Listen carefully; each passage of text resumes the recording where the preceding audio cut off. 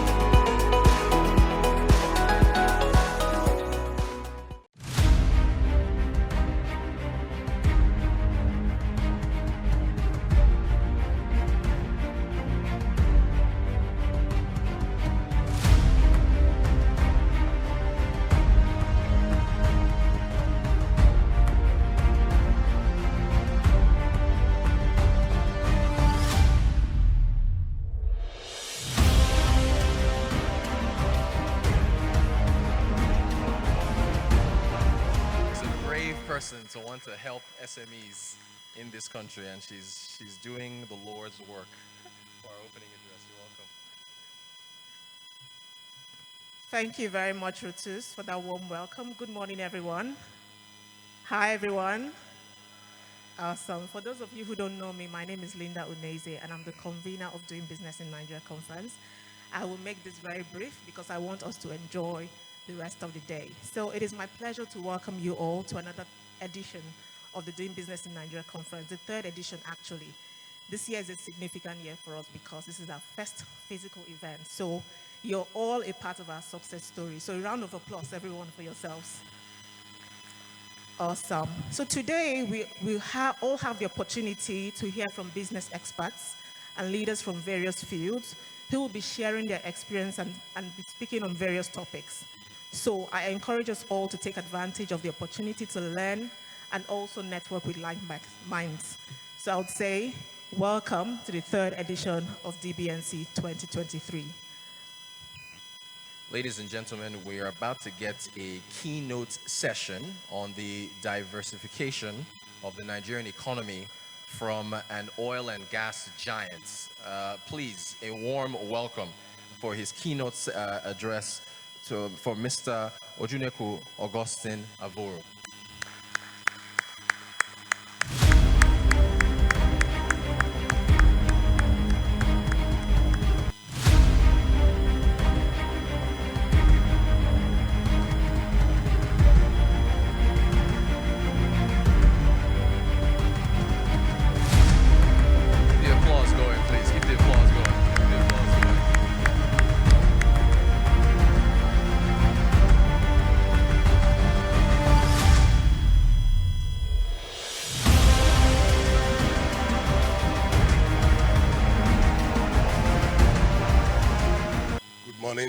Distinguished ladies and gentlemen.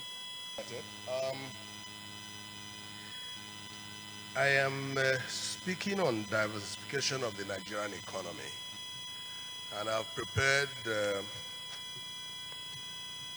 little paper here that I will speak through about 20 minutes.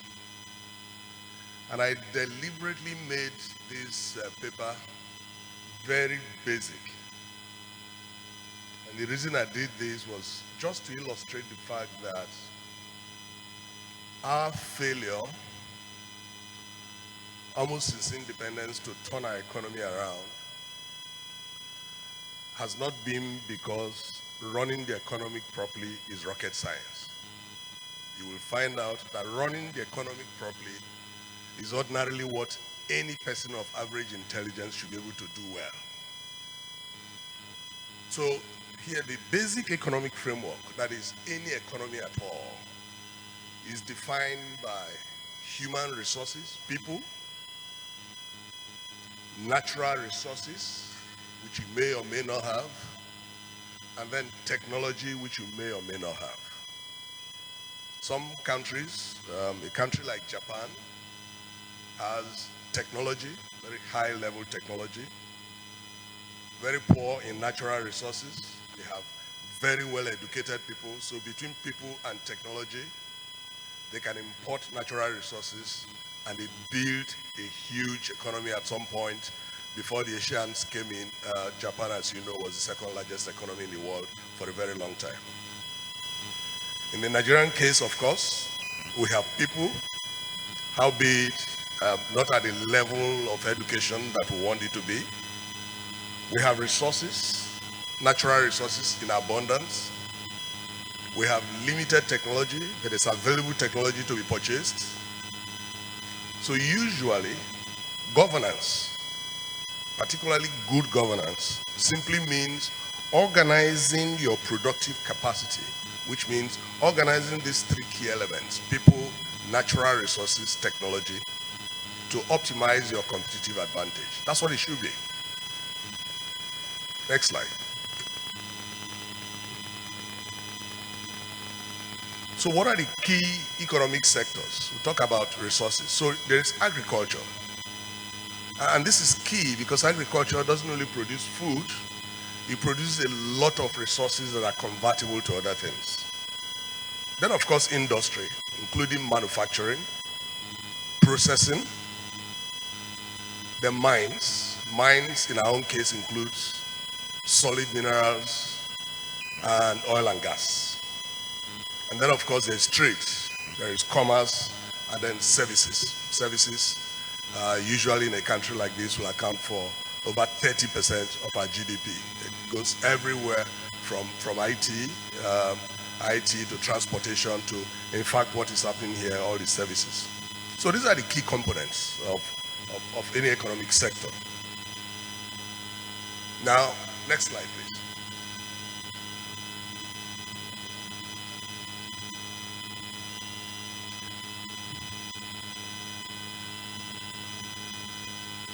Now, this is where the problem is. The enablers.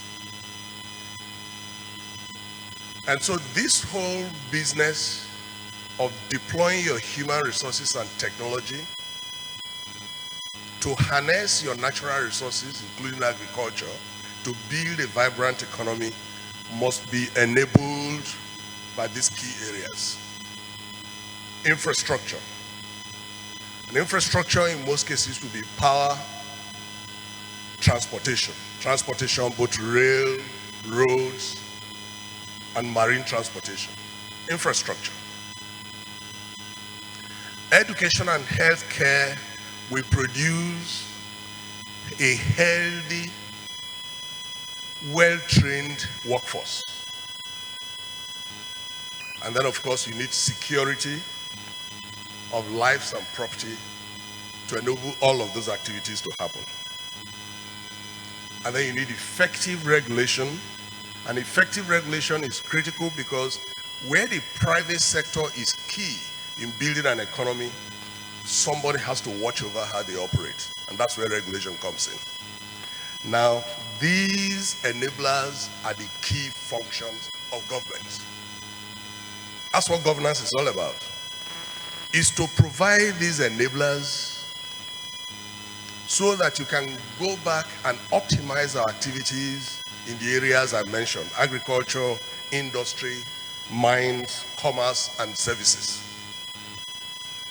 And I think it is in these enablement that we have failed as a country.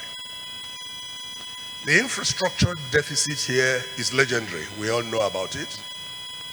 I was watching a strip on TV last night on channels where we were being reminded that it's less than 48 hours to the day that the federal government promised that the Lagos-Ibadan Expressway will be finished. They said it will be completed at the end of April, which is tomorrow. I'm not sure you can travel from here to Ibadan in 1 hour. I'm not sure you can actually drive through any stretch of 50 kilometers on any federal road that is smooth. Ditto state roads is worse on rail. We spent 8 years building some very famous rail lines from Abuja to Kaduna and from Lagos to Ibadan. Sometimes it's faster to go by keke than to go on those trains. So our infrastructure is so poor that as an enabler, we have failed so woefully, and almost every other thing cannot happen. Our education, not so bad, but not where we should have it. And unfortunately, because of the poor infrastructure and the rollover effects on our economy that has not grown, and because the economy has not grown while population is growing, we have huge unemployment. So even the few educated people we have, most of them are working outside the country and not here. So we may complain that we don't have enough doctors in our hospitals, and we'll probably have God knows how many doctors in the UK and in the US. So we have a quagmire where, yes, we should have an educated workforce, but we have a huge deficit of educated workforce here for the reasons that we have given. Healthcare, of course, is critical for what I said. You need an educated workforce that is healthy. Otherwise, productivity will be at the lowest. Now, if we thought infrastructure was the only problem we had, in the past 10 years, we have now added security to it. We almost cannot do anything. Even basic agriculture that we're so well known for in most parts of the north are now hampered by the poor security situation in our country. You will not quite know what the absence of effective regulation is until you run some businesses in this place, and you will understand. Let me give one little example. The power sector. The first time they did all of these privatization of the power sector, we had a problem that simply made the power sector not to take off. After the privatization, they named the regulator, the Electricity Regulatory Commission, NEC. When this administration came in 2015, for 1.5 years, that regulator didn't have a board. So they were operating essentially without a regulator. The rule then had said that you generate electricity and put in the grid. There is a central collector, NBET, that should pay you, and then you can pay for your gas. Now, some people where you generate, there's a quota that is given to you that you put into the grid. Because there was no regulator, everybody was doing what he liked. In these 1.5 years, when we didn't have a regulator, the industry fell apart. Payments were so irregular. I'm sure somebody's going to talk about power. And by the time we finally had a regulator 1.5 years later, it was almost impossible to catch up in terms of who pays what. So if you're a distribution company, you make your sales, 80% should go to the central NBET so that NBET can pay the power company. And because there was no regulator, some distribution companies were paying only 20%, some were paying 30%. After some time, even those who were paying 80% were wondering, why would I be the one paying 80% when my next door neighbor is not paying? And so by the time the regulator came, it was only an average of about 50% of collection that was going to NBET. And because NBET couldn't pay the generating companies couldn't pay for gas, and then we were shutting off gas. That's what the absence of proper the whole sector and render it ineffective. So you will see that this is where I want you to pay attention to, that the enablement for economic growth and economic diversification is what has been lacking. And that's why I said it's not rocket science. It just takes somebody with the courage and discipline and political will to do these things right. And then before you now start talking about diversification. So next slide, please. Let's quickly just run through the key sectors, as I said, and see what would have happened if we paid attention to all the sectors of our economy in terms of diversifying away from just oil and gas. So you take agriculture. Every state in Nigeria has the potential for massive contribution to agricultural production. Every state has something to offer. If you're not producing cassava, you're not producing yams, you're not producing groundnuts, you're not producing gum arabic, you are producing palm oil, or you're in the fisheries business. Every single state has something to offer. So if we expanded this sector massively, not only do we have food security, but we have abundant resources to feed into our industries. Again, the key enablers, infrastructure, rail and road transport, we need security. And then technology in terms of machinery and proper inputs, fertilizer for mechanized farming. So we really need to move our agriculture from the where it is now into a massive mechanized state. And these are the enablers. If these enablers were there. Just to show you, in 2021, Ethiopia earned $235 million from flowers alone, just exporting flowers. And we just heard recently how even this our country earned $420 million from cashew nut export. That's just a snippet to tell you what agriculture will do to our economy if we enhanced it just by providing the enablers that we spoke about. Mines. The major part of this sector in Nigeria is oil and gas. And unfortunately, because we have emphasized oil and gas and a generous rental economy built on oil and gas since 1960, we have forgotten all other parts of mines. You may not realize it. The problems we have around Zamfara today, where you have all the militants, that problem arose because we have valuable solid minerals, gold, and all of that. None of it is mined in a regulated manner, and there's not a single dollar from those minerals that goes into the federation account. So all you have are well-organized illegal miners that have their own military to protect them. That is the origin of the militancy you are seeing in the Northwest today, different from the one in the Northeast. So we have solid minerals that is not organized the way the oil and gas industry is organized.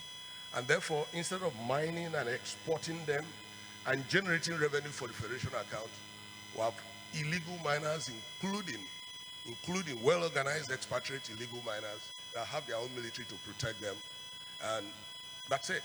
So it's not well-organized, it's not optimized, it contributes nothing to the federation account. Now, even the oil and gas that has been our mainstay, we have seen what has happened over the past 5-10 years. We should be doing about 3 million barrels a day. We're doing 1.3 to 1.5. We should be doing probably about 8 BCF of gas a day. We're doing half of that. Our cost shouldn't be more than $7 per barrel. We're doing $22, $25 per barrel. So if you take the low production and the high cost, you will now understand why the revenue to government is so low that we have been borrowing for the past 5 years even to pay salaries. So our mining sector has collapsed totally and almost provides nothing into the federation account. Again, key enabler, security is the mainstay, the main issue that has brought us to where we are in the oil and gas sector. Security, or the lack of it. And of course, effective regulation is lacking.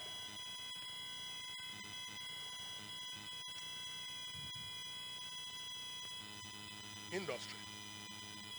Now again, we don't all have to be, as a country, we don't have to be, to have as to be as advanced as Japan and the UK and the US and France in our industry. But if we just can even process the basic things that we produce, if we can process our crude oil so that we're an exporter of petroleum products and not an exporter of crude oil, if we can process our gas into the domestic market so that it enables electricity and other things, if we can process all our agricultural products so that we're not just exporting raw materials, so we're not really asking for industry, manufacturing and processing that is out of the space. We're asking of even just basic manufacturing, processing, assembly plants, refineries, petrochemical. Again, poor power, transportation infrastructure that is lacking has made our industrial sector largely uncompetitive. Largely uncompetitive. Especially if you are manufacturing for export, you almost cannot cope because of these enablers that are not there. Commerce, well, a very vibrant commerce in Nigeria, again, hampered by poor transport infrastructure, limited e-commerce penetration, but it's still a very large contributor to our GDP. Services, the largest contributor to our GDP today, includes everything from ICT, banking, entertainment, transportation.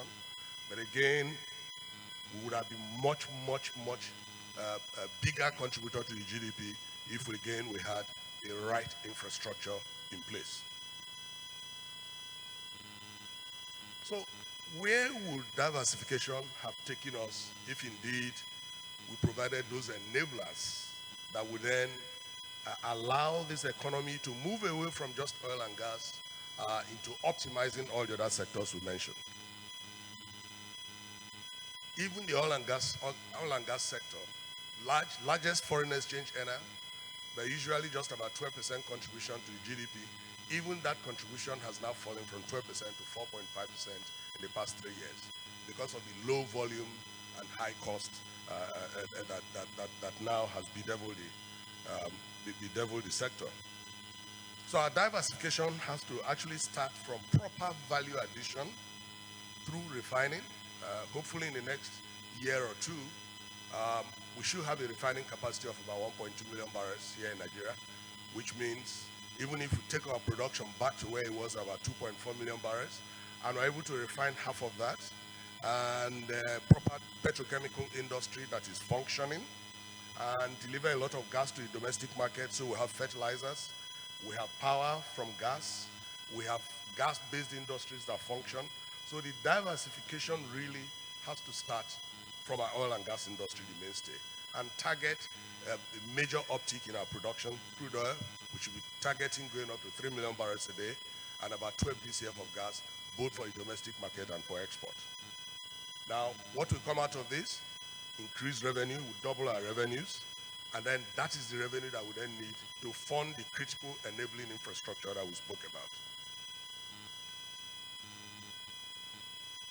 Provision of critical enablers will deliver, as I said, an educated workforce, a healthy workforce, adequate and efficient power, efficient transportation, security of lives and property, and effective regulation. So, if government were to just do what government should do, which is provide these enablers, and not jump into areas where they have no competitive advantage. Government is still owning refineries. Government is still even owning hotels. You go to some states where basic transport infrastructure, you can't go through their roads, but are building airports where there are probably only two or three flights in a whole year. You go to Bayelsa State, low-lying, with a lot of tributaries and distributaries. You will think that a priority there is to make sure that these tributaries and distributaries are turned into major drainage channels so that during the rains, the entire state is not submerged. No, that's not the priority. We'll build an airport. I think in Ogun State, there are probably 2 airports being built, even though they're only 30 minutes away from Lagos. There's a cargo airport in one governor's village and another airport in the village of the governor before him. So here we are. Government has failed at all levels, state and federal level. They have failed to provide the enablers that we require so that the private sector will be energized to diversify this economy. And that's where the problem is. Otherwise, if we had those enablers, this economy will expand on all productive sectors. Massive expansion on all productive sectors. We can achieve double-digit GDP growth by doing those basic, simple things we have listed.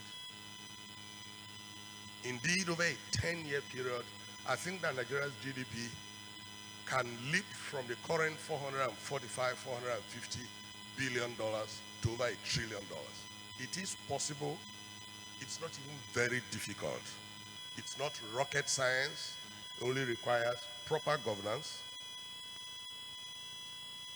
That is governance that is defined by discipline, political will, and people who are honest to do the right thing and not playing to the gallery. Thank you very much.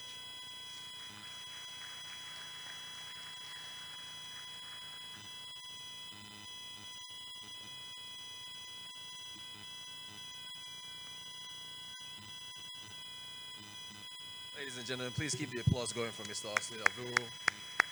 Very honest remarks backed by his slides of what we need to do to get Nigeria's economy going. It's not rocket science at all. All right, we are now going to have a Q&A. We're supposed to have a Q&A. Mr. Avuru, you can't leave yet. We have to have a Q&A. Okay, we have the Q&A. We want to ask you some questions. All right. So we have a gentleman here with the microphone. If you have a question for Mr. Avuru. I have a question. I'm going to go first. I'm going first. Mr. Avuru, sorry, so you're going to get the microphone to him. You mentioned us getting to 3 million barrels per day in production. Our incoming president wants to get us to 4 million barrels per day. Historically, we've not done more than 2.1, 2.2. How do we get to 3 million or even 4 as the incoming president wants to do?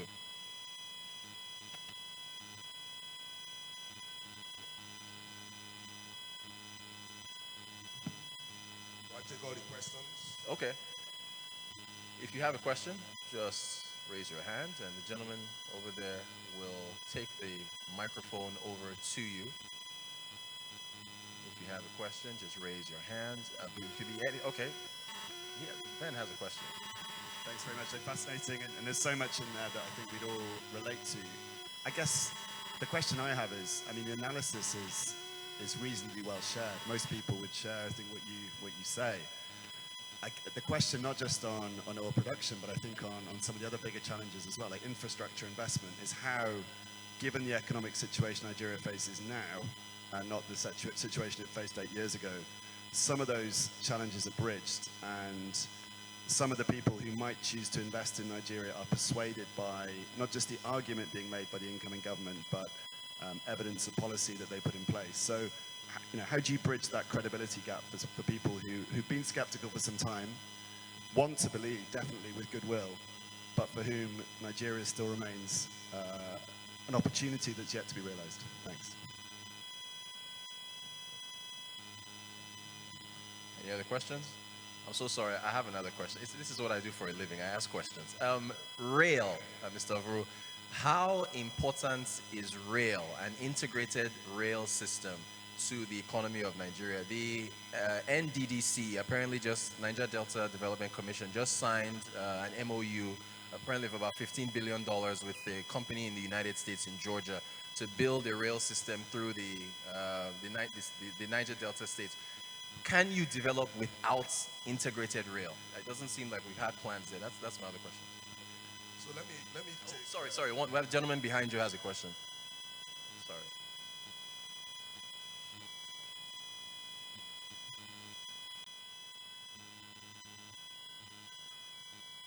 Thank you very much.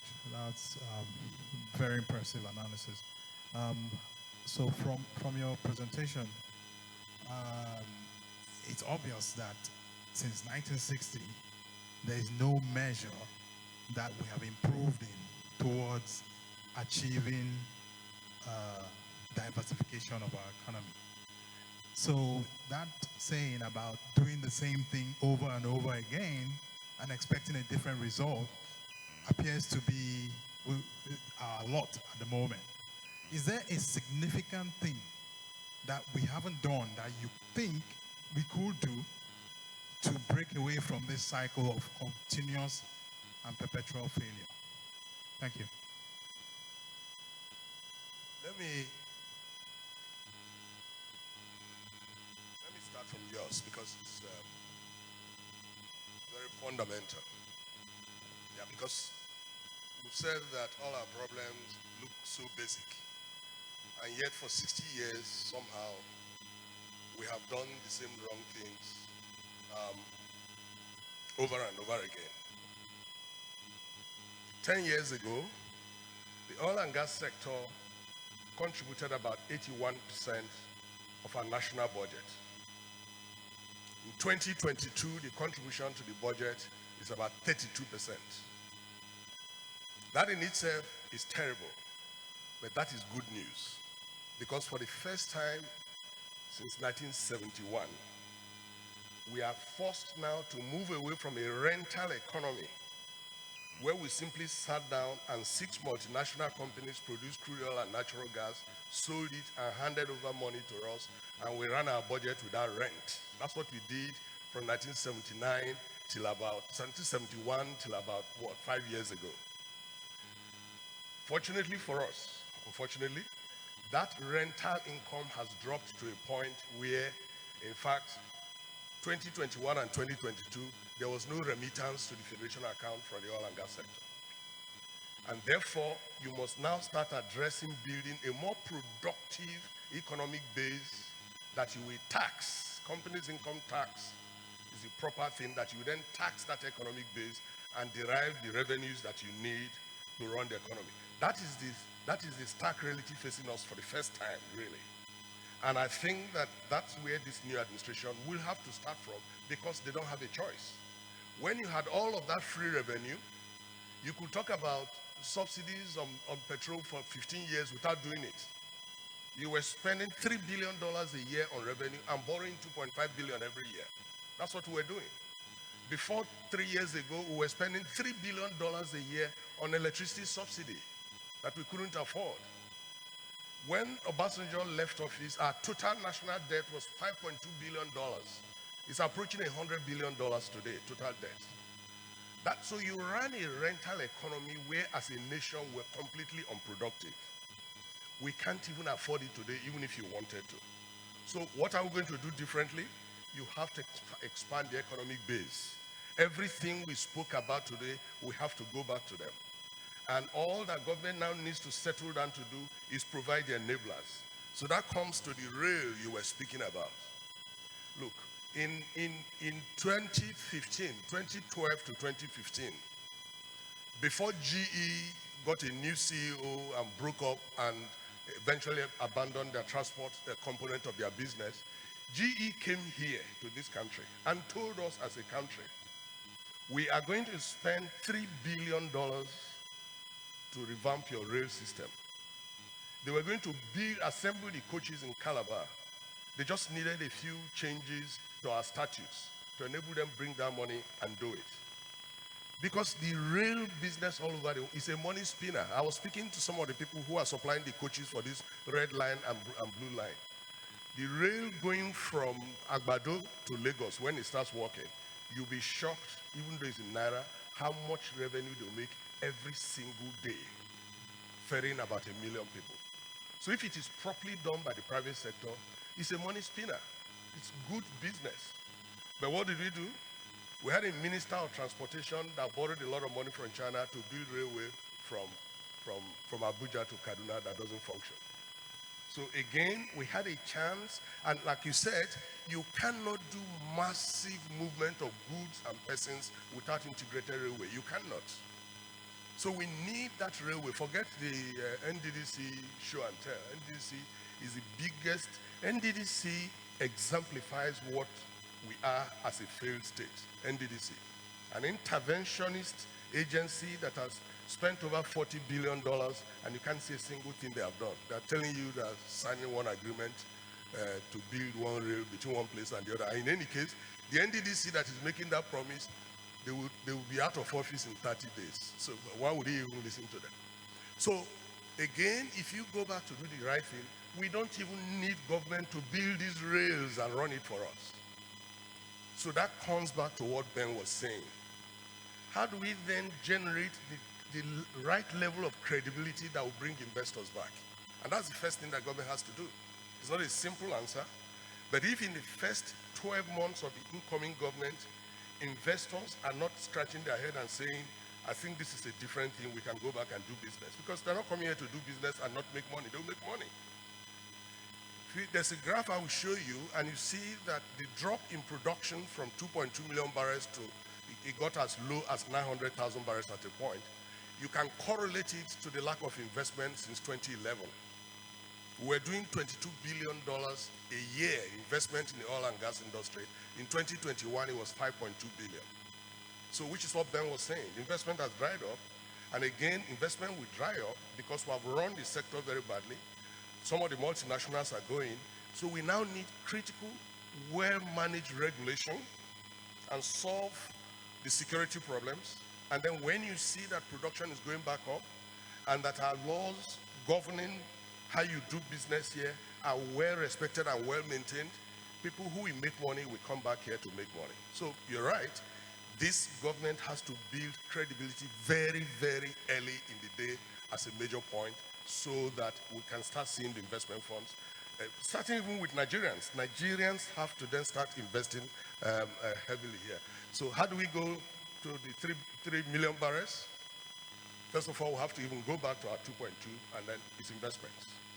Again, the environment has to be enabling.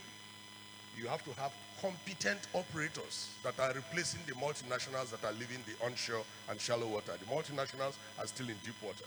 Once you have competent operators that then bring in the funding that is required, and then you will see production going up. And then again, if the regulator knows his job, once you start tracking that increase in production, you can keep tracking it until we get to the 3 million barrels. Simple answer is competent operations, clear regulation, strong regulation, and then funds will come in, capital will come back into the sector, and we'll head back towards 3 million barrels a day. That's it, really. That's it. That's it. So if this government doesn't establish credibility very early in the day, if this government doesn't leave all the shenanigans and pay attention to providing the enablers, then we're dead for another 10 years. And in any case, the simple place to start, you can claw back some $3 billion every year by getting rid of, what's it called, the subsidy. You claw back that. Claw back some of the electricity sector is working very well, and then over the next 5 years, you start seeing regular electricity, then the small and medium scale enterprises will start picking up, and then manufacturing starts picking up. Then the credibility we're talking about, you start building it, and then more and more inflow of capital. So unless we do that, this whole massive exodus of even the few educated people we have, that will double if we don't do something differently this time.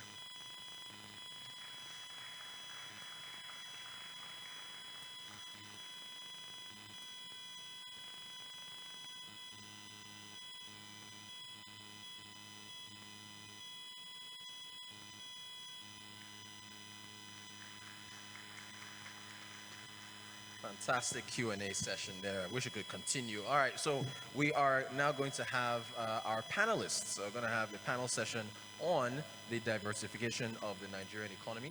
So for our panelists, I think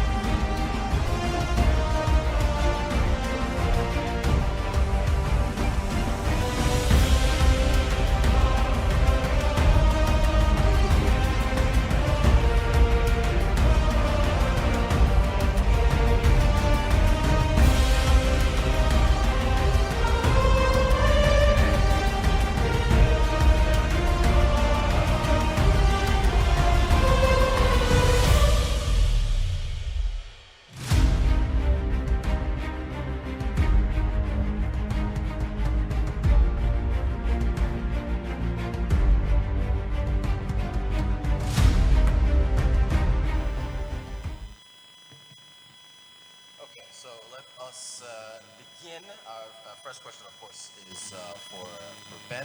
Um, how can the government build strong partnerships with other countries and organizations to support economic growth and development?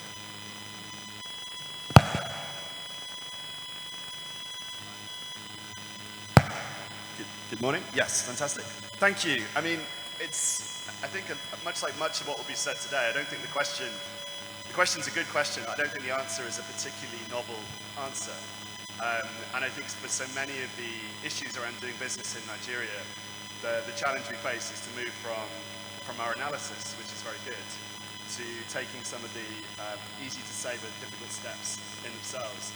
So specifically in relation to this question, I think if you look at the opportunities of the Africa Continental Free Trade Agreement, you look at the opportunities of trade within West Africa, they are obvious. If you look at the barriers to them, they're obvious too. I was in Lome recently, and you look at the port, you look at the capability of the port and the size, and the truth is, the reason that port's doing well is because of Papa and Nigeria is stretched, and because of the barriers around movements of goods along that West African corridor. Now, Nigeria can play a huge part, I would suggest, in removing, dismantling its own internal barriers in respect of that, and also encouraging others to. And I think, again, it comes from credibility, making sensible policies in a well-judged way, in partnership with other countries, looking at that West African trade corridor in partnership and talking about how, for example, putting up border controls and closing the borders in a perhaps more hasty way is not a good idea. There are definitely more nuanced ways of dealing with some of those issues if you have to deal with them. So I don't think the answer is difficult, it's just difficult to do. But I think if we look at the experience of the East African community, it's possible to do too. And we, the UK, have a lot of experience working in that space around how some of those very, what looked like insurmountable barriers to trade were dismantled. And some of the incentives for governments to cooperate were created and made real.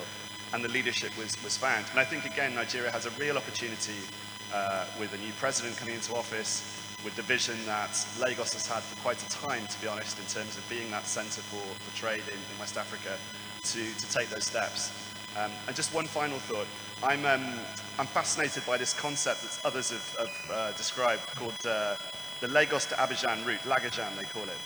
And by 2050, 2060, the population of that West African coastal corridor will be massive. I think that's indisputed. There's nothing that's going to stop that population growth really from happening in the way people have predicted.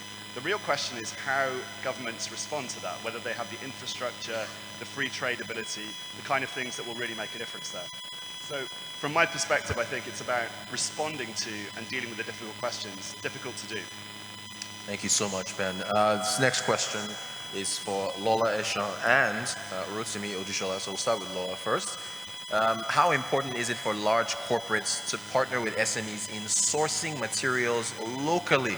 Because we're importing everything in order to promote diversification of our economy.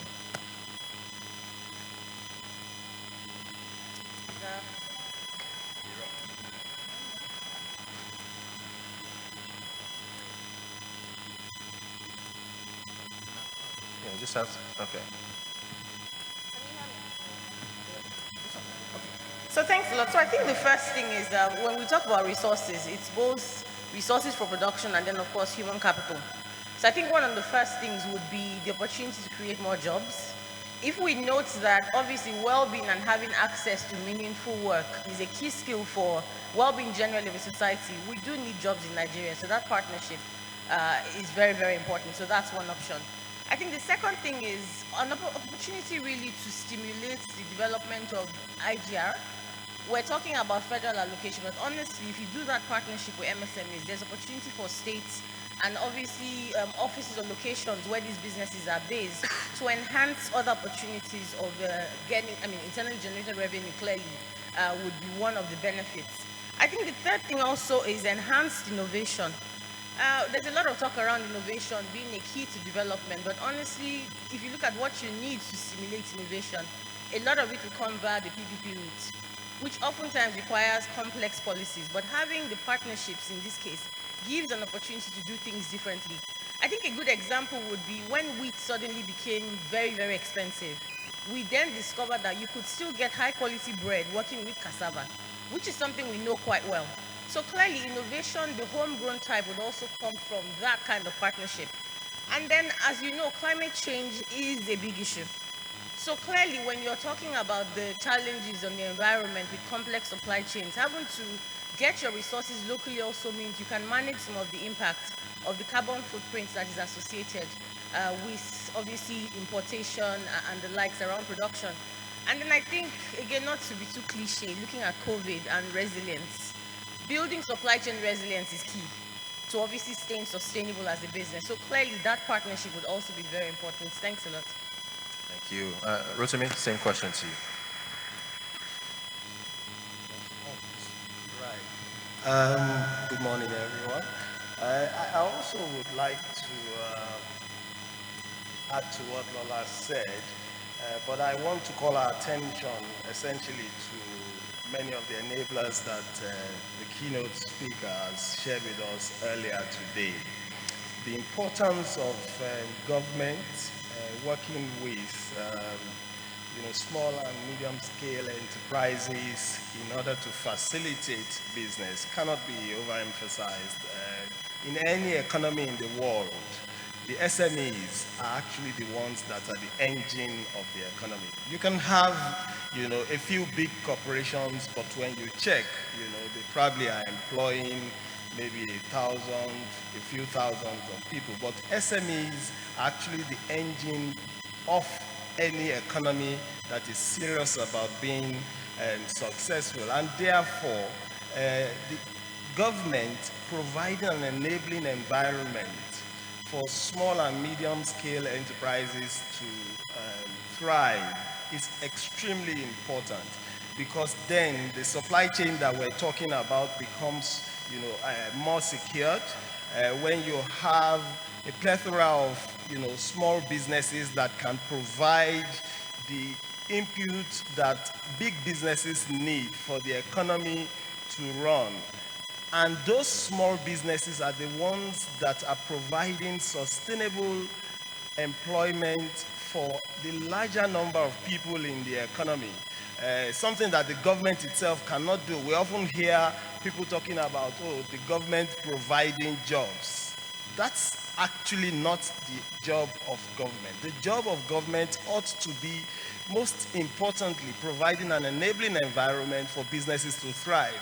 And if we make the connection that small and medium scale enterprises are actually the ones that are the engine of the economy, they are the ones that can employ so many people. If you look at the statistics around the rate of unemployment in the country, whether it is skilled labor or unskilled labor, we've been talking about, the fact that a lot of the people who are educated in Nigeria, highly skilled, are migrating out of the country, but yet we still have employment in the range of plus 30% of the employable population of the country.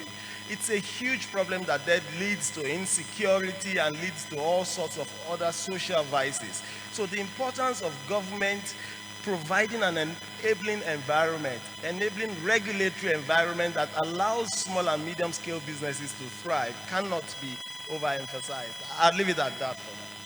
Thank you so much. Up next, of course, is engineer. My next question is for you.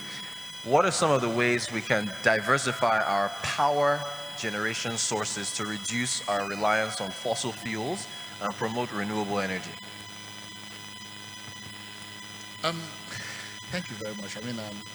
When I hear this, I keep wondering. I know that, first of all, I'm a fan of renewable energy, climate change, and everything. But where we are in Nigeria, is that what we should be talking about?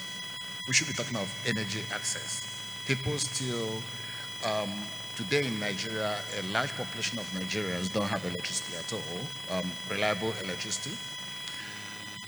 Most people are underserved, and the hallmark of all this is that we are not competitive in anything. If you check in most countries, the biggest outlay for any business or individual after housing cost is energy cost. Now, Nigeria in particular, because of lack of energy access, we are paying a lot more than we should, and that is feeding into everything that is wrong with the country. Let's start with, we use either, whether you use I better pass my neighbor generator, whether you use diesel generator. The reality is that for a business or individual, we are paying 3 to 4 times what we should be paying for energy because there is no reliable electricity on the grid. Now, when you now extrapolate this, what happens is that for a company, something like Guinness, if you check the cost of production for Guinness Nigeria and Guinness somewhere else, it's probably going to be 40% more expensive for them to produce here in Nigeria because of that energy. If that 40%, because of that, import now becomes cheaper than export for us. That's why it doesn't matter what you produce in Nigeria. If you allow things to flow, which is what should happen in any country, import is cheaper than what you produce. And that feeds into our reserve.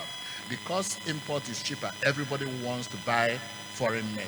And that means our foreign exchange is pressurized at all times. So without going into, even coal, there is a way you can use coal and make sure that it's cleaner. We have coal that you can, if you go to Kogi and Oji River axis, you have coal that you can pick from the, you don't even need to mine it. You can pick it on the surface.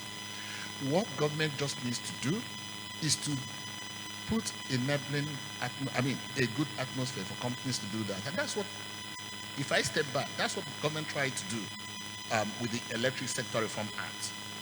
Now, what did they, we know that we don't have enough capacity, and that's why there are so much noise coming out in the power sector that it's very easy for us to get confused. What can we do, what we can?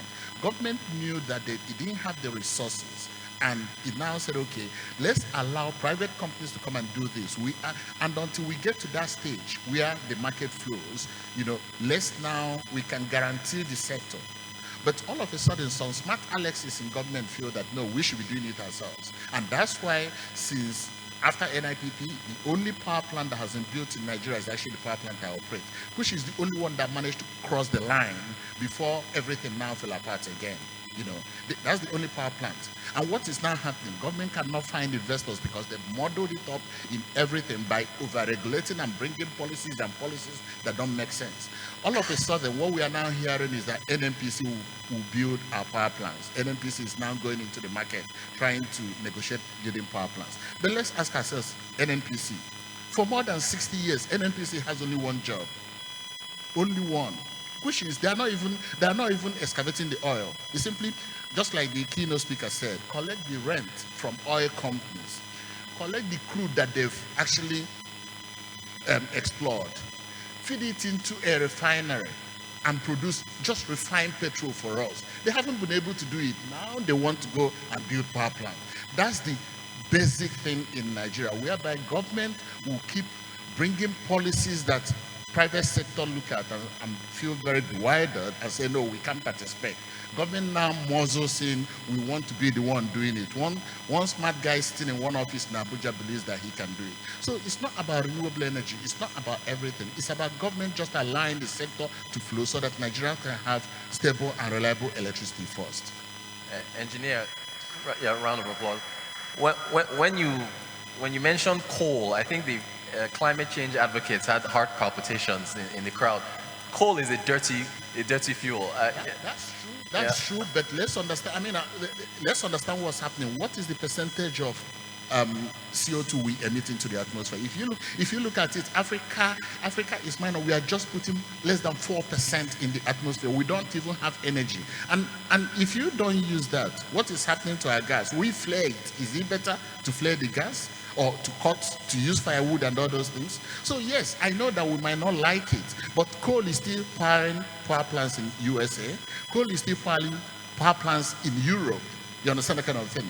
Now, while we all understand, we have to manage our environment, but I will still tell you that there is that dirty fuel, but there is a way you can also clean things up to make it why it's not exactly where we are going, that kind of thing, but you can get it to a state where it's manageable. But what is more important is energy access for us in Nigeria. That's what we should be fighting for.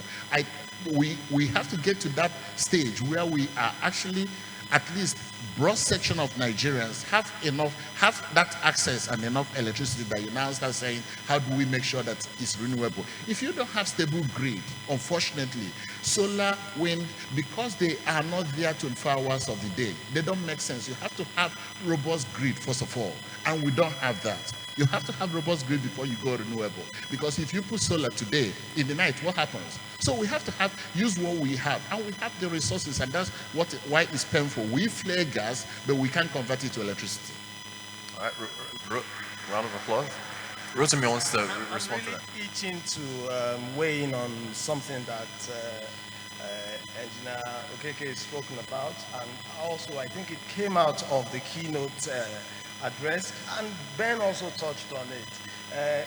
I'm in manufacturing, and the manufacturing sector in this country, and indeed in any country of the world, is also a powerhouse, because if you look at the value chain that is connected to manufacturing, you've got logistics, you've got services, you've got transport.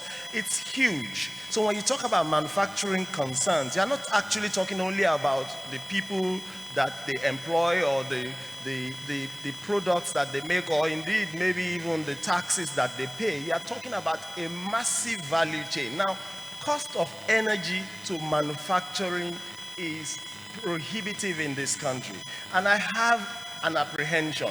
We've mentioned the Africa Continental Free Trade Agreement.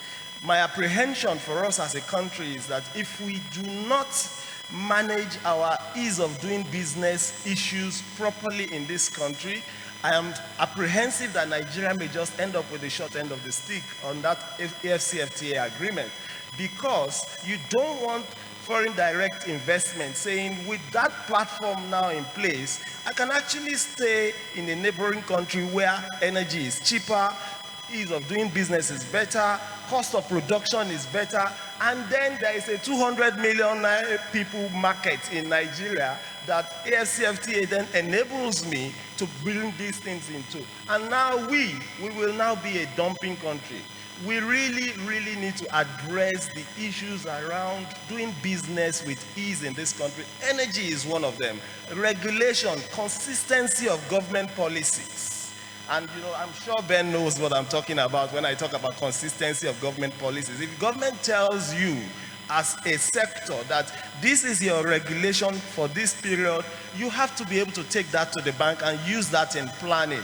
But we don't see that with our government, and it's really, really a cause for concern. All right. Ben, you wanted to weigh in? Well, yes.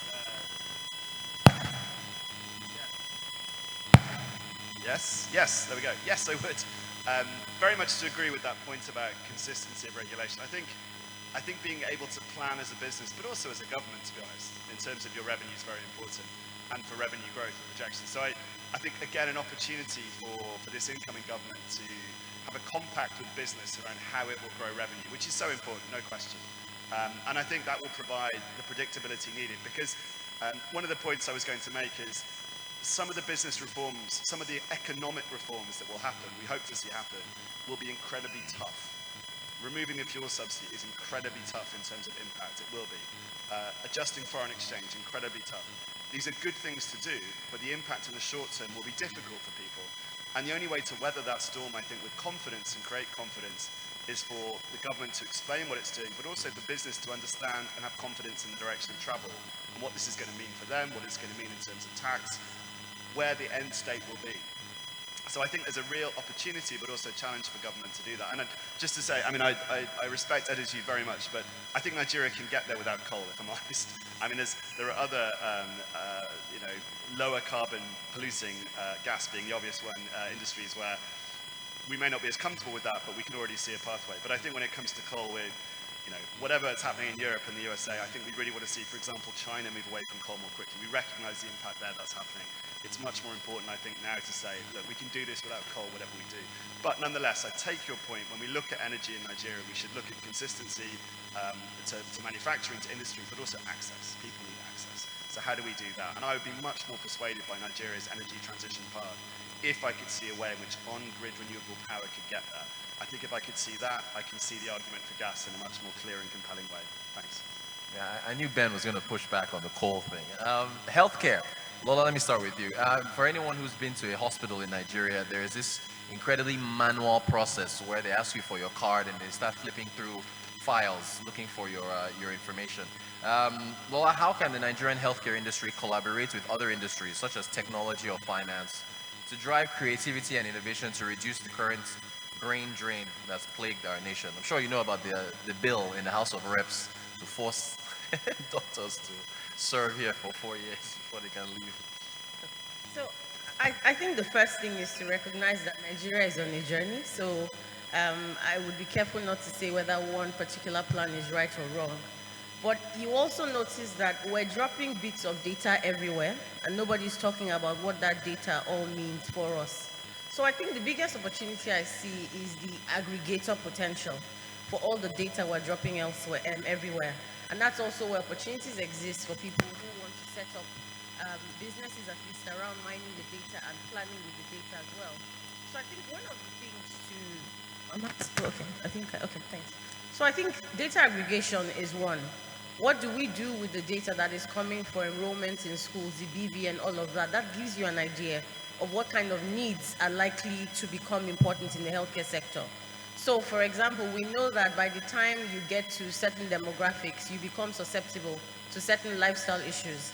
That gives an opportunity to partner with people who are either in the imaging business or diagnostics businesses that is well, so that at least we can have data to plan around those instances. I think the other thing to do with, which nobody is talking about, is the potential again that exists in lifestyle management. We're progressing, but we appear to also be progressing in the areas that other countries are weary of. Obesity, the three danger illnesses, is also an area where Nigeria is beginning to see increasing stats. I think there's also opportunity to collaborate around data in that sense. So in the corporate sector, where we tend to have a lot of the challenges around sedentary work, you know how many people are enrolled, so you know how many people are in the labor sector. Businesses have opportunity to get that insight and plan around it. I think the data, as we say, is the new oil. So data is necessary for all sectors beyond just healthcare. With respect to the trend going out, I tend to see that I particularly do not think JACBA, as we call it, is a problem. I think it's an opportunity. So Nigeria is blessed with human capital, loads of it. There's opportunity to actually begin to look at other options of accessing healthcare. During COVID, a lot of us got healthcare through telemedicine. That's one area where we can scale. So there's so much we can do with the data, but I think the first biggest opportunity I see is let's aggregate that data. Let's actually build real insights. That then creates opportunities for investment or management or planning, as it were. Thank you. All right. Does anybody else want to weigh in on this, on healthcare? All right, Ben, go ahead.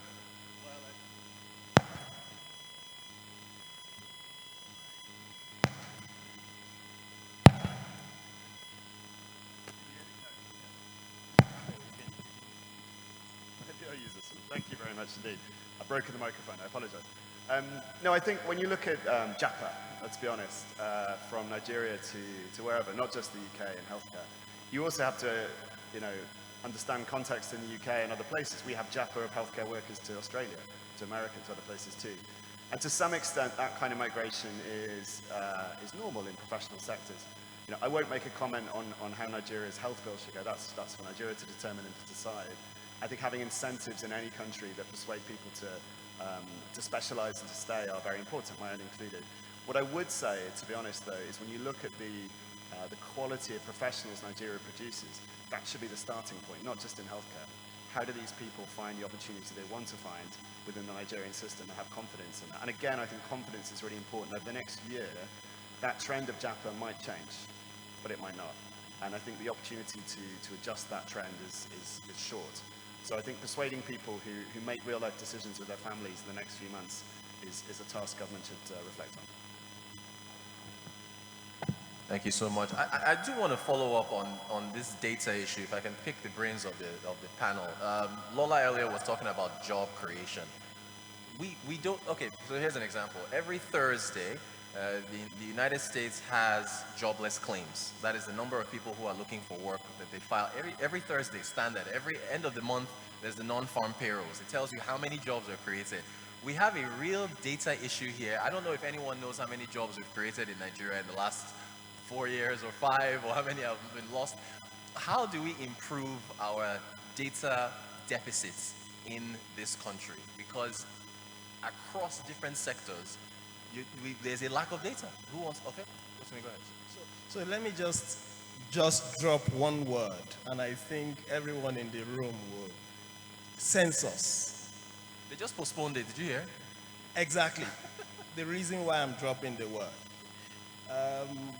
Something as basic as census, we are struggling to organize it, let alone, maybe do it properly. I mean, it's interesting to say census is not something that, a government wakes up and say we want to do.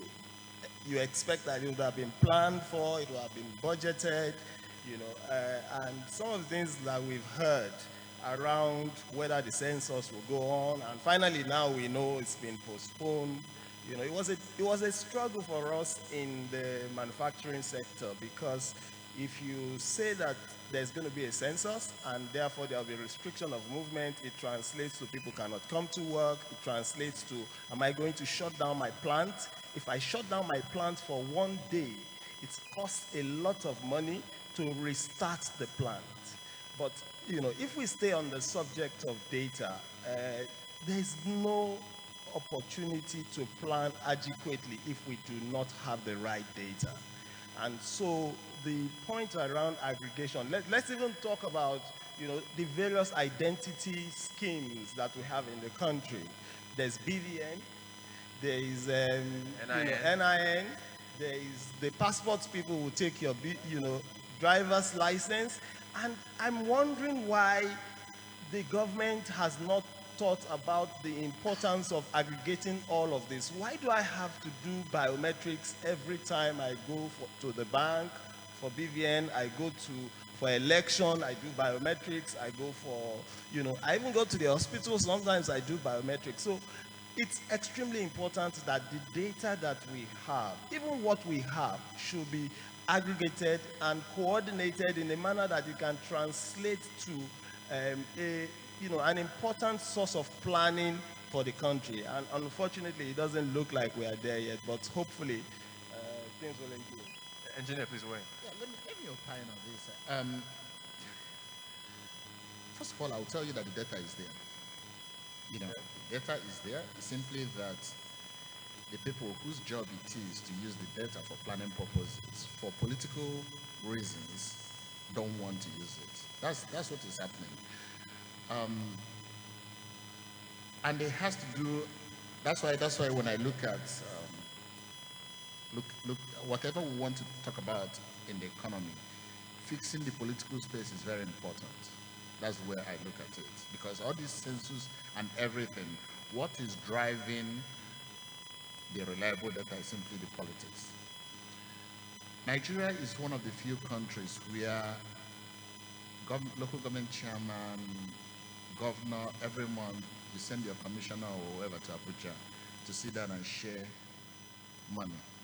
It's very important what is driving us, because it's about sharing money. It's in everybody's interest to,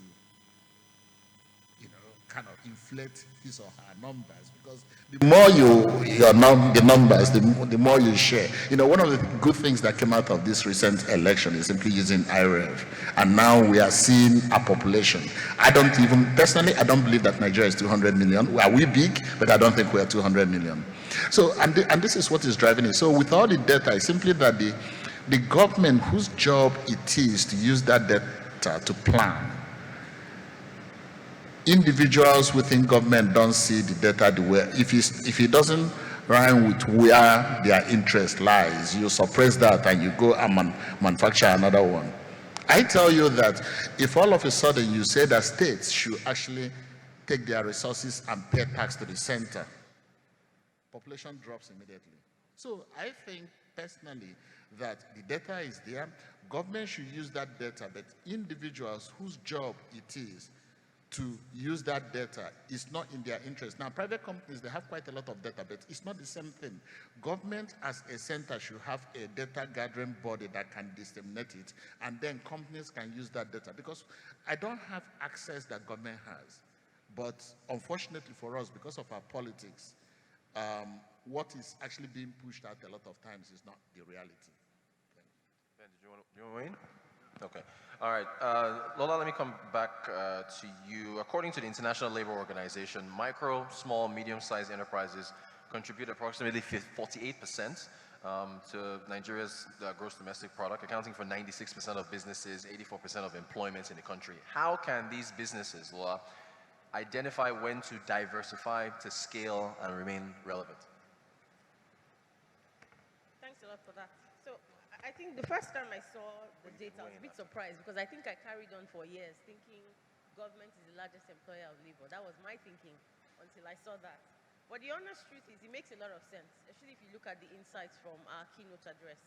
So I think moving on from the conversation around data being the new oil is first is MSMEs actually need to begin to use data. Can you hear me? Begin to use data to plan. Because if you have data-driven, thank you, sir. If you have data-driven insights, then it's easy to know whether or not you are actually still relevant. So that's the first thing. Data should be at the core of how you do business. I think the second thing then is to also have a very clear assessment for how the consumption pattern of whatever products or services you're involved in is changing. And now a lot of people might think that their market is a local one, but looking at the fact that the world is indeed a global village, you do have audiences and needs outside of the market or outside of your immediate environment. So it's important to also look at what your consumption patterns look like from a demand and supply point of view. I think the other thing is to, yes, you might think because you're an MSME, what happens on the international political climate doesn't affect you, but I'll give a simple analogy, and I think the women in the room can resonate. So if you remember in Nigeria, you only had two types of oil. You either had the palm oil and then all the other variants, vegetable oil. Over the years, we're doing avocado oil, all sorts of oils. And then nobody realized that the sunflower oil, which we have recently started consuming, is actually is being done in Ukraine. So the crisis in Ukraine took the price of sunflower oil to about 200%. So it's also important to begin to check what is happening in the international environment, because that obviously determines whether or not there are new opportunities for you as a business. Then I think another one would be the competitor activity.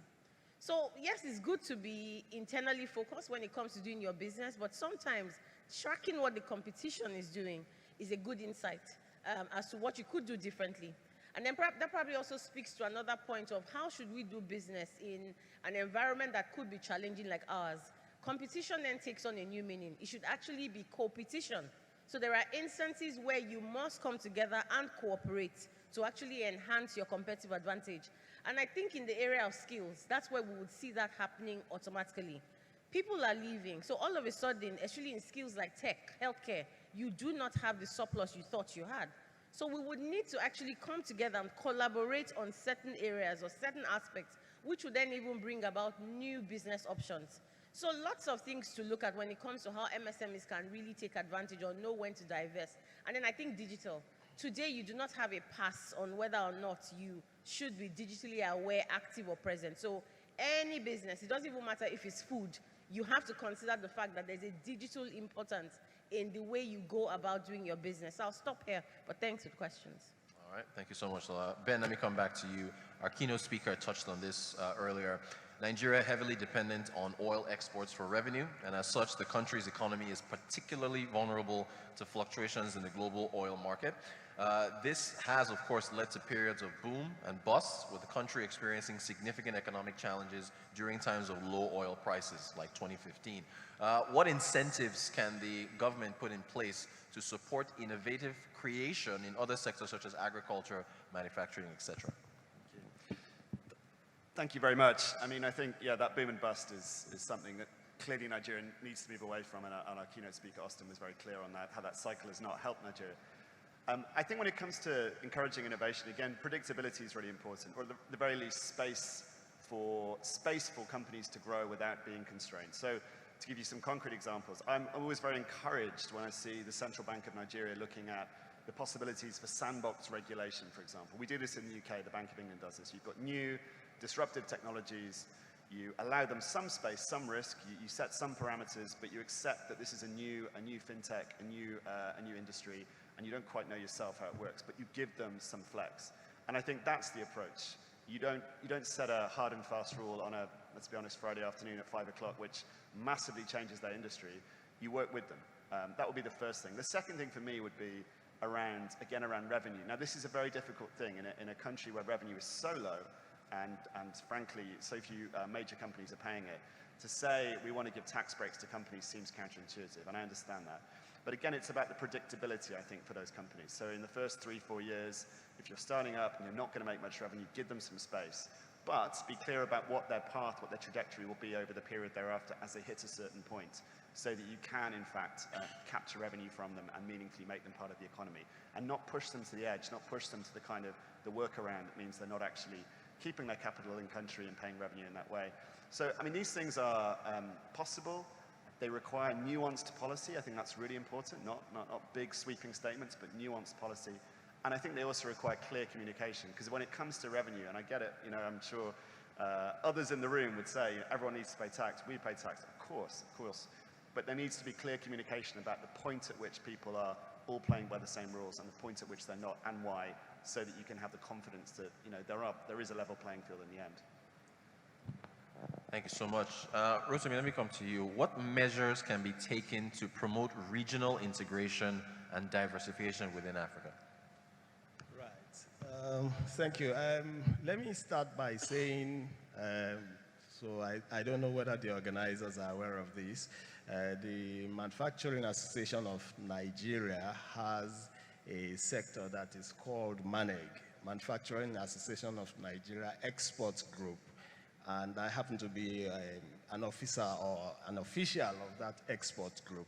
And the reason why I'm using this as a precursor to my comments is to re-emphasize the importance of exports to us as a country now, facilitating the ability of manufacturing and concerns and even service providers in Nigeria to be able to export the products and services that we have to other countries, regional, and I will speak specifically to the question.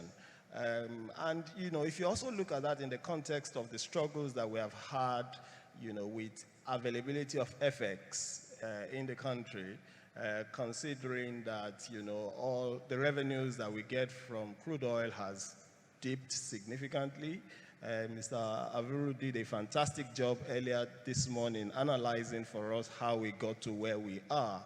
And then juxtapose that with the fact that there is now in place an Africa Continental Free Trade Agreement, which ought to be a massive opportunity for us as a country, but could be a disadvantage for us if we don't, or if our government doesn't manage it properly. Then answering this question about what African governments can do to help, to facilitate regional integration becomes important. I will only sound a note of caution that we as a country, Nigeria, must make sure that we are at the forefront of that regional integration. We're not, we're not on the back foot. We're ensuring that the advantages that can accrue from that Africa Continental Free Trade Agreement are available to businesses, small and medium scale enterprises in Nigeria, and even big manufacturing concerns in Nigeria. So we are, a beneficiary country and not, suffering. So the things that I think African countries can do will include creating scale for manufacturers to be able to do things on a scale that then means that Nigeria is not the only market that they have, but Africa is indeed a market. But that means that, the government has to put in place the appropriate regulatory schemes. Then integration. Governments need to drive closer integration between governments and that enables business. So I think it was Ben that earlier mentioned the Lagos-Abidjan highway. Those sorts of infrastructural integration across the continent, across economic blocks such as the ECOWAS and the larger African continent are extremely important. And as a country, we need to be sure that we're doing our own bit such that businesses in Nigeria can also be part of that. So an example in aviation, for example, providing the enabling environment for bilateral and multilateral agreements in aviation that enables airlines to operate more freely. It's amazing. If you talk about, flying to some places in Africa at the moment, you want to go to Cameroon, you have to go around like 2 or 3 other countries before you get to Cameroon, when actually, it's literally next door. So those kinds of, integration is important. Then facilitating mobility of people, of goods, of services, of technology. We speak about things like visa on arrival, and immigration, arrangements, but it doesn't always work. There ought to be adequate bilateral and multilateral arrangements between countries to ensure that if I need to go to Uganda tomorrow, today, for a business that's come up, I'm in a position to do that without thinking about, all sorts of things. There's a colleague of mine was sharing with me yesterday. She needed a visa to go to an African country.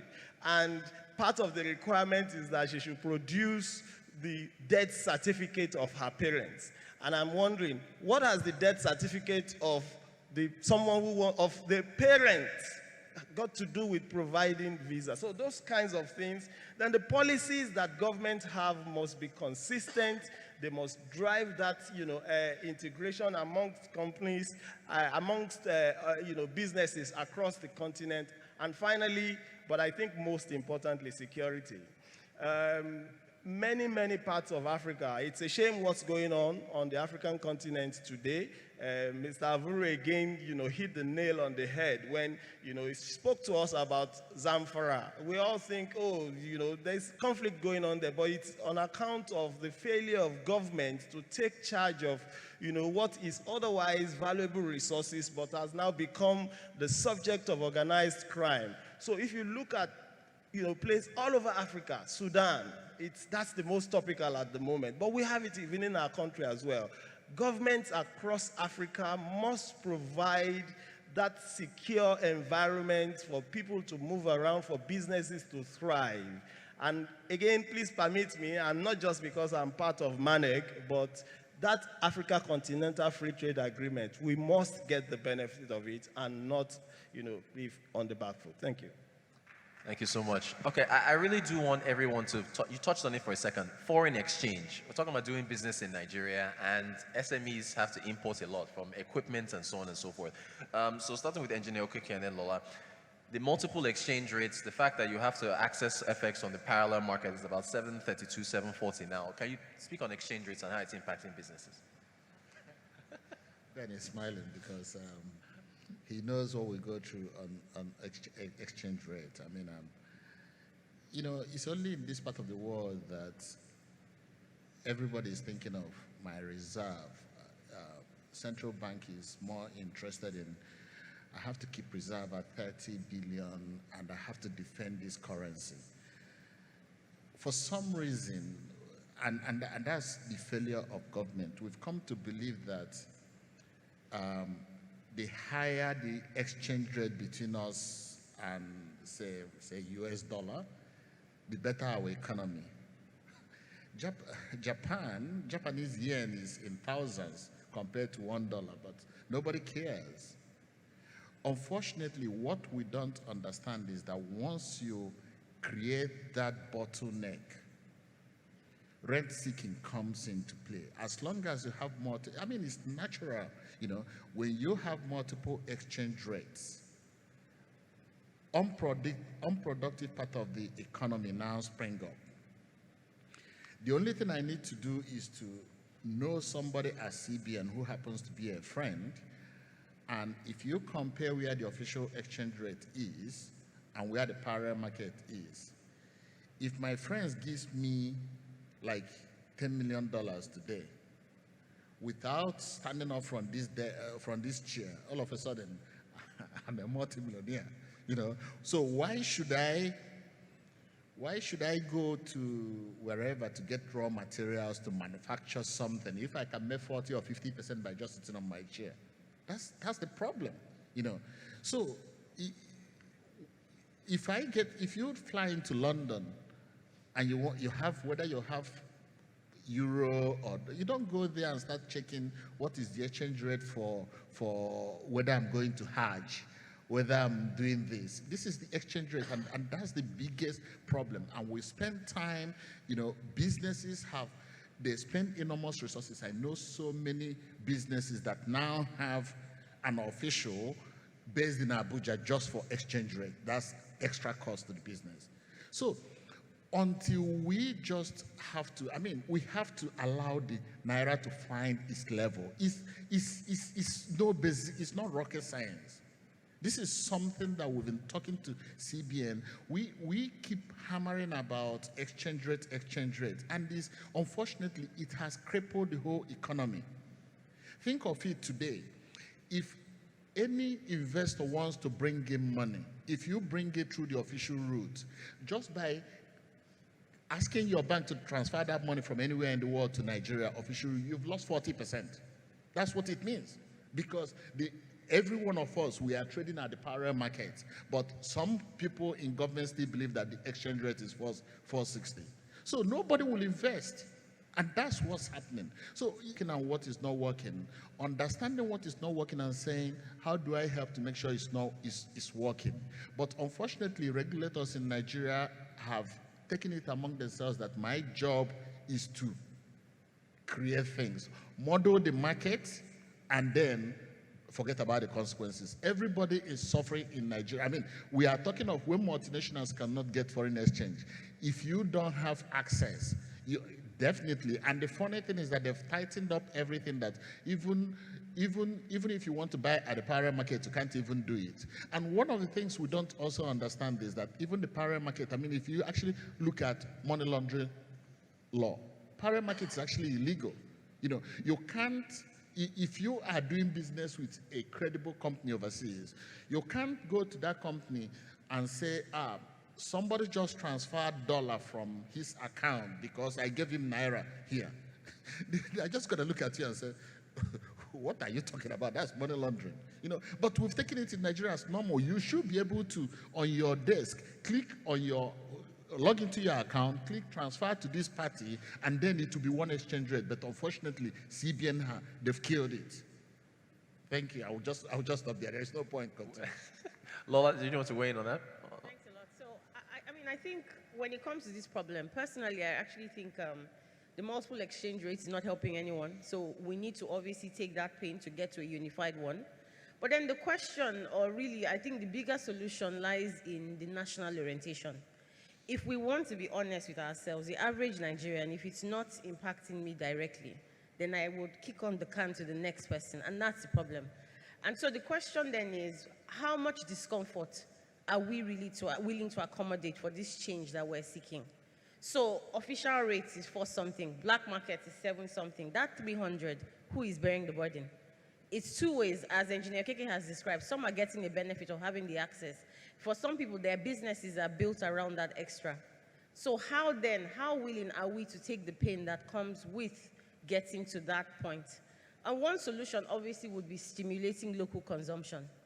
Until Nigerians stop bringing in everything, then there would be no, so we need to go back to that pride in made in Nigeria. We need to go back to that pride in consuming what exists locally. That truly is what would enable MSMEs to continue to produce. That's 1. 2, we also probably need to focus on a lot of the things the keynote speaker has talked about. I think in the last 2 years, a lot of Nigerians did staycation. I didn't realize how nice. There's a golf resort down the road from here. But I've spent the last 2 holidays at least there, because guess what? The ticket prices are not respecting anybody. So how much local consumption, how much discomfort are Nigerians willing to accept to get to that point? I kind of think government can't do it alone. I think it's a foregone conclusion. The government needs our help. But even though we're willing to help the government, we need the support of government with governance and, of course, implementing the punitive measures that comes with breaking the laws. So we need to do our part, stimulating local consumption, supporting the buy in Nigeria, promoting it. But then we need government to come up with the policies or the sanctions that would protect it. Thank you. Great stuff. We've actually come, thank you very much for that. We've actually come to the end, but Ben, go ahead, please. So very briefly, so that Nigeria needs a market-reflective exchange rate. No one argues it, I think. How, I think, is a challenge. But what I would say is it's the single most important thing that British businesses say to me about their belief in investing in Nigeria over the next 12 months. If they see evidence that will change and it happens, they will invest. And just to respond, if you are doing a staycation, may I recommend Jara Beach? Excellent. British-Nigerian couple just down the road. Staycations are great if you go there. Fantastic. Awesome. Thanks for that plug. All right, we've pretty much come to the end of the session. Just want to get closing remarks from you all, about less than a minute or so, on policies you want to see that will make ease of doing business, better in Nigeria. Starting with you, Ben. Thanks. I mean, I think it's been said. I think credibility is key. I think that as much as anything, the appointments that are made over the next few months will be really important for the credibility of the policies that come. And then after, I think there's a real opportunity to change things for better. So I'm positive, but I think credibility is really key over the next 12 months. Yes, please allow me to also add credibility is key. And I'm speaking specifically about credibility of government policies, consistency in government policy. I've been itching not to touch on it, but honestly, when, as a government, we've provided a roadmap to businesses to say over the next few years, this is the manner in which your industry is going to be regulated, then we need to stay consistent to that from a policy point of view, because it doesn't help businesses that you cannot rely on what the government has said to plan. And in the context of, diversifying the Nigerian economy, I will invite the incoming government to please look very closely into tourism, into agriculture. We have a massive employment problem in this country. And I think those two sectors hold, tremendous opportunities for not just, improving the economy, but helping to mitigate the challenges that we have around unemployment. Thank you. The key to diversifying the economy, as you all know, is about SMEs. It's not the multinationals. That's what a lot of government officials don't get. For the same revenue a multinational makes, SMEs, by the time they come to that level, they've employed quite a lot of people, and that kind of fits in. Just like what everybody has said, the key thing is about government policy and regulation. I was watching TV one day, and the NAFDAC official was being interviewed, and the woman was like that they went out that very day to do some inspection, and she was happy that they closed down 39 bakeries that day. She was happy that she closed 39 bakeries. I don't know what the infraction is, but if you're a government official and you're proud that you probably threw 200 or 300 Nigerians out of employment because of some infractions, then you have a problem. And that's the key thing that a lot of government officials are not getting, that their job is not to make things difficult for Nigerians. Their job is to make it easy. Thank you.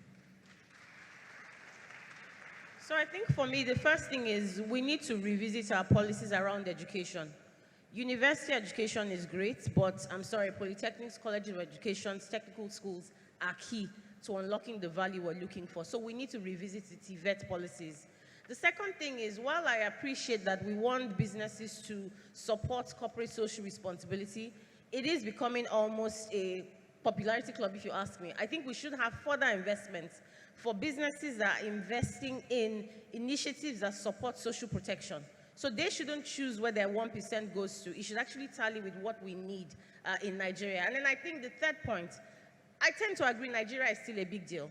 I would like to see our own investor type visas where people come in, we give them access to citizenship, our resources as it were, in exchange for obviously setting up here. You can get our citizenship. It would happen one day in my time.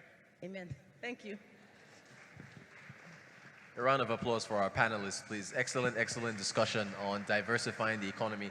I want to call up Linda to come and take pictures with our panelists.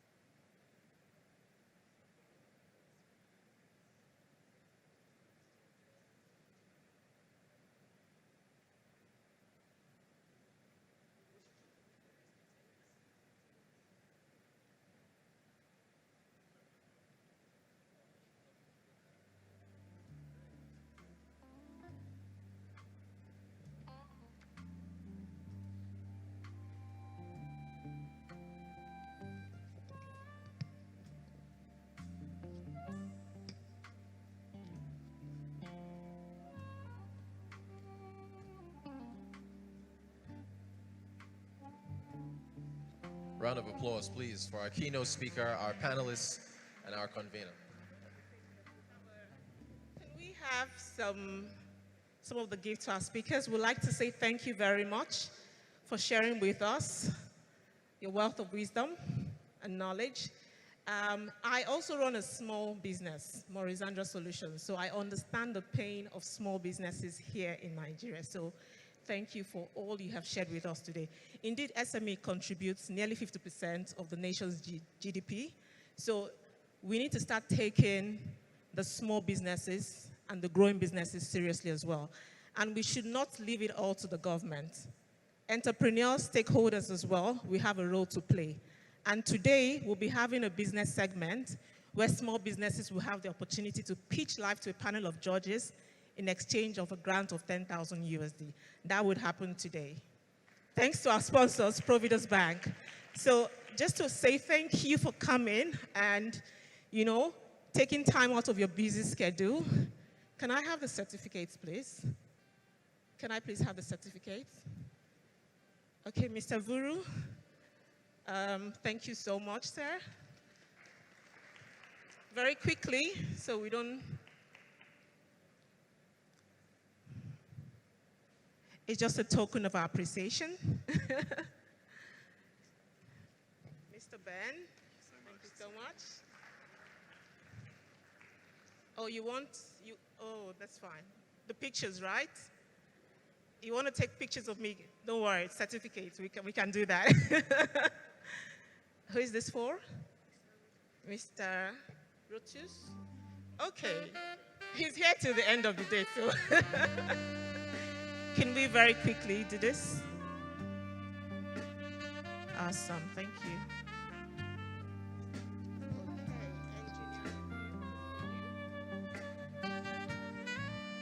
Thank you very much. A round of applause, please. And some nice music from the DJ as well.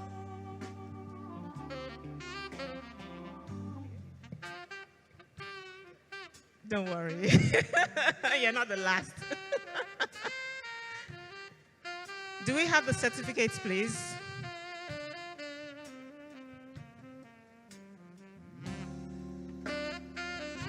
Okay, thank you very much. So we will take pictures with the certificates, just, you know, for a record purpose, so that when we look back at DBNC 2023, we can smile. Awesome.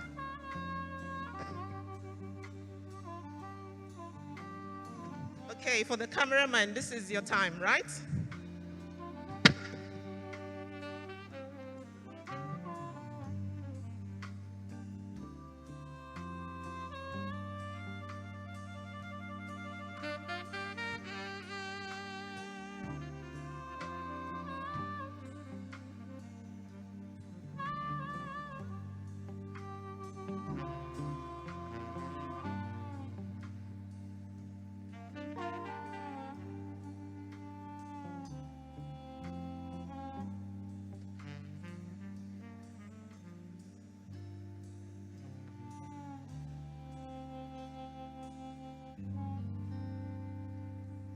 All right, ladies and gentlemen, we have another awesome keynote session on business resilience in turbulent times, and we're going to have a video introducing our next speaker.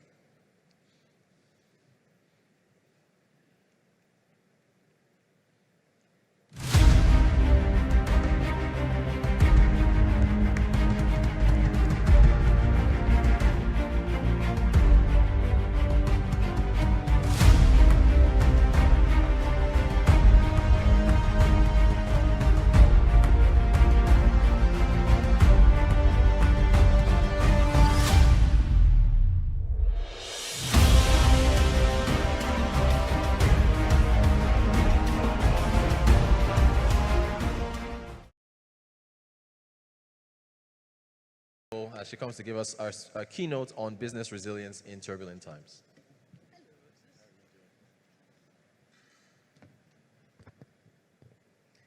So good afternoon, everyone. Pleasure to be here. Very lovely hall. Thanks, Linda, for the invitation. Wow, this is quite an impressive hall. So I have asked to speak today on a very interesting topic, business resilience in turbulent times. I think we might as well just remove the turbulent times and say business resilience, because it's almost like the turbulent times just keep on reinventing themselves, coming up with new designs, but it's always turbulent, especially when you're doing business within our own climb. I say to people, if you can succeed in business here, you go to the US, UK, what's there? It's in Nigeria that you're running your business. You run security. You run your own power. You run your own water. The things that you normally don't think about. You want to run a business in Nigeria, you're paying at least 1 year rent. In UK or US, what do? 1 month and 1 month deposits. Then you pay your utilities, somebody will just come, switch it on. But those are the normal times. Now we talk about proper turbulent times. And I'm going to try and make this interactive. My name is Owen Omogiafo. I am the President and Group CEO of Transcorp PLC. I had the very beautiful advantage of being appointed. I started work 25th of March 2020. What were you doing March 2020? What was happening? COVID, right? We were going into the lockdown. Oh, and by the way, if you want a staycation, you should go to the Transcorp Hilton Abuja. Just saying. Ben has left, right? Lockdown. So imagine you are assuming a new job. You're the third CEO in 3 years. Coming in, you're this 39-year-old female who's been appointed to lead Nigeria's largest listed diversified conglomerate. And there's COVID. Does it get more turbulent than that? Hello? That sounds like turbulence, right? You're coming in at a time where my brother Edu is there. We know what the power sector was like in the Q1 of 2020. You all also remember what the power situation. We went into lockdown. Things were not looking very great. But you are asked to lead, to transform, to build, and at the same time, those that are working with you have to understand and believe in what you're doing. So that's what I'm just going to try and spend some time to talk about this morning. Then afternoon. Then we'll go into the Q&A. So March 25th. What have we done? Look, 2020, our revenue was 75 billion. Despite the turbulent time, everything I just described, we went up to 134 billion as at the end of 2022. Still in the same environment. That's why if you read any press release from Transcorp, we'll tell you that in spite of the challenging operating environment, what does that mean? It means that if you keep your head when there's crisis, you keep your head when there's trouble, and you stay focused, and you continue to reinvent yourself, you will grow. Look at it. The figures speak for themselves. I had asked my team to help me with a video. Let me see if they were able to get it on in there to show a few more stats. One time, are you guys able to test it?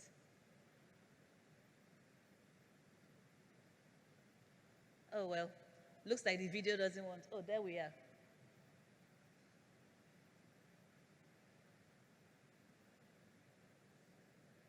So revenue, we grew from 75 to 134.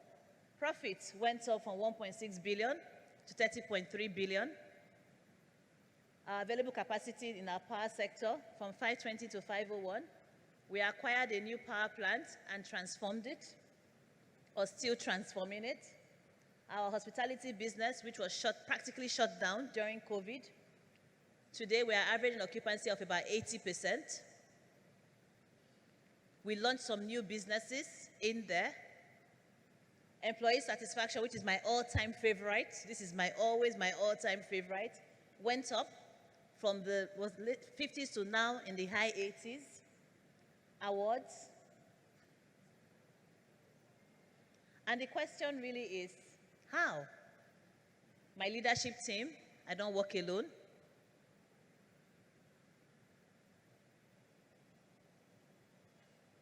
We are Transcorp.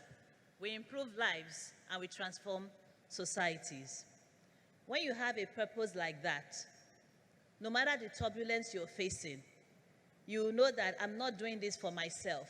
I'm doing this because I have people around me. Oh, sorry. So when you have an organization, there are some questions you really need to ask yourself. When you're in turbulent times, how well do you deal with unexpected challenges and disruption? Keep in mind, challenges and disruption would always come, right? Always come, challenges and disruption. Like right now, let me tell you for free, I'm being disrupted. I'm not used to the screen being behind me. So I'm having to turn. So I'm having to now really quickly adapt and be able to still connect with you and deliver the message.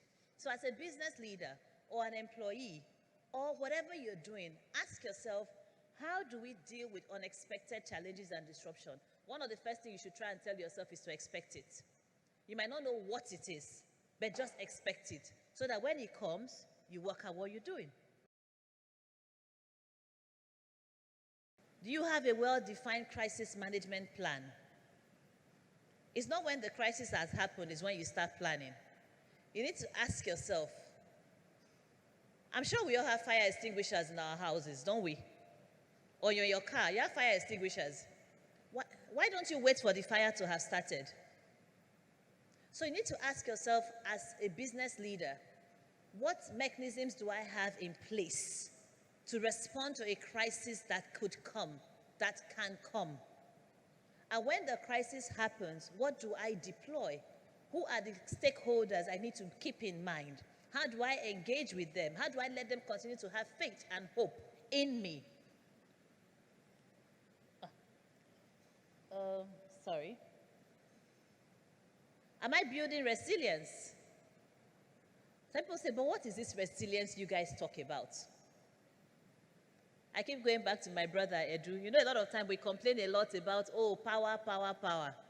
There's a lot of resilience to stay in that sector. Resilience in terms of you manage your turbine, you think of the gas supply that's coming to drive your turbine. You're not the one in charge of the gas. You're meant to be buying from someone, but you have to pay attention and know that it's going to come to you. Then you also deal with the evacuation issues. So it's not enough for me to say today I have 600 megawatts of available capacity in one of my machines. I have to also work out other things and the frustration sometimes. Resilience is you're down, but what do? You pick yourself up and you keep on going.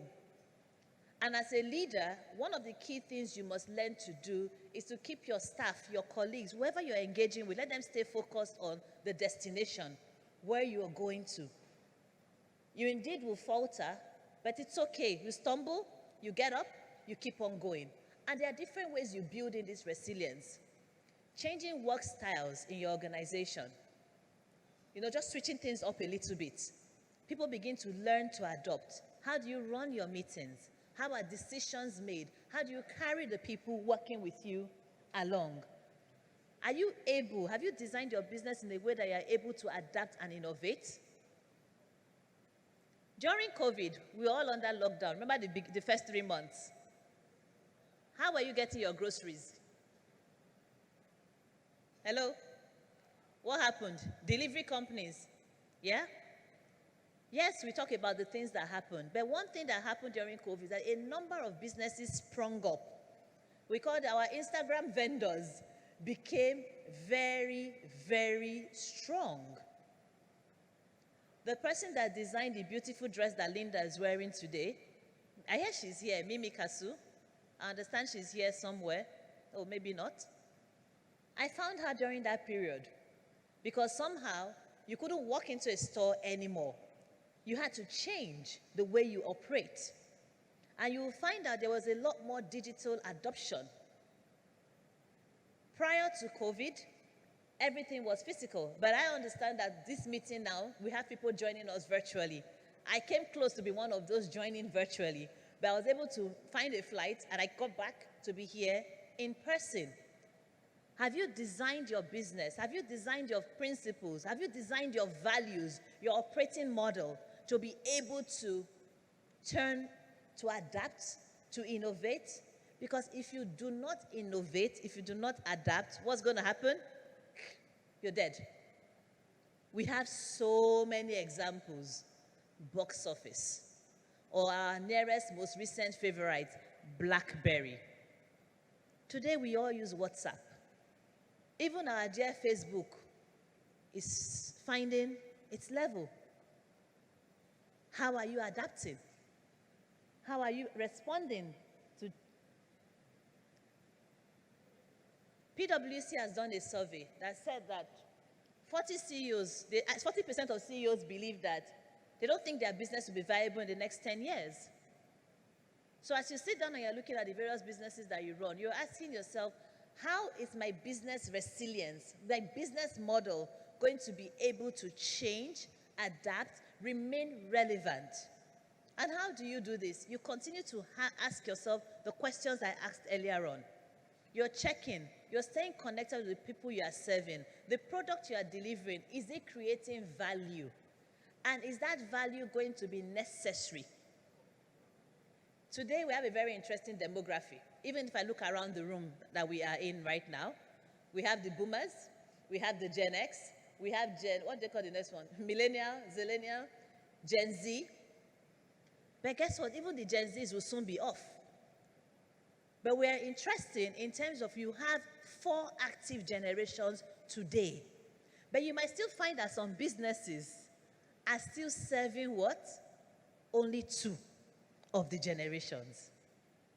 Hello? The next batch of generation you need to model yourself to serve is the Gen Z.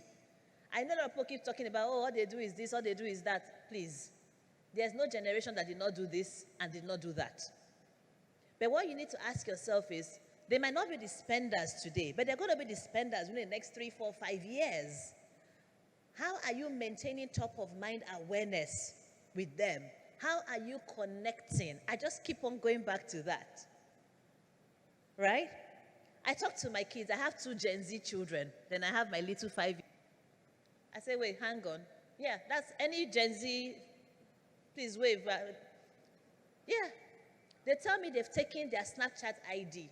I say, no, take the phone number. I say, Mom, people can change their phone numbers, but they don't change their social media handles. Is that correct? We change numbers. I will travel to London, you buy SIM card. You travel to America, you buy SIM card. You don't change your social media handle.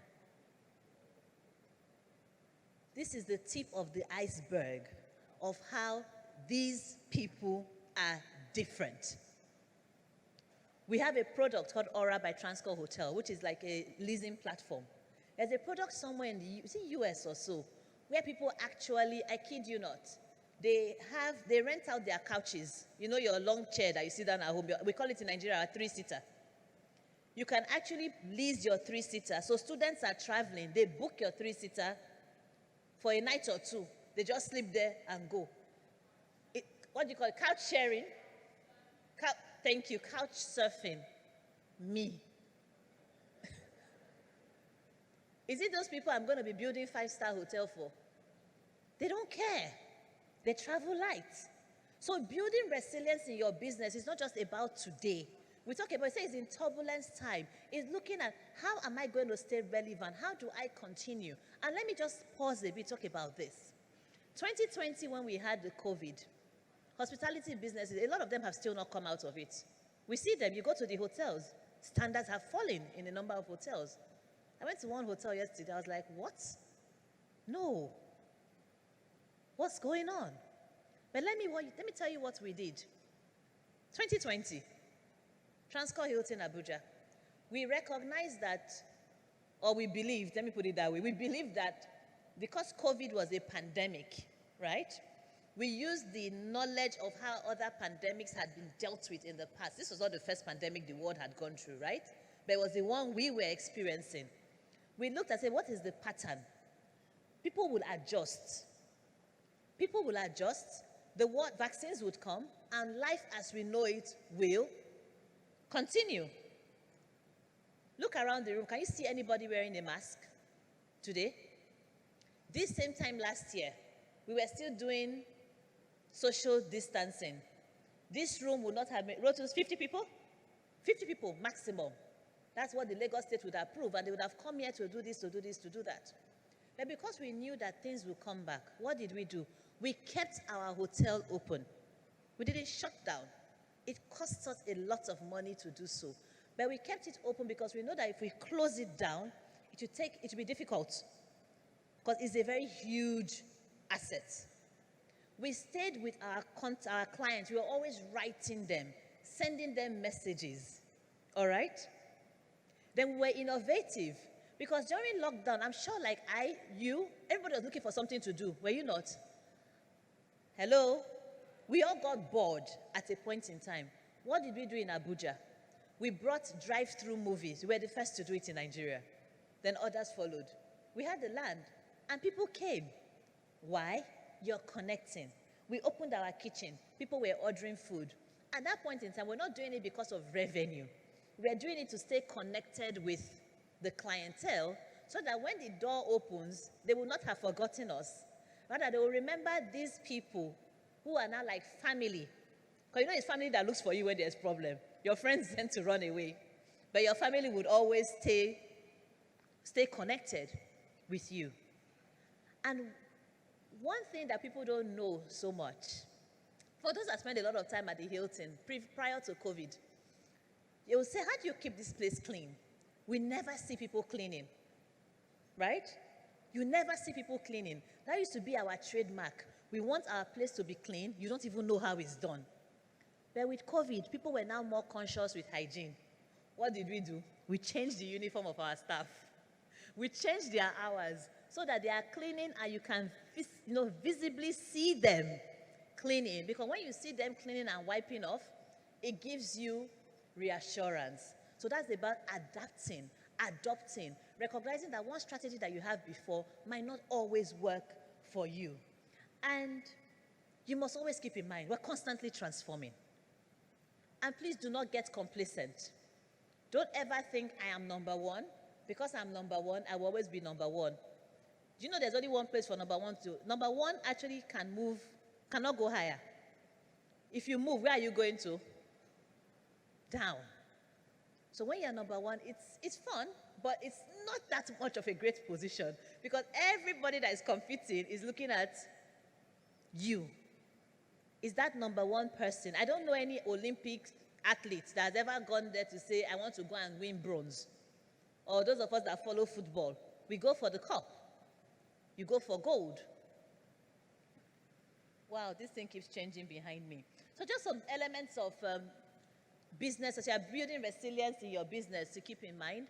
The first one, and really, to be honest, if you get the first one right, you'll be able to flow through with the other ones. Your organizational culture and leadership. Do you have a leadership mindset that understands that that turbulence is part of life? An ability to build resilience is what you should encourage. And when there's turbulent time, a leader must know how to stand in the fray. Don't be flustered, running all over the place. Your people must be able to look up to you and say, there is something here we can believe in. In the heart of COVID, people were worried, sick about whether they're even going to be alive tomorrow. One thing we did in Transcorp Group, we broke out into strategy sessions. Everybody was in the strategy group. And we're looking about how do we transform when we come out. You would think that the vaccine had been found. No. But why? You need to be able to keep people to see ahead. And when people remember that our purpose is to improve life and transform societies, they're not thinking so much again about what is happening just right now, but they have hope for the future. So as leaders, we must ensure that you're doing things that would let your people continue to have faith and confidence in your society, in your organization. Assess your risk. What is this risk that we're facing? How have you assessed it? What's the impact? What are your mitigants? We've talked about crisis management. Identify people within your organization that people can go to. Because you see, it's always good when you are facing a crisis. A lot of times people focus on even just managing what's happening externally. Your people in-house, they need your assistance. They need to be helped through. So pay attention to them as much as you're paying attention outside. Amplify your communication. Have a business continuity plan. Have a business continuity plan. I don't have a desktop anywhere in my office. And we've always operated like that. We've had laptops. We were using Teams, Microsoft Teams before COVID happened. And we've moved on. Our power business, because we had engaged with our employees, because you cannot generate power remotely, at least not yet. You have to be there to switch on the turbine and co. But I'm sure Edu is working on something like that will let us have radioactive waves that get us get power. But we're still physical. And the staff, because we had gone through all of this, you had staff who were putting up their hands to say, our BCP, we will be resident and plant to ensure that we are able to generate. Now, having done all of that, this is where we are. We've been able to show that when you keep your head calm, you manage the resilience, you manage the crisis, you are actually able to emerge victorious. I believe there's a saying that says, don't ever waste a good crisis. You've heard that before. Don't ever waste a good crisis. And indeed, it is not the existence of crisis that changes you. It's how you manage and deal with that crisis that changes you. And you can see the figures speak. 2020 from 75.3, it grew to 102, 111, and then grew further again to 134. This is despite the turbulent time that we have operated in. So, in summary, you have your strategy is good. But to be resilient, you have to continue to build flexibility and adaptability into that strategy. You need to have a resilience agenda, a mindset of anything can happen, anything can change. What do I do to adjust, adapt to those things? Dealing with short-term as well as long-term. Critical. You have to be willing and able, because you know you can be able, but you are unwilling to change. You must be willing and able to change and recognize that you need to change at the right time. Otherwise, you will not be able to drive. Have a vision. Communicate it clearly. Let it be clear to everybody. Make changes as you need to. And you must provide leadership during uncertainty. And this is the business, how you manage turbulence with, in business. You continue to drive your business. Continue to remember what it is. Communicate, communicate, communicate. And perhaps, if you successfully do that, you will end up like me, getting a handshake from her group chairman to say, well done. Thank you. Okay. Round of applause, please, again, for Dr. Owen Omagafo. All right, question and answer now, so do raise your hand. Okay, we have the lady here.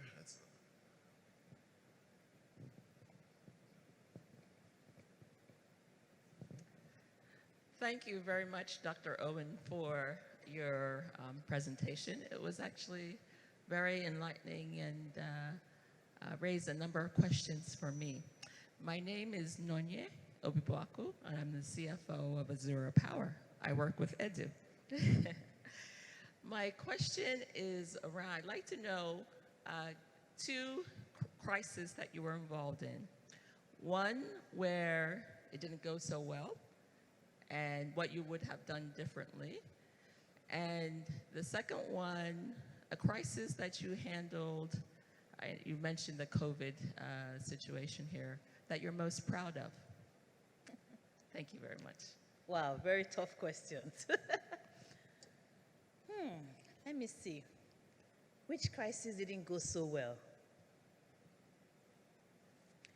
Let me talk about something that happened during COVID that made me sad. We had to let go of some staff in our hospitality business. So if you spend time, do I have any, I can see one of my HR people here, Lara. Yeah. Do I have more HR? Hello, my constituency. At the Hilton, Transcorp Hilton Abuja, our attrition rate is less than 0.0005%. People don't leave. Most of the staff started from, maybe some of them even from secondary school, some even without secondary school. They came in, bus boys, but there's a leadership training. They've grown up in there. They spent 25 years, 30 years. Then COVID came. When COVID happened, we continued paying salaries even though we were at 5% occupancy, 5% occupancy. We were paying salaries. We paid full salaries at first. Then we moved to half salaries. So we had to sit down and ask ourselves, this is a kind of, it's a special crisis. Do we continue to use the pot? You know, some companies started paying 10% salaries. Do we want to continue, bringing it out little by little? Or do we have a staff number that we need for now?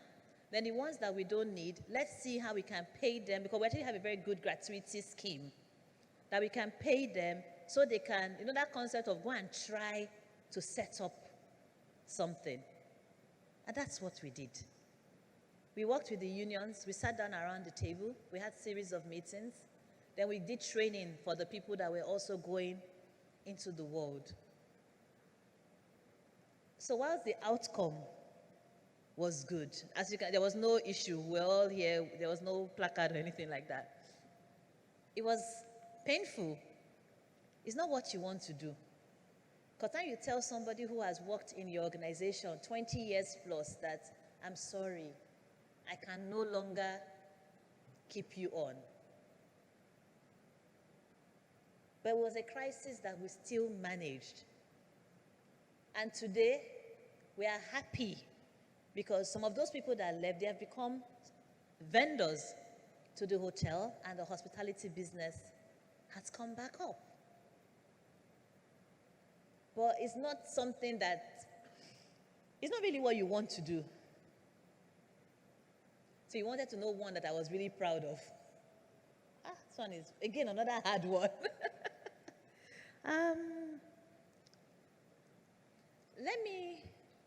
Which one will I come up with now? I'm so confused at this point in time. Because you're always managing it on a daily basis. Thank you very much. There are so many, but we just keep on, because like I said, it's once you're operating within us, you're operating within our continent, your crisis will come to you. Actually, when I assumed duty, our power company wasn't doing very well. You're in power, you know what we're doing. We're doing about 200 megawatts in Ughelli. That was a crisis out of about 900. I am very proud of the team in Ughelli and how they've stood up. We told our technical partners, we give you 6 months to leave, the foreign technical partners. We want to grow our talent. And we have worked on them, invested, trained. Today in Transcorp Power, we don't have any expatriates in our 2 plants. So indeed, I am extremely proud of that because it means that we are building Nigeria by Nigeria for Nigerians. Thank you very much. Any other? Any other questions? Also raise your hand if you have any other questions. Okay, go ahead. Thank you very much. My name is Chisom. So I have a question. I have 2 questions for you. Did you concentrate more on your people or your policies when you were focusing on the disruption? And there are some companies that they actually do everything right, but they still fail.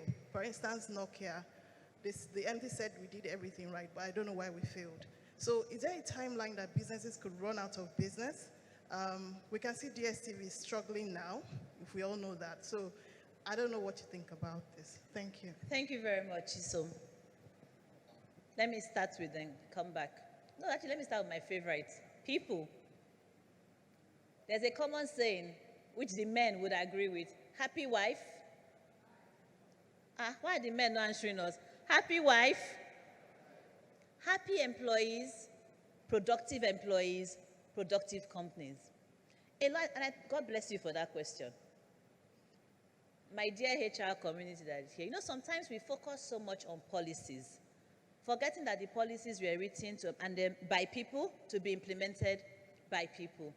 Have your policies, no doubt. Your policies are good. Because one of the things that quickly kills a business is ambiguity.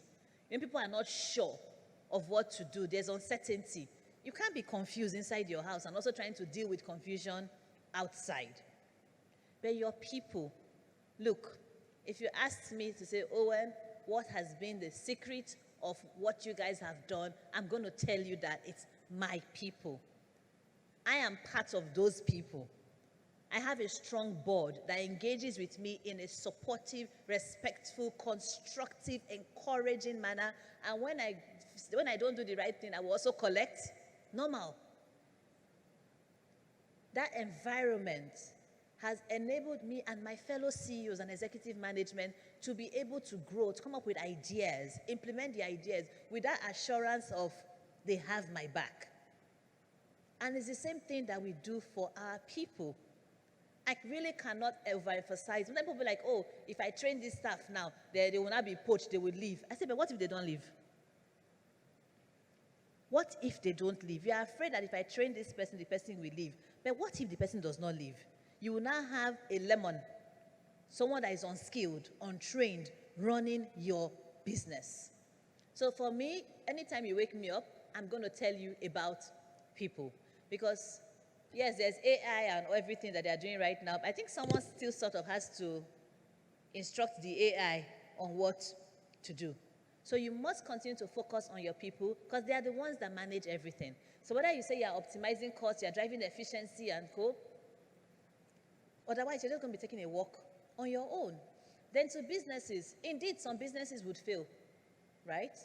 It's a norm of life. Like sometimes no matter what you do, you will not succeed. However, the 2 businesses you mentioned, let's start with DSTV. It's being disrupted, right? It's being disrupted, but they do have time to respond. And I think they've been trying to respond. So as a business, don't try to avoid the trap of number 1. The trap of number 1 makes you complacent. There's no crisis. When DSTV was number 1, there's no GoTV, there was no, I think, was it Start? There was one other one. Start Times also tried to come up, it didn't work, Continue to look inward and ask yourself, stay connected with your customers. What do my customers want? For a long time, a number of people actually were writing to DSTV, you charge us so much money because of your Premier League, but I don't watch football. I only want to watch Africa Magic or Cartoon Channel for my children, break it up, this, that. I'm traveling, I'm only going to be around, but you want to charge me for the full month? Listen to your customers. You mentioned Nokia. Yes, the CEO said that, and I'm not going to argue with him. That's his own perspective. But are there things they could have done? Is there a way to take the strength that you have today and stretch it through and connect? I talked about the Gen Zs and co earlier on, right? How do you take your strength of today and extend it to the changing world, as opposed to sitting down and thinking that the world would adapt to suit you? I'm sorry, it's only Steve Jobs that has done that. We don't have any other person that has yet created Steve Jobs created a product, then customers followed. No other person, to the best of my knowledge, has been able to do that. But one thing I say to entrepreneurs when I was the chief operating officer of the Tony Lulu Foundation, you must learn to pivot. You have an idea, it's moving, and it's not working anymore. Madam, you're not cement block.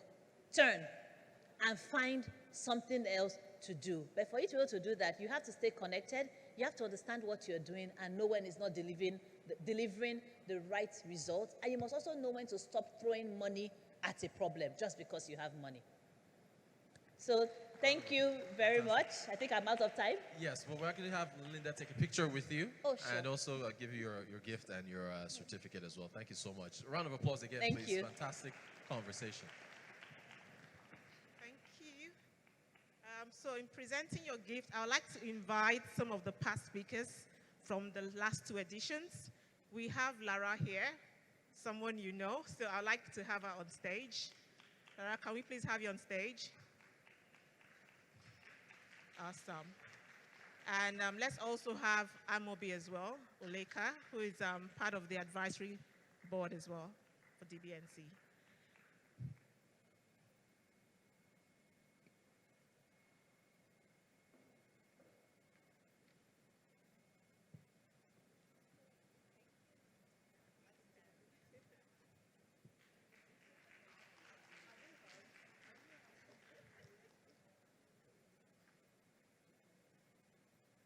So, do you want to say that?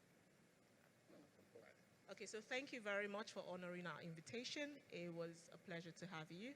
We hope to invite you again, and when we do, we'd like you to say yes. Very simple.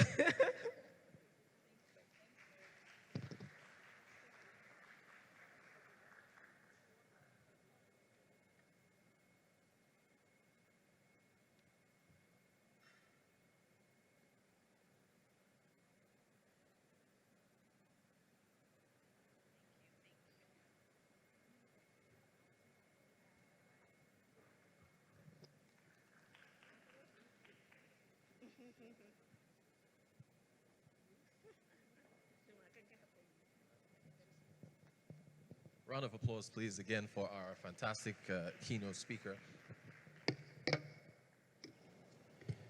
All right, we will be moving right along with another keynote session, and this one is just as important as all the other ones. This is on security as a yardstick of a nation's attractiveness for business, and it's already been discussed and mentioned here. Let's have a video for our next keynote speaker.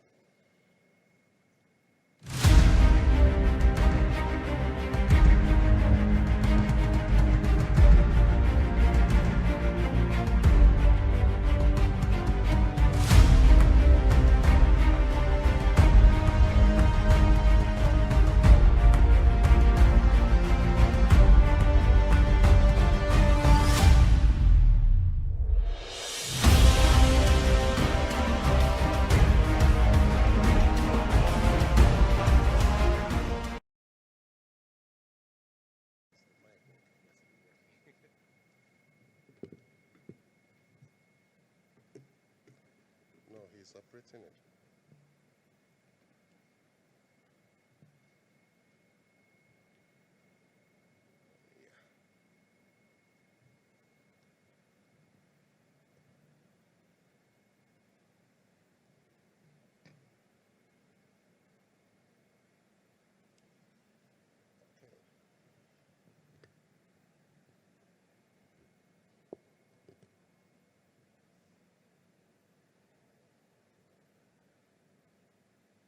Good afternoon, distinguished ladies and gentlemen. I am Rear Admiral Chris Ezekobe, and I'll be speaking to you on security as a yardstick of a nation's attractiveness for business. By way of introduction, the concept of security is intertwined with the constitution of most nations of the world. These constitutions make the protection of life and property, as well as the well-being of citizens, an overarching objective. The United Nations Charter also refers to global peace and security as its primary objective. These security objectives are also enshrined in the Charter of the African Union, as well as the Economic Community of the West African States. This basic security requirement is the platform upon which economic and political stability stand, and by extension, development thrives. Thus, the economic and political stability emplaced by basic security echoes the attractiveness or ease of doing business for both local and international participation, which culminates in national development in a particular country. The Singaporean model for national security and ease of doing business is known as the Total Defense Strategy. It is a comprehensive and integrated approach to national security and involves all sectors of society, including government agencies, the business community, and individual citizens. The United Arab Emirates model for national security and ease of doing business is also based on a comprehensive strategy that aims to balance security measures with promoting economic growth and development. These are important considerations for foreign direct investors who are interested in the macroeconomic policies, existing regulatory framework, and security. Nigeria is a mixed economy and an emerging market with expanding sectors in manufacturing, financial services and communications, and technology as well as entertainment, all of which serve as attractions for investors. However, Nigeria is currently confronted by a plethora of security challenges, prominent among which are the Boko Haram terrorists in the northeast, farmer herders conflict in the north central and southern parts of Kaduna, kidnapping by militiamen for ransom in the northwest and southwest, separatist agitation in the southeast, as well as crude oil theft and pipeline vandalism, including piracy and sea robbery emanating from the South-South. These groups have leveraged on globalization and technology to develop transnational networks that give mutual benefits, including conducting successful operations while evading apprehension, thus impinging directly or indirectly on the ease of doing business and thus making its attraction far from desirable. At this juncture, permit me to make a few conceptual clarifications. We often tend to conceive of national security as being almost solely a state of armed readiness and an excessive inventory of arsenals. It is often misunderstood that this alone is responsible for national security. The contemporary notion of national security envisages the protection of the state, as well as the individual's safety from a variety of existential threats, such as hunger, violation of human rights, crime and criminality, political instability and conflict, poverty, as well as environmental degradation, amongst others. The National Security Strategy identifies Nigeria's national security interest to include strengthening the Federal Republic of Nigeria, advancing her interests and objectives, containing instability, controlling crime, eliminating corruption, enhancing development, progress and growth, as well as improving the quality of life of every citizen. In the same vein, Olusegun Obasanjo defined Nigeria's national security as the aggregate of the security interests of all individuals, communities, ethnic groups, and political entities. Though Obasanjo made an attempt to define national security in contemporary times, it would be desirable to connect it with the economic imperatives and external drivers, which are the crux of the discussion today. On the other hand, Robert McNamara espoused that security is not military hardware, though it may include it. Security is not military forces, though it may involve them. Security is not traditional military activities, though it may encompass them. Security is development, and without development, there can be no security. Consequently, developing nations that do not use their full potentials and natural resources to grow their economy cannot provide adequate national security for their citizens. This conceptual approach, which reverberates the nexus between security and economic development, is considered apt for this discourse. One of the yardsticks for measuring business attractiveness across the globe is the Ease of Doing Business report published by the World Bank Group in the field of private sector development. It details analysis of costs, requirements, and procedures for investing in any particular country. A nation's ranking on the index is based on an average of 10 sub-indices. Wabashi asserts that the ease of doing business in Nigeria, specifically foreign direct investment, has been poor, most especially in manufacturing and the production sectors of our economy. This, he states, is largely as a result of poor infrastructure, corruption, and multiplicity of taxation, and the challenges of insecurity. Some have questioned the reliability of the objectivity of the ease of doing business measurement, while others doubt the relevance of the issue it addresses and fear it may unduly dominate countries' reform agenda at the expense of more crucial developmental objectives. Attention given to the indicators may also be inadvertently signal that the World Bank values less burdensome business regulations more highly than other strategies for poverty reduction, sustainable development, which are hinged on a robust national security.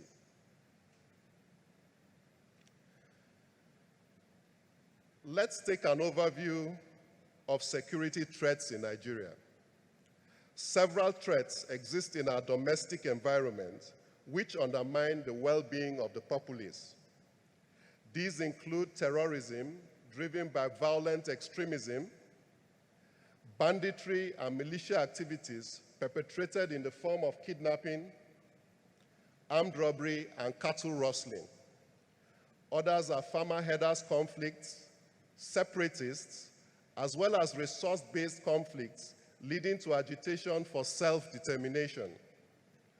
Socioeconomic imbalances also manifest as poverty expressed in crimes such as vandalism of critical national infrastructure, crude oil theft, attacks on farmsteads, as well as illegal bunkering, all of which threaten our national security. There is definitely no doubt that this array of security challenges impact directly or indirectly on the attraction for doing business in Nigeria. This leads us to the relationship between violence and economic status. The World Bank divides nations on the basis of per capita income into rich, middle, poor, and extremely poor nations. The rich nations of the world are quite few, perhaps about 27 of them, and constitute less than 25% of the world's population. However, they control about 75% of the world's wealth. Studies have shown that 32 out of 38 extremely poor countries of the world have suffered significant conflicts. Similarly, this trend also affects the poor and middle-income nations of the world, though to a lesser effect. It therefore follows that there is a direct relationship between violence and economic backwardness of a nation.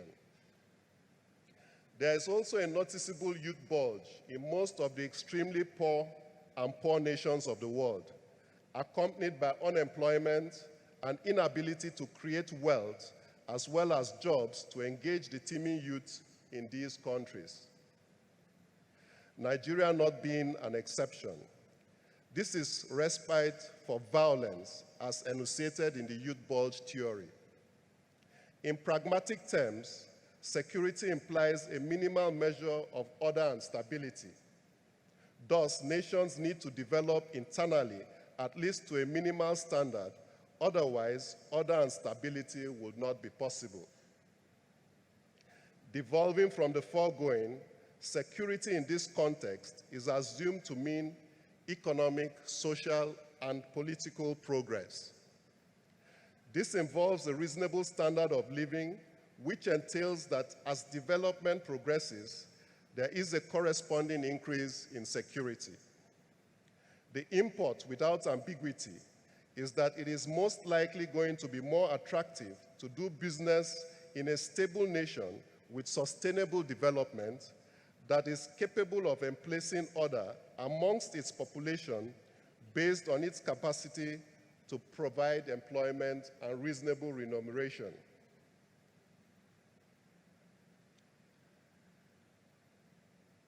Let's now look at a few security issues that affect our economic development and attraction for doing business in Nigeria. Let's begin with terrorism.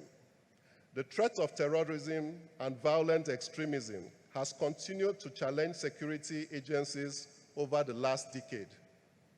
The splitting of the Boko Haram terrorists into two factions has compounded the complicity of the threat environment, particularly in the Northeast.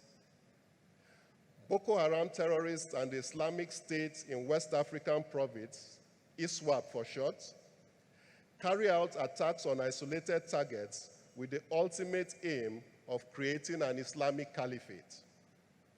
This has led to a large number of internally displaced persons, undermining governance, rule of law, national cohesion, and economic activities.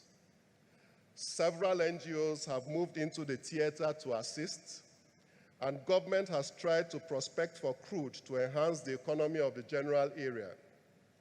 However, this has been slow and painful as the insurgents often kidnap for ransom or in extreme cases seize populations and ferry them into the desert or forests. How then do you reconcile the attraction for doing business with an environment that is prone to these security challenges? It therefore portends that the attraction for doing business in any geographical space will be limited by the threat environment and therefore needs to be reappraised in line with the threat analysis of the local environment within which this business is supposed to thrive. Next is armed banditry and kidnapping. The activities of armed bandits and kidnap gangs are currently a major threat across the nation. The perpetrators engage in kidnapping for ransom and cattle rustling due to the high economic payoffs. The elements of fear and surprise are used as twin devils to constitute threats to personal security. Trend analysis suggests a correlation between armed banditry, militia groups, kidnapping, and cattle rustling, which appears to be a convergence of illegal networks. This has led to the loss of life and property and ultimately undermines peace with grave implications for our human security. As a result, most Nigerians who can afford it no longer travel by road. How then do we expect foreign investors to reach their target environment amidst these challenges? Separatist agitations. Separatist agitations have come up now and again, but perhaps the most lingering has been that of the independent peoples of Biafra, which continues to bedevil the economic activities of the Southeast. The agitation, which gradually started as a protest against marginalization of people of the region, has grown into a hydra-headed monster that prevents the people from going about their legitimate business during particular days of the week. And in some cases, assassinations have been carried out against persons who are opposed to their leadership style and ideology.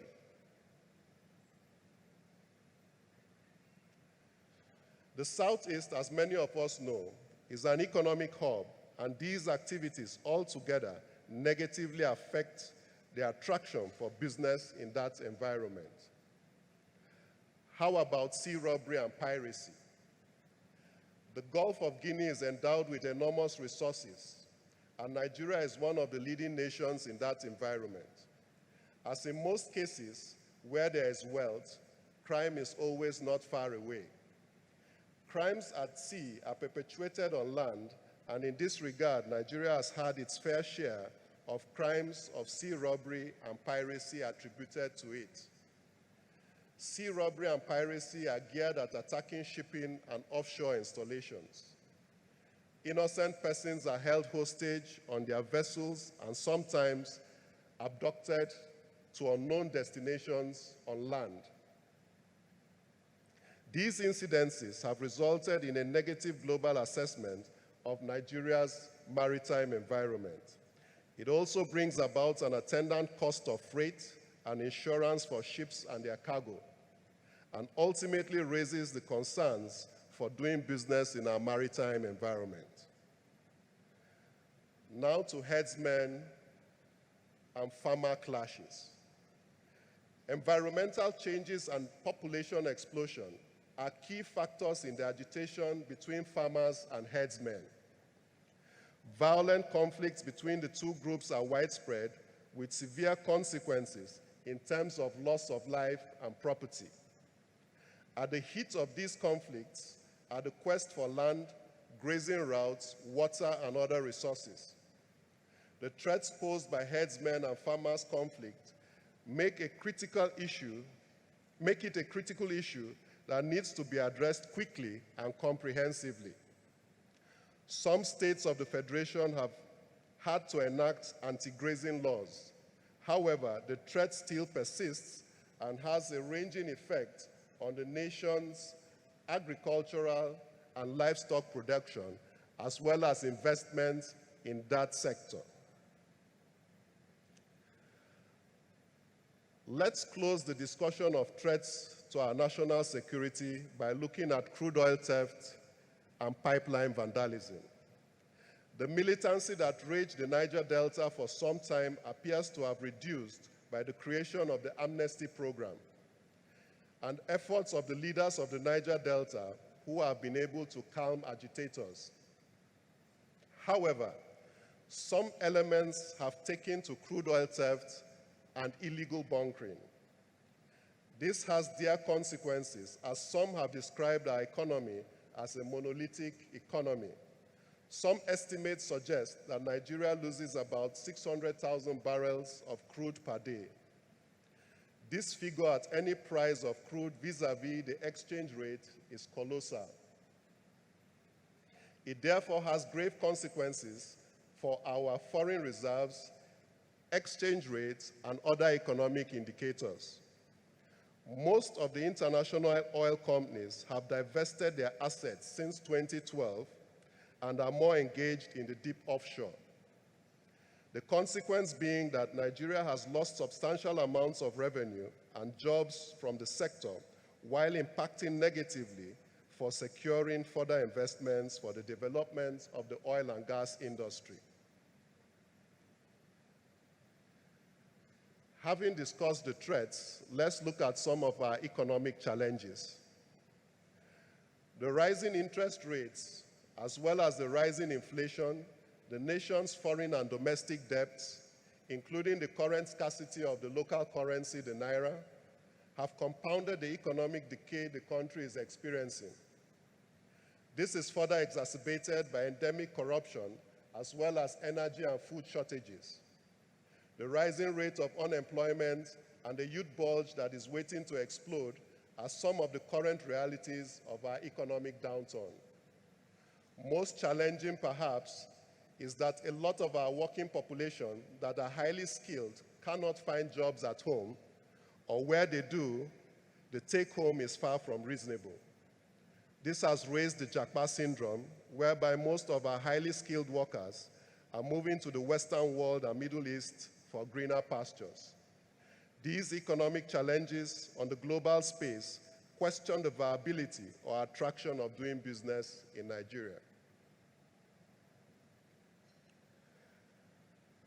The picture does look gloomy, but it is possible for us to throw posers going forward to chart the best course of our future direction.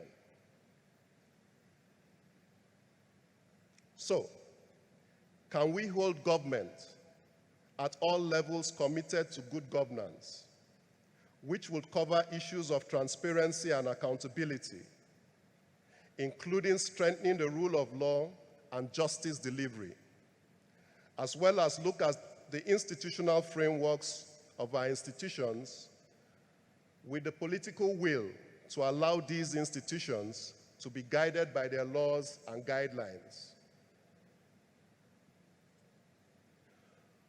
Would it be possible to declare a state of emergency in the power sector such that the power deficit in electricity can be addressed? Can our refineries be made to work to cater for our domestic consumption and allow for backward and forward integration? Can we call for an economic emergency that is tailored towards creating wealth and jobs to cater for the high rate of unemployment? This would also need to address the growth of agriculture, manufacturing, and our full participation in the tech industry, including artificial intelligence.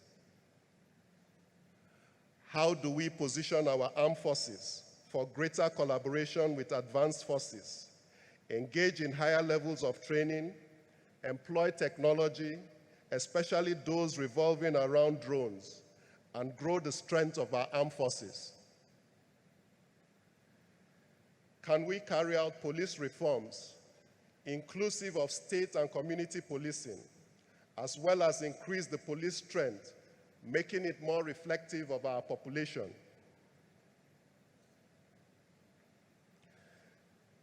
Can our legislators support and enact laws that could check the brazen state of lawlessness of state and non-state actors, perhaps to include the death penalty for certain crimes? Can we jettison the quota system and federal character for a purely merit-based system?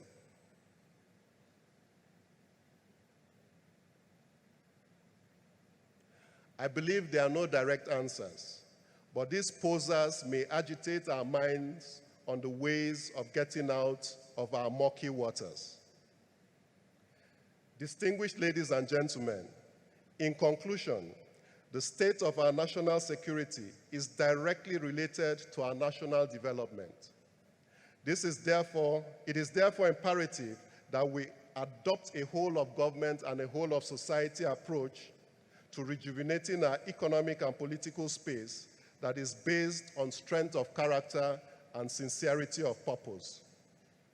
We need to grow and reform our economy to the point that we stand tall in all the check boxes, be it the Human Development Index, per capita income, Corruption Perception Index, World Poverty Index,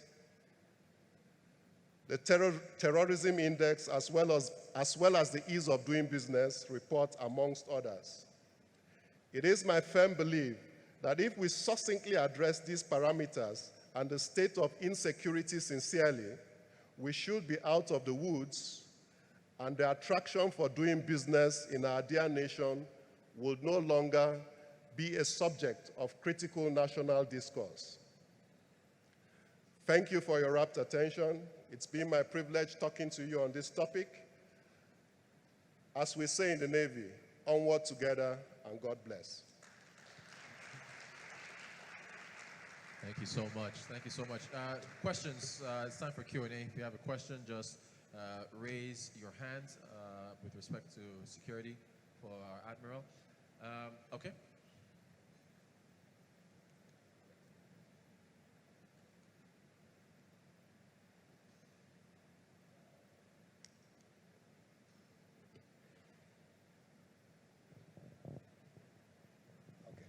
Okay, yeah.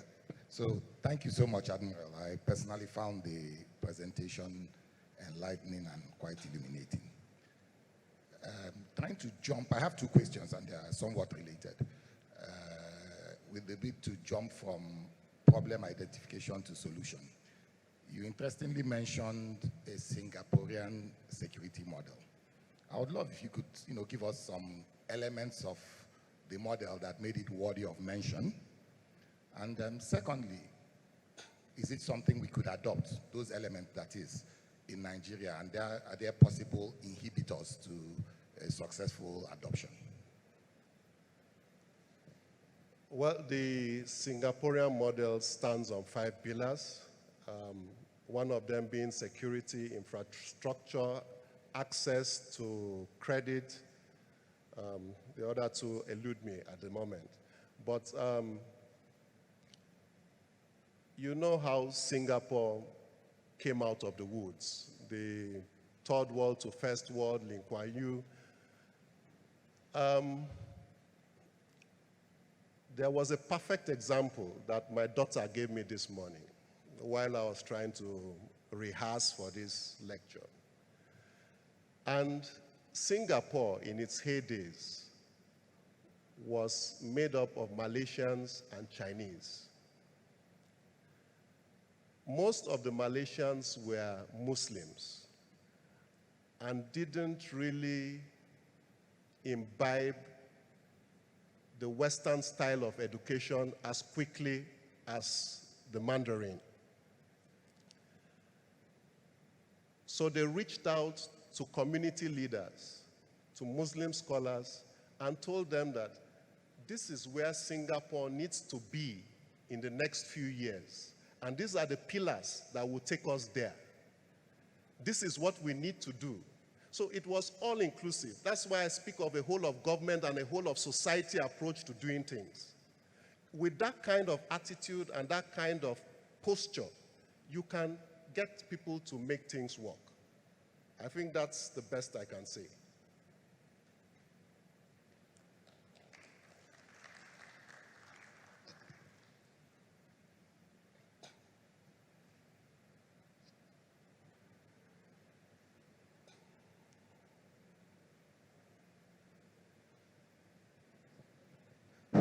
Okay, thank you very much, Admiral, and I'm Dr. Fred Obiajulu.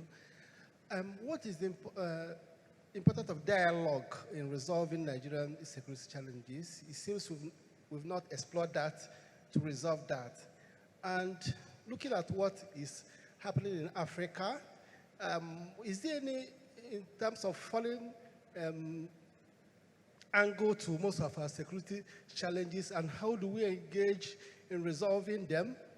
And also look at some of the agencies being accused of filtering this crisis, so for them to continue to be seen to be helping the society. How do we marry this confusion around our security in Nigeria? Thank you.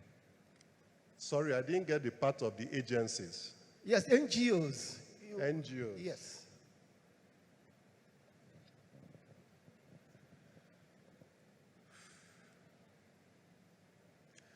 Well, I think where we are today, dialogue is good, but we've gone past dialogue.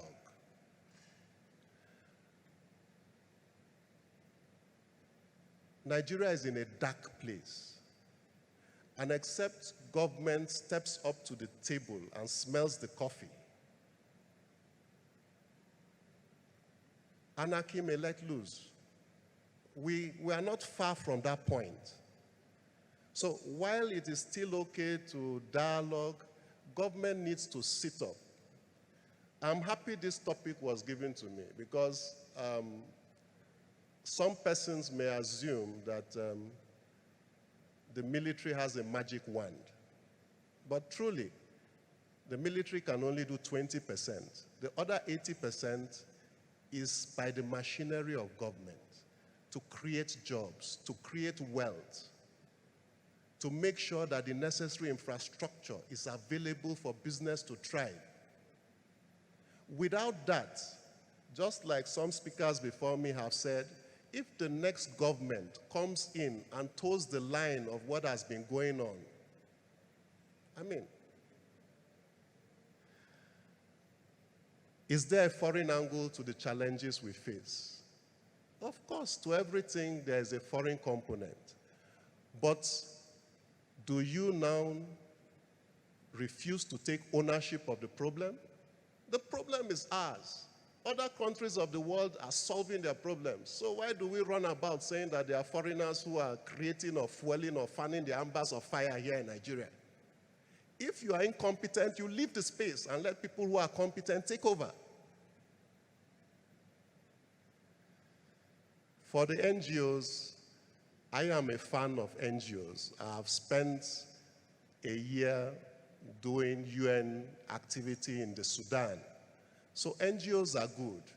They may have their nuances, they may have their affiliations to some particular nations, but overall, what they bring to the table is more than what they take away from the table. So I'm a fan of NGOs.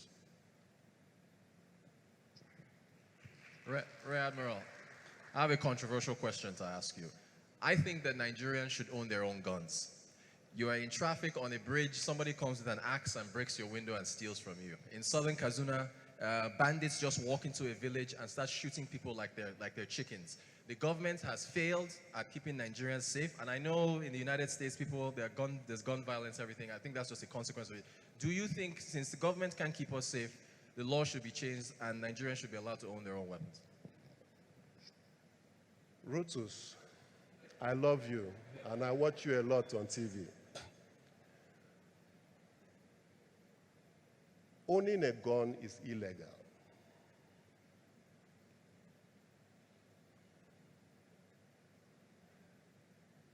The security situation in our country today is there. So, I live in Victoria Island today. I really don't worry much about people breaking into my house, attacking my wife, who, by the way, is she there? No? Okay, she's there. So, I don't worry about such things. But if I were living in Okokomaiko, I probably would own an illegal gun and keep in the house to make sure that I protect these people. I don't know if, I mean, that's the truth of the matter.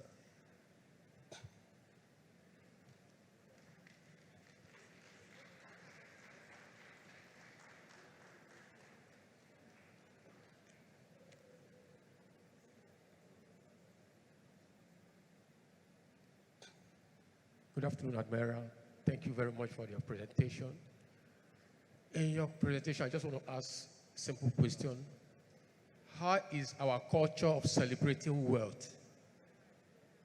Is it affecting or aiding insecurity? If yes, what solution will you prefer? Our culture of celebrating wealth, is it aiding insecurity? If yes, What solution do you have? I'm so sorry. I'm so sorry. Rear Admiral, can we actually have the answer after the panel session? I'm so sorry because we're running out of time. So sorry. I apologize, but we're running behind. So just hold on to those questions. A round of applause for Rear Admiral. Incredible, incredible, incredible, serious topic. So yes, we're going to have a panel session on security, and so please, you can save your questions. All right, it's time to network and enjoy some mocktails. Next door, it's actually on the other side, so everybody just move over there. We're going to do this for about half hour, I think. So please mingle, exchange business cards and so on and so forth. Enjoy the great food, and so we'll be back in a half hour for our panel session on security. Black, it's not dark, it's bright. Black is bold. Black is every color, all together.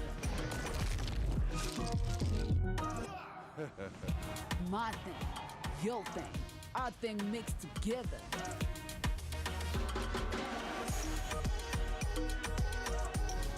Black shines brightly. Drink it in. Next 360 is an ergonomically designed neckband type 360-degree wearable CCTV camera.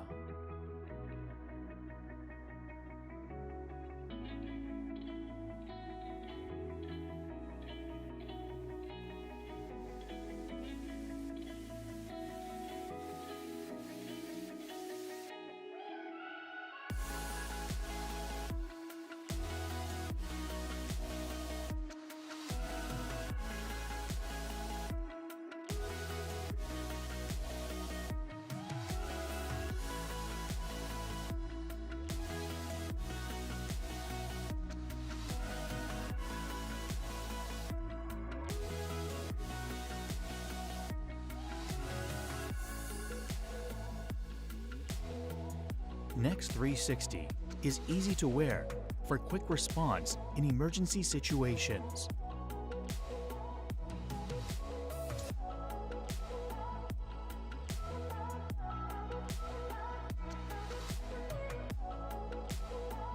It can be utilized on various platforms with simple integration.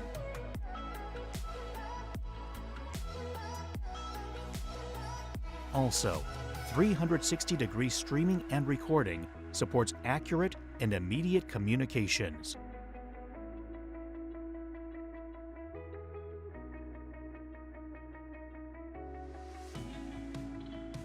Next 360 can apply intelligent video analysis such as object recognition and face recognition.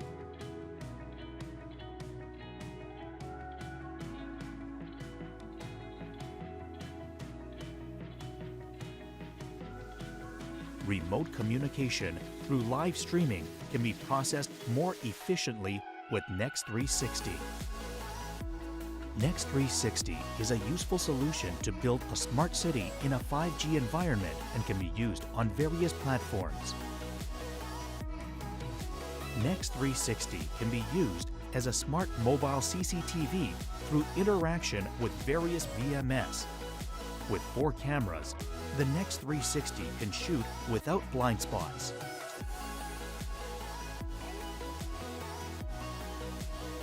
As an intelligent CCTV, Next 360 analyzes and judges dangerous situations on its own to help solve the circumstance safely and smartly.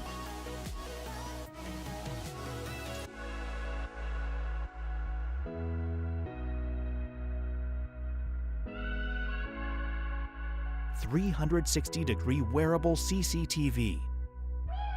Next 360.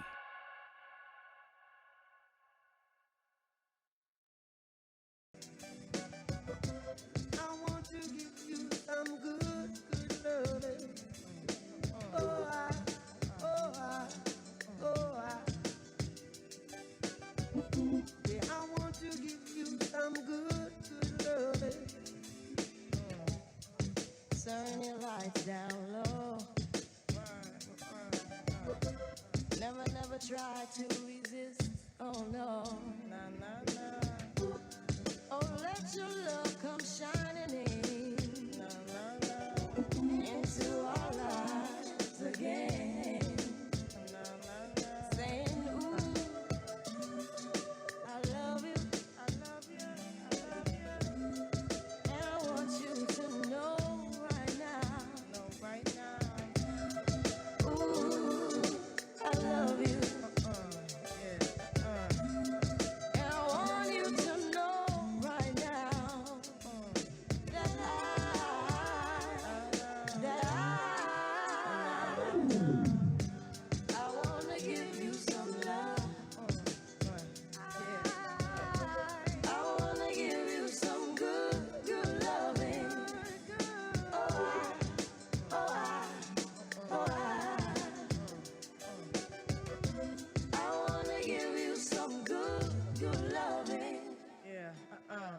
Loving you is like a song I replay every 3 minutes and 30 seconds of every day. And every chorus was written for us to recite. Every beautiful melody of devotion every night. This potion might I want to give you some good, good loving. Oh, I, oh, I, oh, I. Yeah, I want to give you some good, good loving. Turn your lights down low. Never, never try to resist. Oh no. Nah, nah, nah.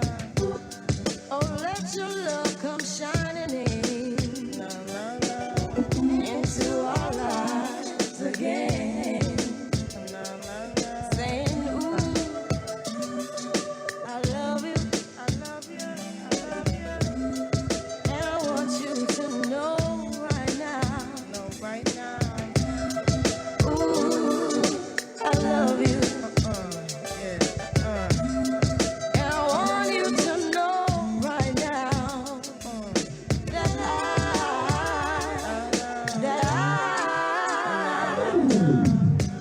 I want to give you some.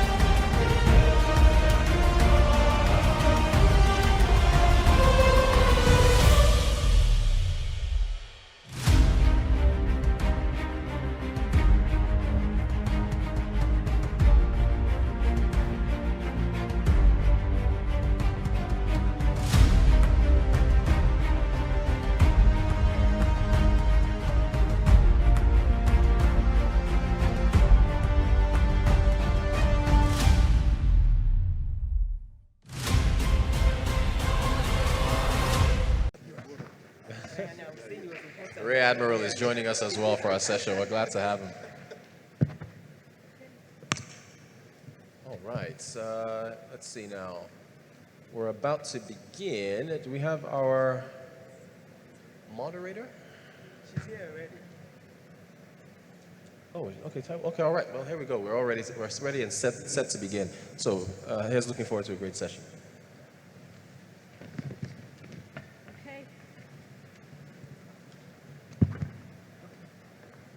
Thanks for the introduction and to the video person. So we have heard Rear Admiral Ezekobe, retired but not tired, talk about security as the yardstick of a nation's attractiveness for business. And we are here again to just discuss the role of security in business exchange. As a seasoned insurance broker myself, I understand the import of security and effective risk management in a business. But what I'd like to get from you, and this question is for everybody, is what is your understanding of the role of security as regards doing business in Nigeria? I'll start with you, Rear Admiral. Well, security is about everything because if you are not able to secure your business, I think that investment comes to naught. But I think more importantly is being able to study your environment such that you know what risks exist within that specific environment. Like what may be a risk in the Northwest may not be a risk in the South-South. What may be a risk here in Victoria Island may not be a risk in Agege. So you need to understand the environment within which your business is set so that you're able to walk around the security measures, the processes and procedures that will better secure your business and of course allow you to make a profit. Yeah, thank you. Obviously, security is very important. If you're putting money somewhere, it's important that you get your returns. You get both the money you're putting there and you see the returns in the end. You know, Nigeria has been plagued with a lot of security challenges. I know when Rear Admiral talked about all the security challenges, most of us already know what they are. We see it every day, we read it in the news every day. But it's interesting because earlier this week, for example, I got an email from someone, major global cosmetic industry, company, and they're looking to come to Nigeria to do business. And they said, you know, we just have a team that's coming out just for now to gauge sort of the business environment. They're just doing a stakeout of the area. And I sat back and I thought to myself, you know what, despite how challenging it is to do business here, Nigeria still remains a very viable market for a lot of global companies. I think even with the change of government, more than likely, we might even see even more companies wanting to come to do business here. They are aware of the risks. They see the same headlines that we see. And the truth is, it's about how are you going to manage and mitigate those risks. So far, the security challenges in Nigeria have not stopped people from setting up businesses. It hasn't stopped global companies from still seeing Nigeria as a viable market and a target market. But at the end of the day, it's just costing them a little bit more than what it typically would in less, you know, or more secure sort of climes and societies. So I think overall, security is a challenge, but we have the private sector and obviously some arms of the government that are around, and they do what it is that they can to make sure that you can still run your businesses quite safely here in country. So that's all I have. Thanks, Janwa. Wari? Thank you. Well, at the base, can you hear me? It's working, okay. Well, at the heart of human existence or achievement is peace and safe environment to thrive, without which you cannot achieve or attain what you want to aspire to be. I will speak from those two experiences I had in the last 3 years. I was at the Nigerian American Business Council in Florida about 2 years ago. Here were a group of Nigerians who were doing very well, plotting and planning to see how they can come back home and put together some investments already to set up some businesses, and they want to come into Nigeria. And at that conference, mostly Nigerians, lots of them were that was at the height of kidnapping, at the height of the issues in the middle belt and northeast. They were resolute that they were not going to come back. They were going to continue those investments. Some of those investments were actually in the middle belt and around Kwara State, and they said they were not going to come back to continue those investments. And I said, look, listen, at the same time, we had an American choosing to invest in tomato plant in Kaduna. I'm talking of tomato juice. And that investment at the heart of where we deemed was not as safe, where it's very risky, it's a risky environment. But she went ahead to set up her business at that time. What's the difference? There will always be conflict. In the midst of the environmental risk that you face, operational risk that you face, are you able to comprehend and design a security program as part of your business process to ensure how you can succeed? The difference is that these two people, the American businesswoman and the Nigerians are afraid. The American took the risk to understand how to mitigate the risk of operating in that environment. 2, in how to also secure her people in that environment. 3, in how to secure the access to her products, of her raw material to her products, to her factory, and also to supply, so to deal with her supply chain. That business was succeeding. At the same time, we're part of a group that was setting up the biggest tomato farm and rice farm in Kebbi State. At the same time, non-Nigerians under the same environment. So what's the difference? Is that no matter what you do in business, a small business to a big business, you must understand that security is important, without which you cannot succeed, but you can plan for business, no matter how small your business is or how large it is, in an environment that is still unsafe. You can have mitigating plans to still thrive. But overall, speaking about the country itself, we need to deal with these issues to attract investments, but it does not stop us as entrepreneurs from applying into business and from thriving in our field. Thank you very much. Like Owen said, turbulence is a part of the everyday life of any entrepreneur, so it depends on how you react to it. Absolutely. Bukola, because you work in a bank, I will be very keen to know what your own view is. Thank you. Very interesting perspective.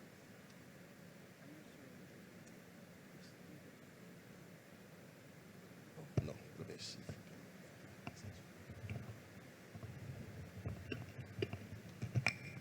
Thank you. Okay, a lot better now.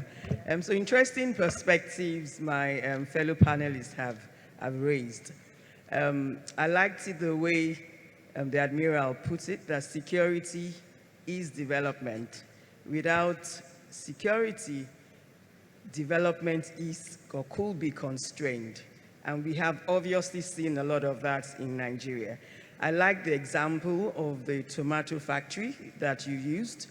But I would also say that one of the largest tomato factories in Nigeria, which is the GB Foods in Kebbi, had that challenge where they had a number of their staff kidnapped and killed.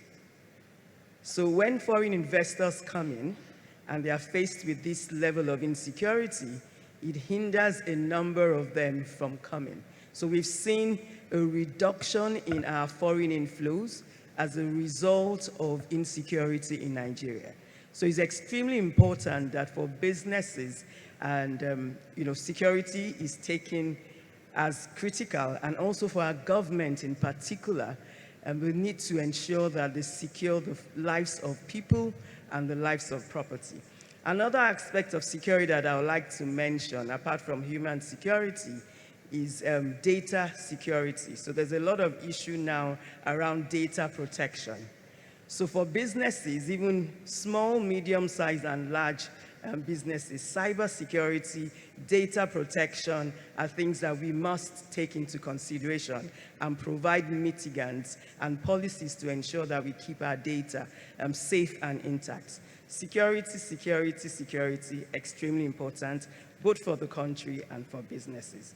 And to your point, from a bank's perspective, we never will take security of our people or our properties lightly.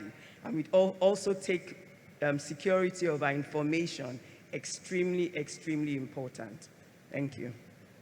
Thank you. So I'm coming to Tanwa for this question. In an era of remote work, what role do technology and innovation play in enhancing security, and how can businesses leverage them to improve security measures and mitigate cyber attacks? All right, so a couple of things here with remote work. First and foremost is about background checks. So I'll come to the cyber aspect. But even background checks of staff, right? You have people that you're hiring. Do you know anything about them? And I know that's one of the challenges that businesses face here in Nigeria. Do you know who these people are? Are you conducting due diligence on them? Someone asked the Rear Admiral a question earlier about people flaunting wealth and if that affects anything. And I leaned over to Mr. Wale, and I remember saying, I just saw on social media, Davido bought $500,000 car and is putting it out there. My security mind tells me this is a premium target right here.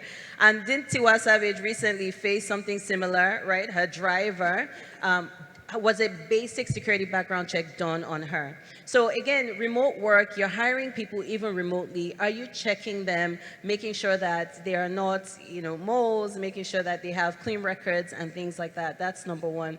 Number two, obviously, like one of the panelists just mentioned, is also about cybersecurity. Very huge right now. Your data, are you able to protect it? Do you have proper encryption in place? Do you have proper firewalls in place? Making sure that people don't just have access to information that they otherwise shouldn't.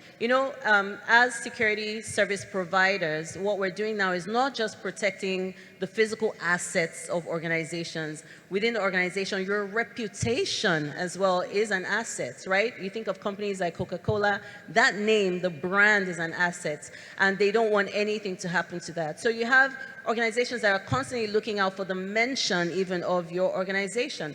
I know of one of our clients, for example, with the elections that we had, the election season, they were worried because their brand name kept being mentioned alongside a politician, and that was something that they were a bit worried about. So protection of even the reputation, which is the non-tangibles of organizations, equally important. So one of the things, I'm part of this organization called the Cybersecurity Experts of Nigeria, CSHAN, and there's something they do. They go around to various, SMEs rather, and they try to talk to them about cyber security, just the basics, all the things that you need to know, what your staff needs to know.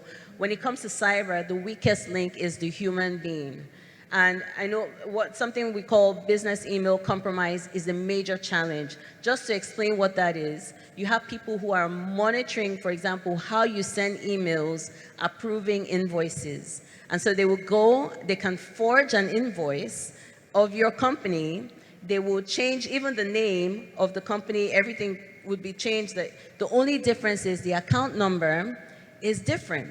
And they will send it to a client that's supposed to pay you. The client pays it to that email address, and just like that, the money is gone. We've seen it happen so many times. Why? Because emails were not properly protected. These guys who were monitoring could figure out your style and your tone of writing your email, and they were able to just compromise that, go in between, and get paid instead. So just conducting basic cybersecurity training for your staff is very crucial. It doesn't cost much. There's so many free online trainings, or you can find consultants like within CSHAN who are happy to come and put together a 30-minute presentation, security awareness training for your personnel, so that you at least are seen as putting mitigation measures in place. Thank you.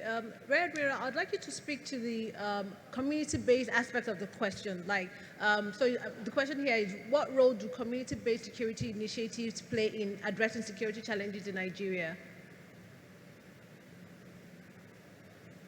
Well, the issue of community policing has been quite topical in the past and even today. But my personal impression is that it's twofold. Sometimes community policing could mean that you have a bunch of agberos that are trying to secure a neighborhood and leading to extortion and all kinds of, misdemeanors. But I think what community policing should entail is leaders of thought within the community coming together, teachers, the clergy, people of substance within the community, to nominate responsible young men and perhaps women who could come together and form a policing network to work with the police to better secure that environment. I don't think it has been done successfully in any one community, except for communities that are buoyant enough to employ guys like Wale and so. But otherwise, I don't think it has really worked. Well, we'll keep hoping against hope and keeping our fingers crossed, I believe. Okay, Bukola, I'm coming to you for this. How do cultural and social factors impact security challenges in Nigeria? And how can they be better addressed in security policies and initiatives?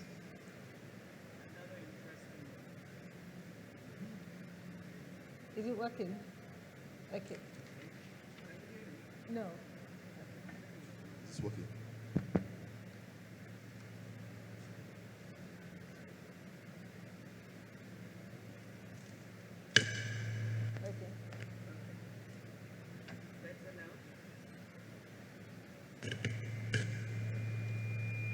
What do you want? Hello? Okay, excellent. So the question is on how social and cultural, could you take it again, please? Yes, how social and cultural factors impact security challenges in Nigeria. Okay. I'm sure we all know that Nigeria is a very diverse nation. So we have probably over 300 different ethnic and cultural groups in Nigeria. So we're very diverse in nature. But I think also that in our diversity is also our strength. So we need to just learn to work together as a community, learn to work together as a group of people. And in my own organization, we actually embrace that diversity. And what we do is then develop policies to help each of us learn to work together as a group. So it depends, really. I think policies and procedures can be put in place to actually help that. And that's what we really need to do. We need to continue to play to our strength.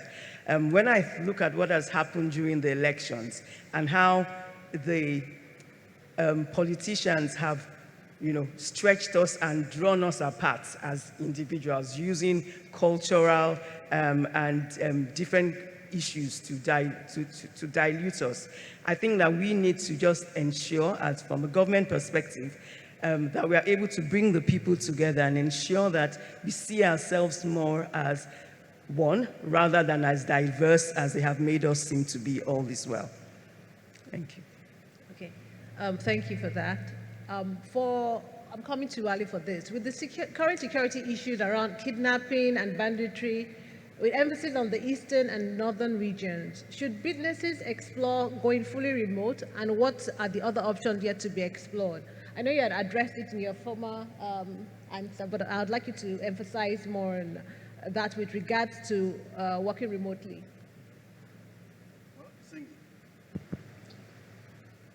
Fortunately, can you hear me? Well, unfortunately, not all businesses can you hear me? Yes. Not all businesses can offer just service. Some businesses have to just produce real products and take to a market. So from that perspective, we need to speak to businesses in its entirety. Whilst kidnapping has been going on in Nigeria now it's going onward 14 years plus. We had Boko Haram issue with us in Nigeria for 14 years plus. Prior to that, we had initial incidents in the Niger Delta about the agitation of the Niger Delta, and there was a lot of kidnappings in the oil sector and all of that. Did that stop business? No, it did not. But it meant that the risk was heightened. There were more critical issues to deal with in terms of security. There were more learning, there were more new things to learn. And also, organizations had to make adjustments. Let me speak from our own experience. In the early days of the Niger Delta crisis, we had operations in the oil regions. Initially, a lot of companies left initially. Quite a few of staff left. But gradually started coming back. Then we didn't have GPRS as a solution in the market. Then it became new systems evolved, technology began to evolve, and it became more difficult to actually kidnap without the ability of the state operators and civil operations to also trace and track. Now that, to some extent, allowed some operations to go on, whilst agencies also began to learn on how to mitigate and manage operations in those domains. Like I said, it doesn't mean that because there was kidnapping, every business had to stop operating. So as a culturally, or as a, because I want to speak from this business, this gathering is for business people, and to also think of business unusual. The entrepreneurs here who are young today and aspiring to expand the frontiers of their business. Now, you can imagine what happened in Maiduguri, for instance. Maiduguri, people forget that Maiduguri in the Northeast used to be the gateway for companies like Nestle, PZ, Unilever to carry the products right through to Chad and Nigeria Republic. And that was a huge market. So imagine that during the time when Boko Haram was at the worst operations there, it reduced the productivity of those businesses to some extent, and how they were able to sell the goods out there. But gradually, under that same situation, we began to find ways to operate and find the goods and products still pass through Maiduguri, right through to Chad and Nigeria Republic. It didn't stop the business. It reduced it to some extent, but after a while, it began to also recover lost ground. So for the young business person out there who maybe all he's doing is producing his garment, or is producing some candy or some products that he wants to sell to the Nigerian population across the country, you must find a way to operate in spite of the difficulty that insecurity has caused. Are there ways to do it? Yes, there are. When we talk of organizational resilience, it's about you taking the entire spectrum of your business, from your raw material if you're producing or if you're running a service, to the risk of people, your enterprise risk, your information asset, your static assets, your virtual assets, how you can build resilience around it, meaning thinking through what worst thing can happen and how you can continue in that operation even when your worst hit. So we need to, as business people, no matter what you do, begin to have the mindset that it is yet. That's why you do your personal and co in business, your political, economic environment, and security in business. We must find a way to run models that will make you succeed in an open and volatile world. And Tawa said something. Look, reputation is part of it. Today, you're talking of deep fake, talking of disinformation, misinformation. It's part of what our new world has become.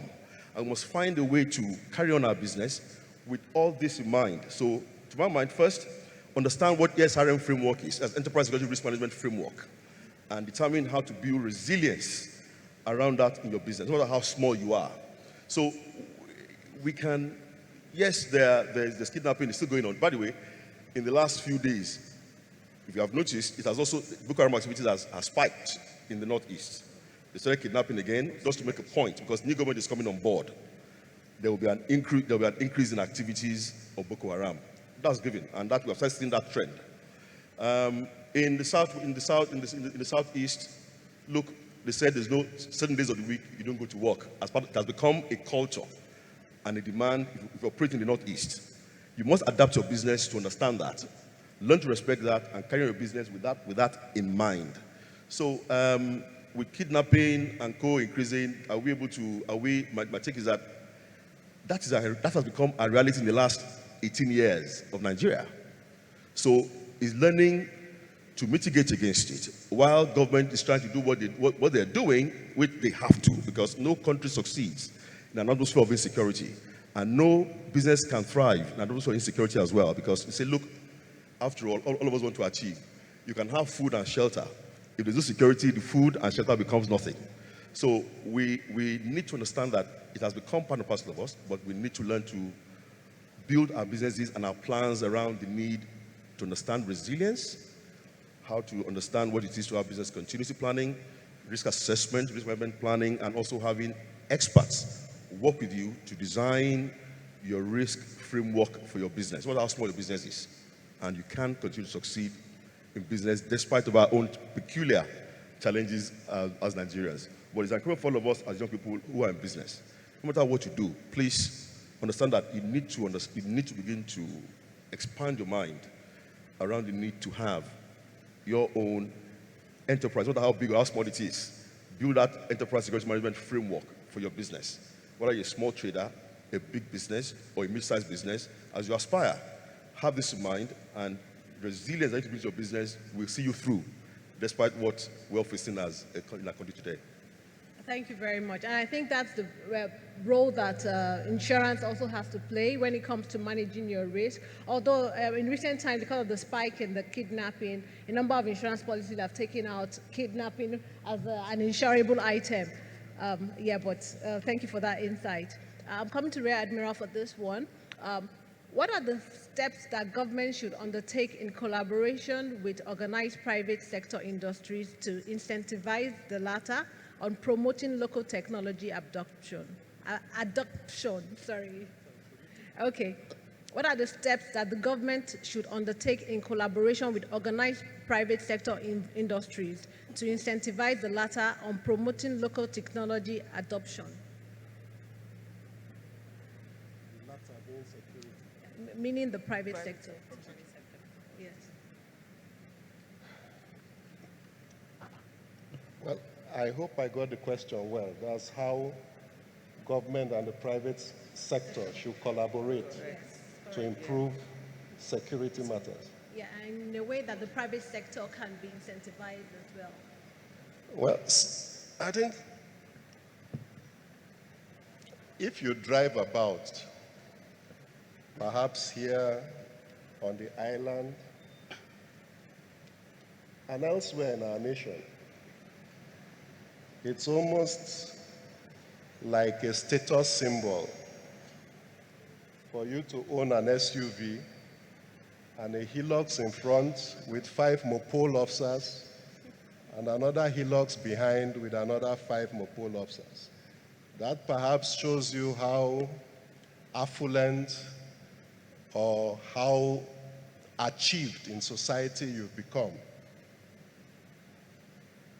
We have a police force that you run into money and you begin to think of all manner of malfeasance. I want to leave it there. Thank you very much, Admiral. This is going to be the last question because of time. Then I'll be coming to the audience. Unfortunately, I'll be only able to take 2 questions from the audience. So please get your questions ready. And this is for Bukola and Tanwa. And because of the current reality regarding e-design of the Naira, should policies in organizations be aligned with national policies? Take, for example, the effect of the Naira redesign and its impact on the banking sector as regards the safety of staff and assets. What are some of the proactive measures that organizations can implement when such policies are communicated to avoid future insurgents? Okay.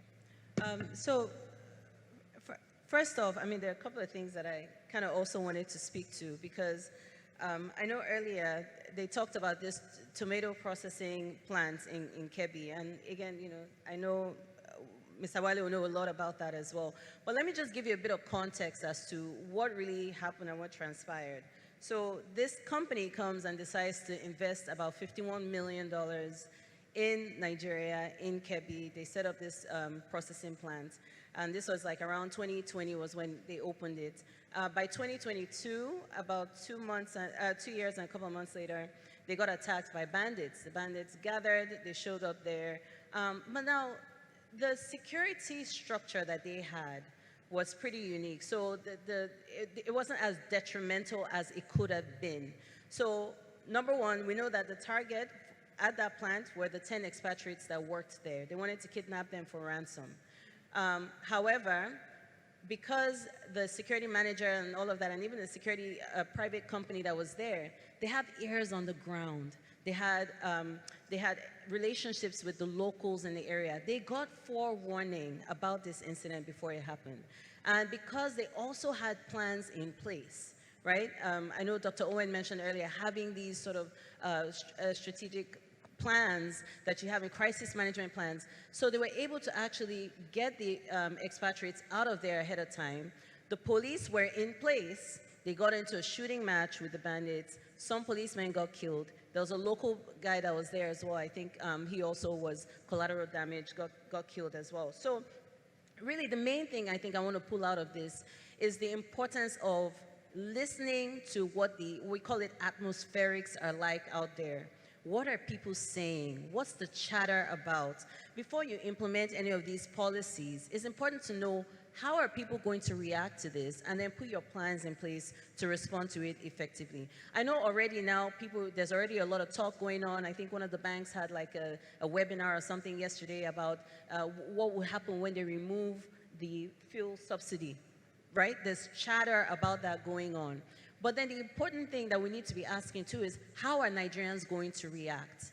And again, this was a question with the removal of this cash policy that they put in place.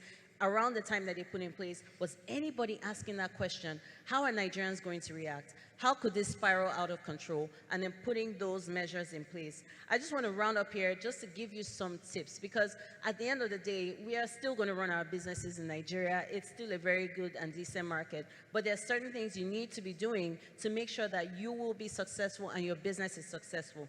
Conducting your risk assessment, asking those questions ahead of time. Before you set up shop, go there. Let me tell you something about stakeholders. Before any of these decisions are made, you need to talk to stakeholders. There's a reason why oil and gas companies, the Exxons, the Chevrons, they're still running their businesses in Nigeria.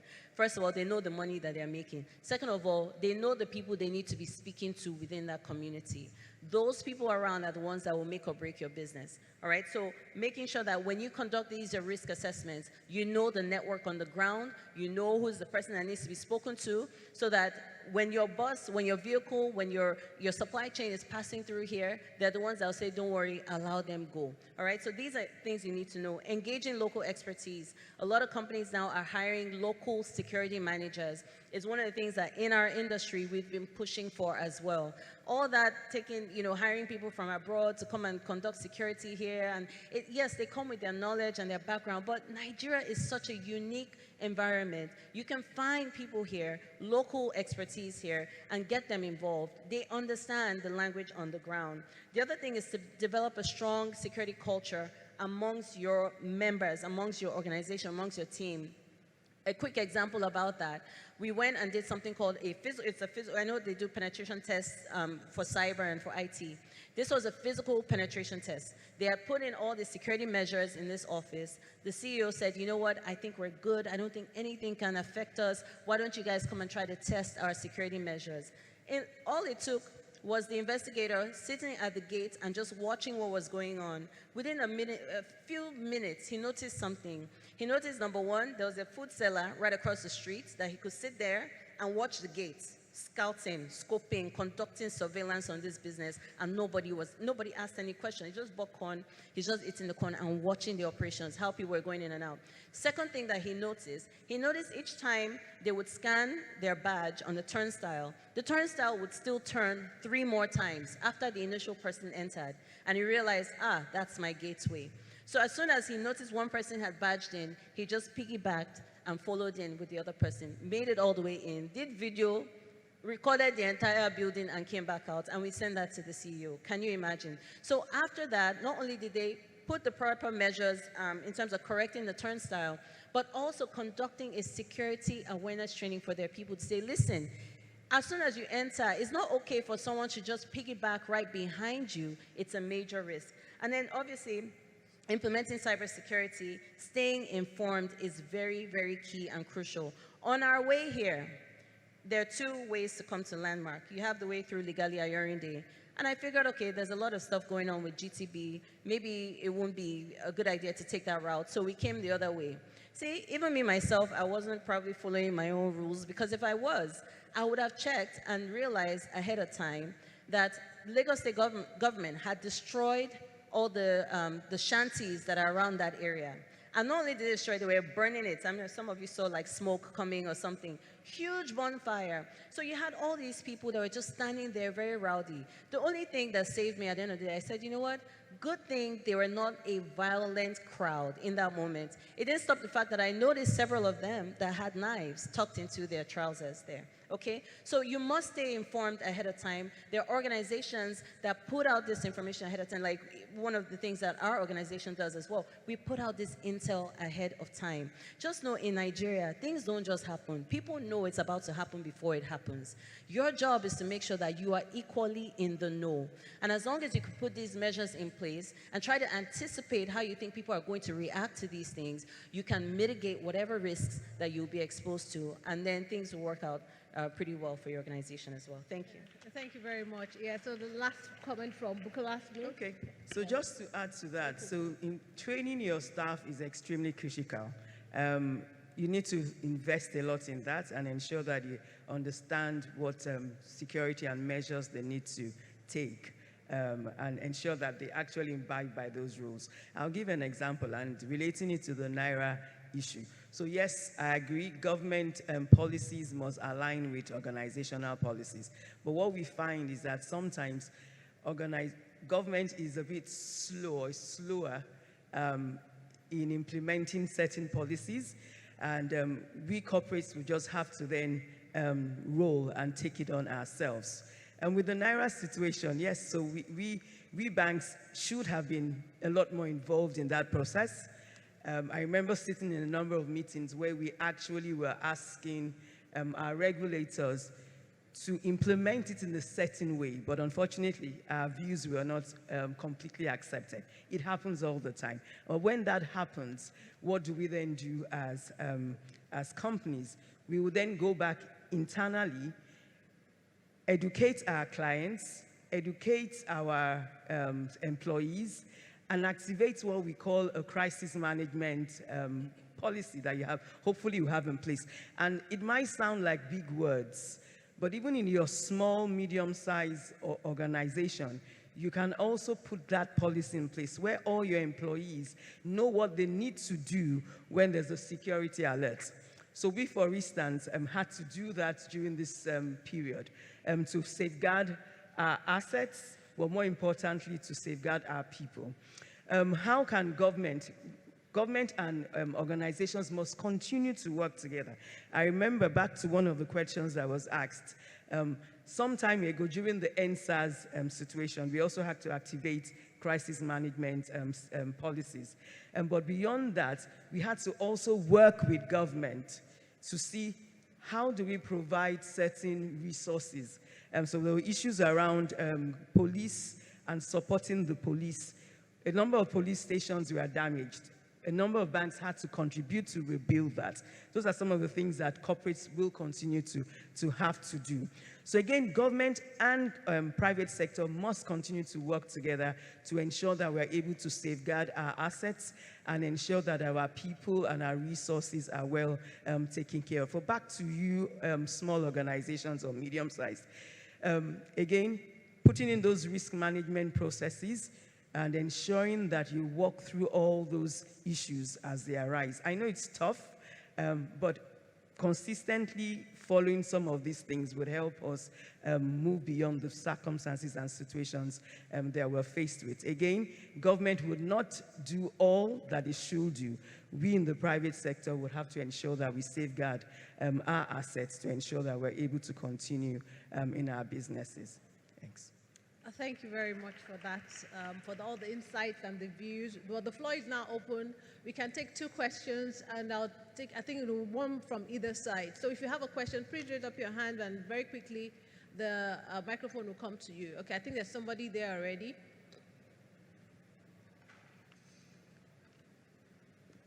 Good afternoon. Thank you so much.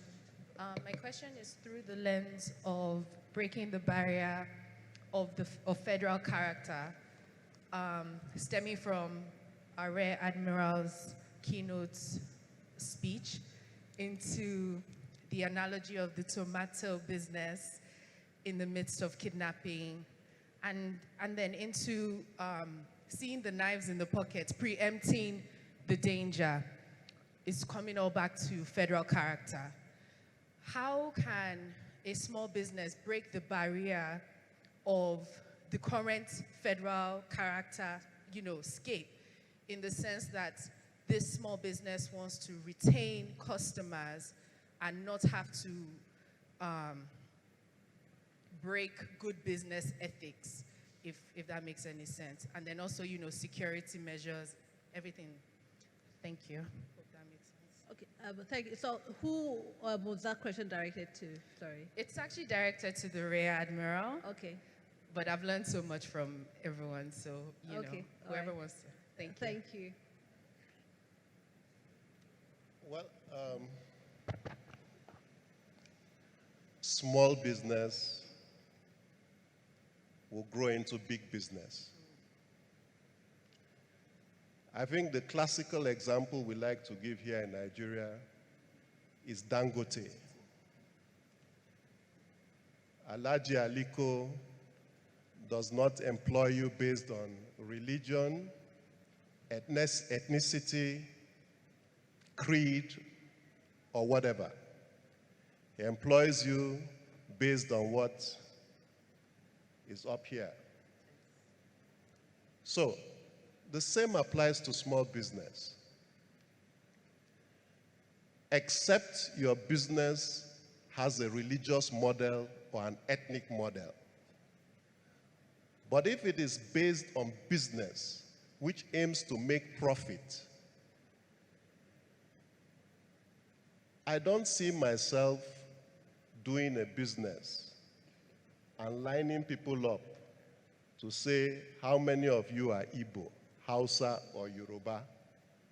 Most likely I'm going to go through your CVs and speak to those CVs that I think are intelligent enough and hire you to do a business. So be it small or big business, I think, look, we've run this thing since 1960. It has not helped us go to anywhere. It is time we kick it out of the window. I am an advocate for kicking federal character and quota system out of the window.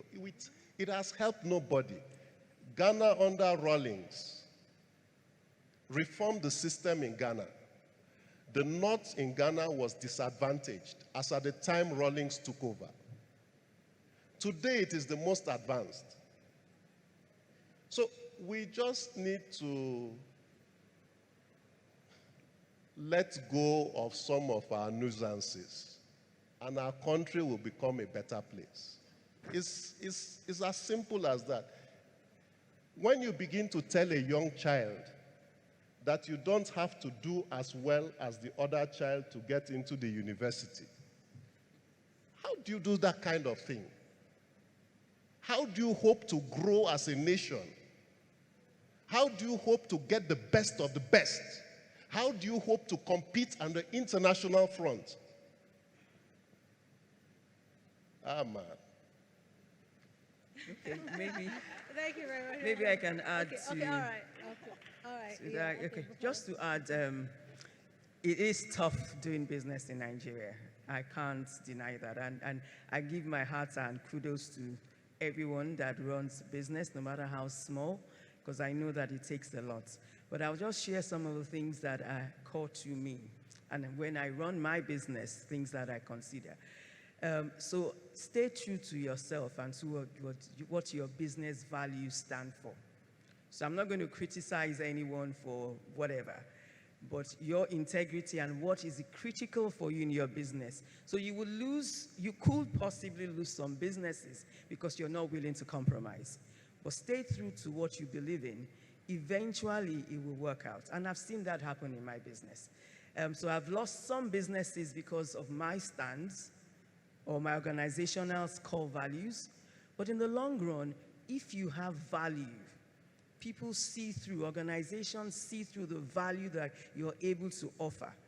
So become an expert in whatever field you have chosen to be in and stay steady at it. Stand by what you believe in. Eventually, it will pay off. It might take a long time, you will sweat, but I can assure you it's paid off in my organization. My organization has been in existence for 30 years, okay?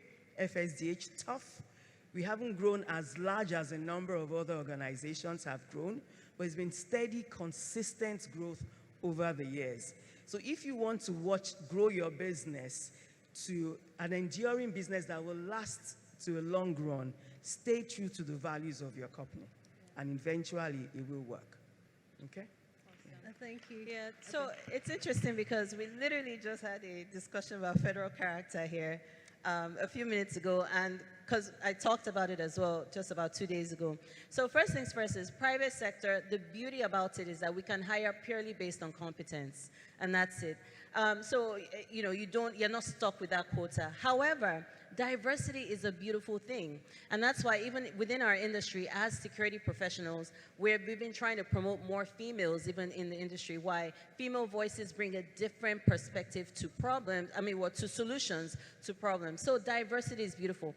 Also, because we deal with providing intelligence sort of alerts and reports to our clients, what that means is if there's an incident going on in Kaduna right now or in Zamfara, I need to make sure that the alert has gone out to our clients. I can't do that necessarily by just only hiring specific people from one region of the country. I need to make sure that I have sources on the ground within those areas. So you're going to need that diversity by all means. Now, the issue that I have with federal character, and so I'm so happy you could say, you're a rear admiral, nobody can disturb you after retired. Sometimes when we private sector people say things, people want to question you, but the truth is the truth. The issue that we have with federal character, I was saying earlier, I've been in practically all the intelligence agencies in Nigeria, and we've been teaching them about intel analysis, everything they need to know. Something that broke my heart, I think, when I first saw it, and I've seen it multiple times. You literally go there and it's like, okay, open up your computers, okay, open up Microsoft Word or something, and then you see someone struggling with switching on the computer or struggling with, Microsoft, and I'm thinking, how in the world did you get this job? You realize it's because of, possibly because of federal character. So my thing is, federal character is a beautiful thing, but there's a way that it should work better, which is, fine, I need to hire someone from Ekiti State. That's fine. Don't just say, because I need someone from Ekiti, you just take anybody. Get the most competent person from there. And I think that's how it would work better. So competence, I think, should be the core value in federal character and when you want to include diversity within your organization. Thanks. Thank you very much. Sorry, Roto, do we have your permission to take one more question, or we're out of time? We are out of time. We really are. Okay. Well, I think we can call Linda up to. Okay, Linda's giving the go-ahead. Say one more question. She runs this whole operation. All right, so that's fine. Go ahead, one more question. So, who else has a question? Good afternoon, everybody. Okay, so my question is directed to Mr. Wale, right? Yes, sir. I think it's safe for us to say the government has failed us to an extent in Nigeria, and that's why an average person trying to quote and unquote japa is saying, I'm trying to protect myself, security in Nigeria is, and all of that. So unfortunately, I'm trying to bring this home, like we're here for doing business in Nigeria. And an average person in Nigeria will buy security, will pay for security. We cannot sit down and wait for the government. That is why we get to hire people like your firm and other security private agencies to come to us. So the question is, it's bad enough that as a business person now, a small-scale business person, I'm not talking guys with policies and plenty money and all of that. I probably cannot afford a Hilux in front of me and behind me, like the Admiral said. But then I'm struggling. The least I deserve is safety, right? For the private guys, we've heard and seen cases where security guys are seen more like gatemen. You just open and close the gate. What security measures, or rather, what measures do you put in place when you're even recruiting these guys? Because Mrs. Tawa said something about, you need to even check, you're hiring these guys. Do you put any measures in place? Do you check about them? Do you know anything about them? You gave an example of what happened in Tiwa Savage. Obviously, it was an internal information or something. We don't know. So as a private security agencies, what are your measures? What do you do? How do you even penalize these guys? Because sometimes it goes beyond just opening the gate, sitting in front of the CCTV. Like you said, getting information before it even happens. So what are the measures you put in place when hiring these guys, when even, posting them to organizations, and what are the consequences, and how do you hold them responsible for matters that happen? Thank you. Thank you very much. First and foremost, it is the responsibility of government to provide security for its people. So government exists to provide security for its people within its territory. So for individuals, for businesses, principally government functions to do that. That's the principal responsibility of government. Sorry, to now answer what we do, we are a 30-year-old business. We started our business with 20 people as a man-guarded business. Today, we are a 25,000 strong business, having developed competencies with young Nigerians beyond what you see as man-guarding today in strategic areas of safety, risk mitigation, and security for virtual assets, physical assets, marine operations, strategic security, and tactical. So we started by having the first training institution in Nigeria that is privately owned, modeled on the best global standard that you can find to train our people. We're the first to start background check, verification of everyone we employ. That has grown to become a business on its own over 30 years. We provide telematics solutions for organizations and people. We do not just serve only very strategic or big companies. For individuals as well, we've understood that security is a need for everybody, but not everybody can afford security that private sector offers. But within the kind of what we do, we recognize that, to answer directly, when we deploy people to your business, one, they're trained.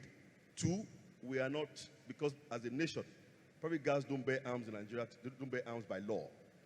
But we have those that provide that support to us legitimately within operations that are complex and that we cannot manage with civil operations alone. But you know, we also do not expect to send people to you. That's why if you start our industry, there are three categories. There are what we call Tier A, Category A companies, Category B companies, and Category C companies. You will not see a Category A company deploying people that are not trained, that are not verified, that are not background checked, that we cannot respond to. When I mean respond, it means that anywhere they are, we see what they do virtually. They're connected to a central command, no matter where you see the people. And if any, because look, human beings can always misbehave. If they misbehave in any form, I can tell you for free, in our own business, or category business, we will restore and respond. Anywhere they are in Nigeria, we bring them. So it's a very serious business, and it's not a business that, Nigeria, people go to business because you think you can make money there. We started this journey 30 years ago, and it has cost us an arm and a leg to be able to become a national business. In a sane society, companies like ours will be a national signpost to take across Africa as a Nigerian brand in that space that should be doing exploits in our continent. You need to understand our operation, because I can't say all of that here. We have 8 operating companies, all within safety and security space, from man guarding to electronics and telematics, to cyber security, to maritime operations, to critical project operations in complex, in mining, in oil and gas. So it's a complex operation, and anybody can do that today. That's why I came here, because I'm starting to speak to people who I think are starting business.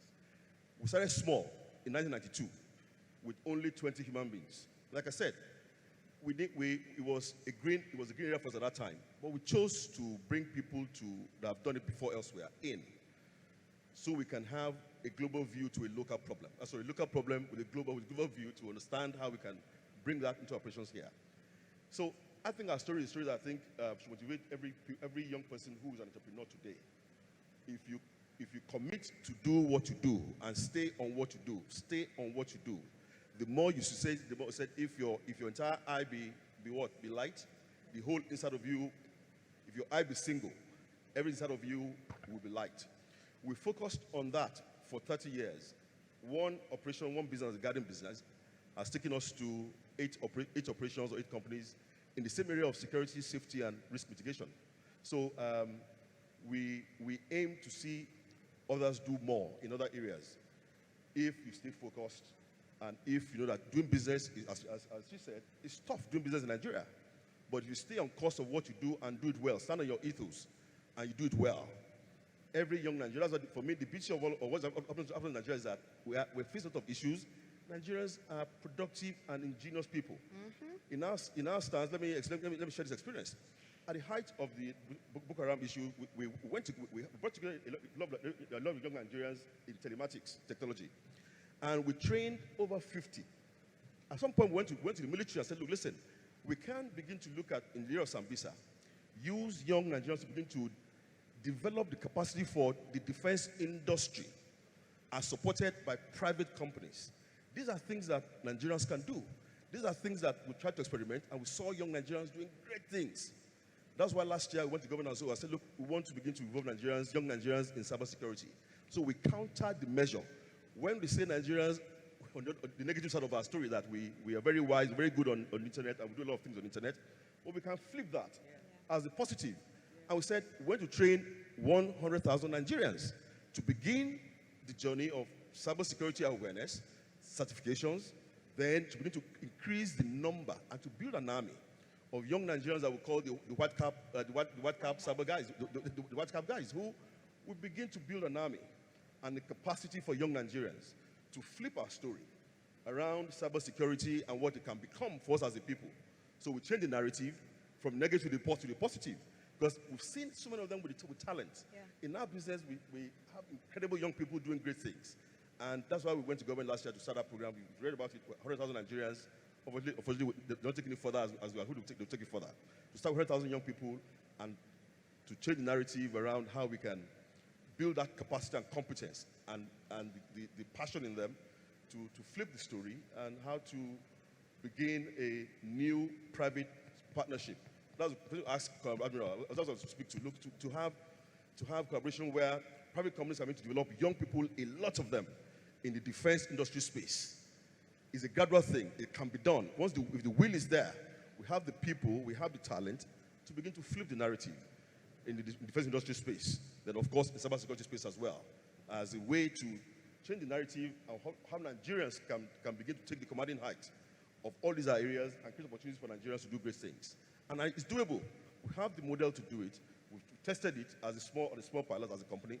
It can be done incredibly well.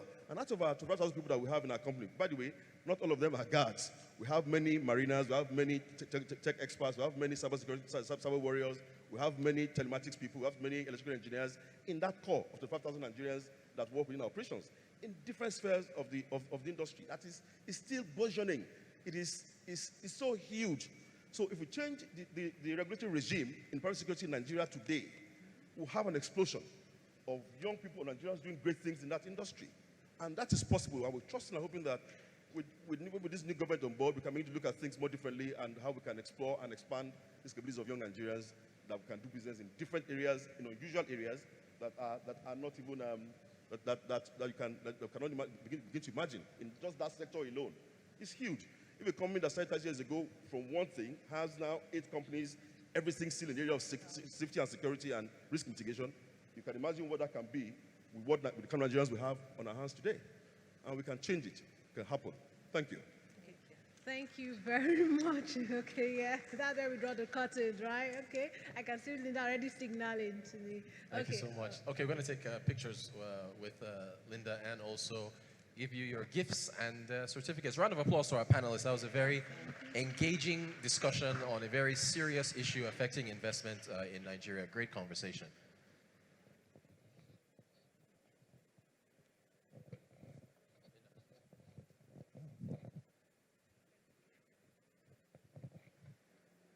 That was a very insightful session. So thank you very much. I'd just like to say thank you for honoring our invitation and for sharing the insights you have shared with us today. And we always say this, we hope to see you again next year when we extend an invitation to you. We wish you would say yes. Awesome. So can we have...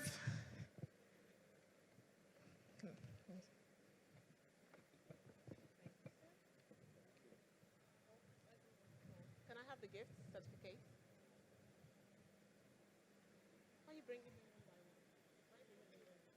Okay, so paparazzi, are we ready? Awesome. Okay.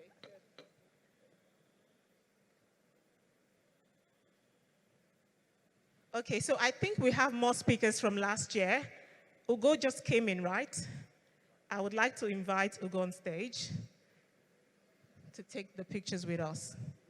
We've been doing this with our past speakers, so don't worry, you're not the first. I see you looking scared, Ugo. Please join us on stage. Thank you very much.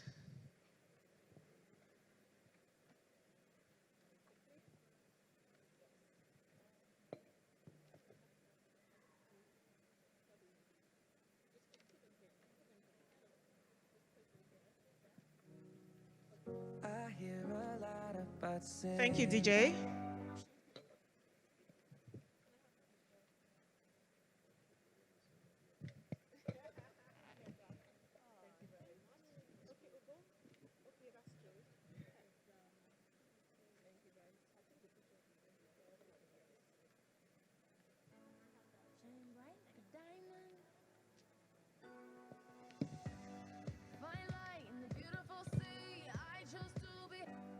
Shine bright like a diamond. Shine bright like a diamond. Fine light in the beautiful sea. I chose to be happy. You and I, we're like diamonds in the sky. You're a shooting star, I see, a vision of ecstasy. When you hold me, I'm alive. We're like diamonds in the sky. I knew that we'd become one right away. Oh, right away. At first sight, I felt energy, a sun rays. I saw the life inside. So shine bright tonight. You and I, we're beautiful like diamonds in the sky. Eye to eye, so alive. We're beautiful like diamonds in the sky. Shine bright like a diamond. Shine bright like a diamond. And to our amazing moderator, we'd like to say thank you as well. It seems like I'm being partial, right? Priya and I were in school together, so you can understand why I'm being partial, yes. Manchester Business School, yes.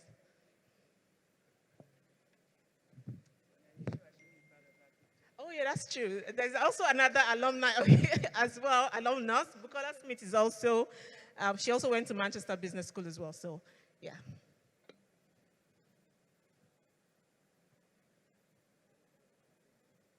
Awesome. So can we have a group picture, please? Yes.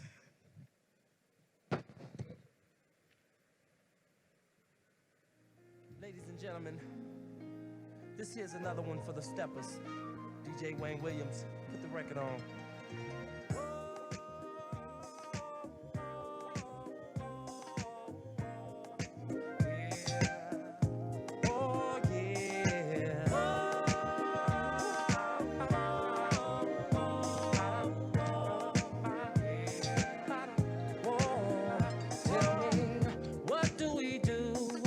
DJ's playing our favorite groove.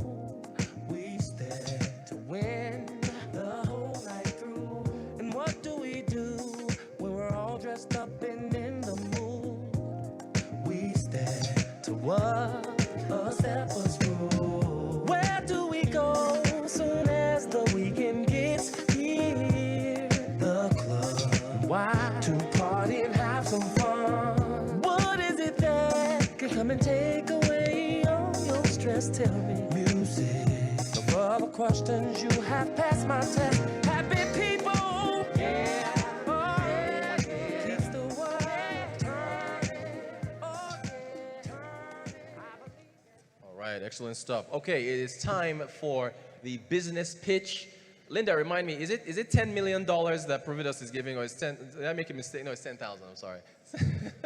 It's time for the business pitch, and we're going to have a number of entrepreneurs that are going to be pitching their brilliant ideas. Always hard to pick a winner, because every time I watch one of these things, all the ideas are good, because we've got smart people in this country. So, we're going to have our pitch. The judges are ready, and this promises to be very, very interesting indeed. Always love seeing ideas for business. So let's get ready for that.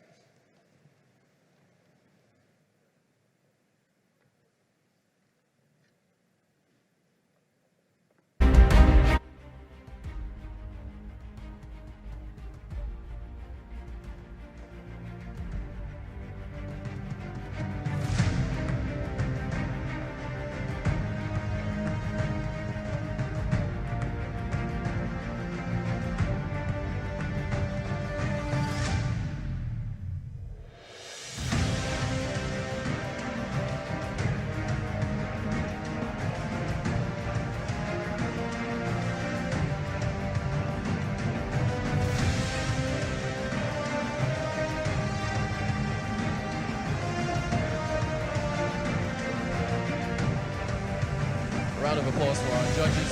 Round of applause. Thank you so much.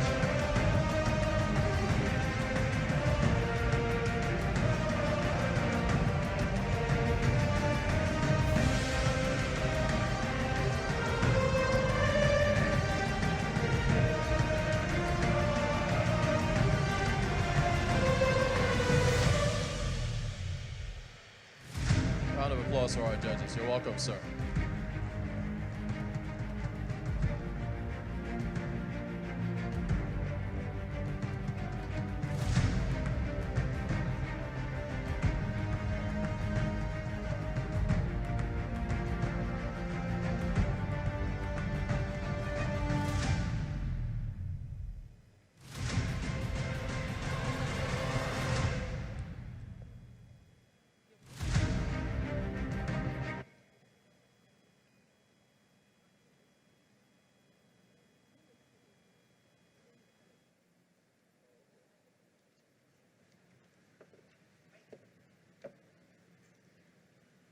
Good afternoon, everyone.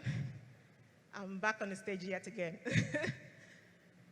I would like to just talk very quickly about this segment. Remember, in the earlier conversations we've had, we did mention that everyone is important when it comes to developing and diversifying the nation, right? It's not just the duties of the government. Everyone, entrepreneurs, all key stakeholders, including yourselves. So this is our own small way of supporting small businesses and to also empower people who are looking for opportunities to showcase their innovative ideas to the world, right? So we received close to 30 applications before the deadline, or as at the deadline, the 31st of March. And we had an independent body review the applications, and that's Angela. Can we please have the logo of Angela on the stage? I'll call the MD of Angela to come on stage. But before I call him, I would like to briefly mention that we have 4 businesses that we're pitching live. And at the end of the pitch, our judges would advise who we should invest in, because we're all partners, correct? You're part of our growth. So the prize, the grant is 10,000 USD, and we're hoping that in subsequent years we can do more with more sponsors. So this segment is sponsored by Providus Bank, so we'd like to have a round of applause just to encourage exactly more sponsorship. So I would like to invite Ifani, yes, to come on stage and talk about how these businesses were selected. Hi, everyone. Just a quick clarification before I go into presenting the framework. We are Angela. Angela is a corporate innovation collective. So we are a group of leaders, professionals who have come together to mentor and provide access to startups to our professional network. So what I'm going to do is just to present the framework. So the first one, relevance. What we're measuring here, or what we measured the submissions that we got against is the degree to which this idea or product is solving a real problem or even probably creating a market. The second one is impact. And in our framework, we measure impact against 3 R's. The first R is the reach, which you can look at as scale. How scalable is this idea or initiative? The second one is the market size. So the second R is the market size in terms of revenues. What potential size of revenue could you actually get at scale? And the third R there is recognition, right? How innovative is this idea? The third component of our evaluation framework is maturity. Here we are looking at the market where this idea or startup is going to be operating in. The external factors, regulatory environment, access to talent, access to knowledge. Is the market mature enough to support the growth of this idea or initiative? The fourth one is, like I said, ease of implementation. This idea, when it gets rolled out and it gets deployed, would it be easy for the startups to be able to scale and implement the idea in a profitable way? The last one is clarity of thought. So how have the startups, the ideas in their pitch deck, how have they presented their idea or the initiative in a very clear way that is easy to grasp? On that note, I will hand over to Rotus. All right, best of luck. A round of applause, please, for breaking it down. Okay, our first entrepreneur up first. Her items are already on stage. Oluwakemi Akorede. She is the Chief Executive Officer of NutraBoom. Stage is yours. Round of applause, please, for her.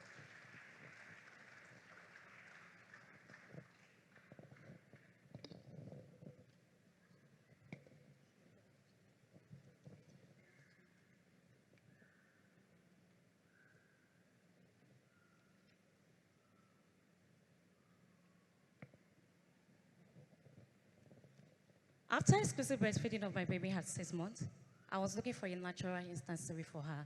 I checked some of the supermarkets. I couldn't find what I wanted. What I really wanted was a cereal that is beyond grains and fruit.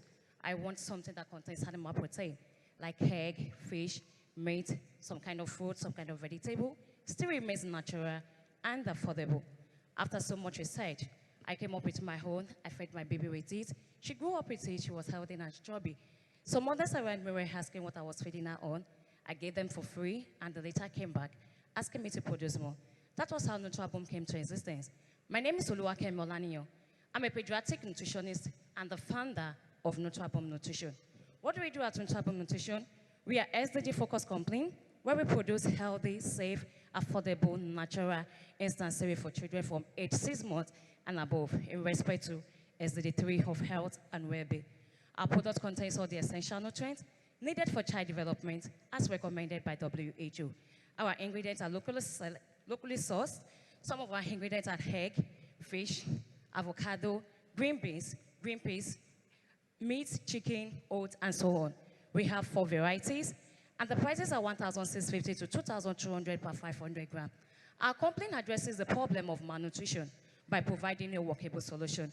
And our innovation is in its unique combination of technical science, dietary standard, and the use of poultry foods in formulating our product. Our mission is to be the leader in the preparation, formulation, distribution, and sales of high-quality natural cereal.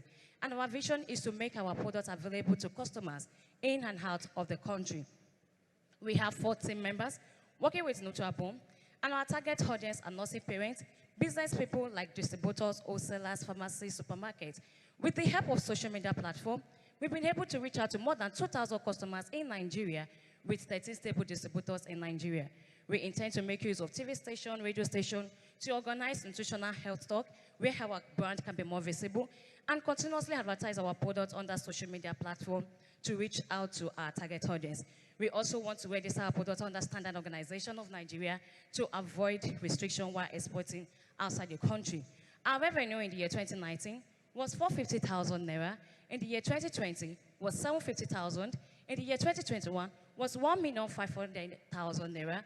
In the year 2022 was 5,550,000 naira with a net profit of 1,575,000 naira. The competitive advantage of Nutraboom is in 500 gram compared to many of the series that are in 350 gram. As you can see, Nutraboom is a balanced diet cereal because it contains all the classes of food. Nutraboom makes a child add weight. Nutraboom also helps a child to get used to family food in no time. Why do we need this grant? We need this grant in order to purchase machineries that will enable us to produce in large quantities and meet up our customers' demand, as our demand is higher than our supply. Also, it will enable us to employ more staff in respect to SDG 8 of decent work and economic growth. I believe in the next 5 years, if all the necessary equipment are readily available for Nutraboom Nutrition, Nutraboom Nutrition will not just be an household item in Nigeria, but across the world. Thank you.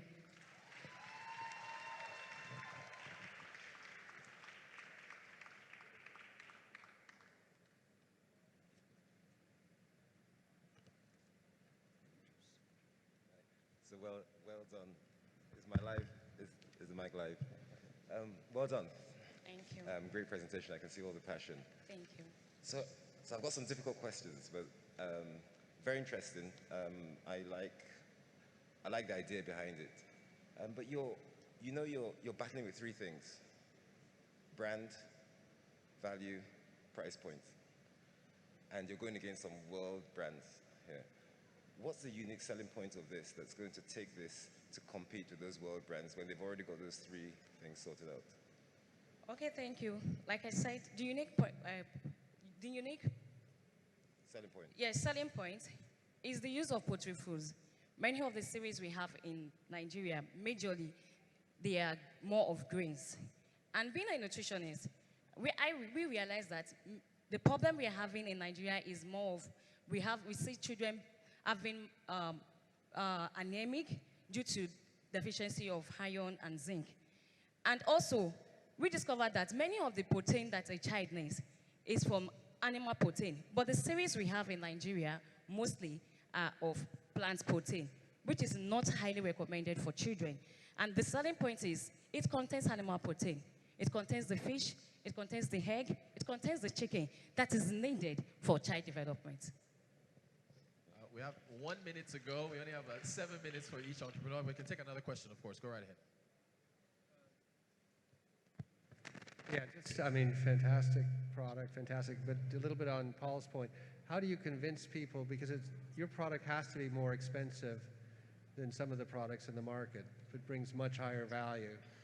How do you communicate that to your clients, to your distributors?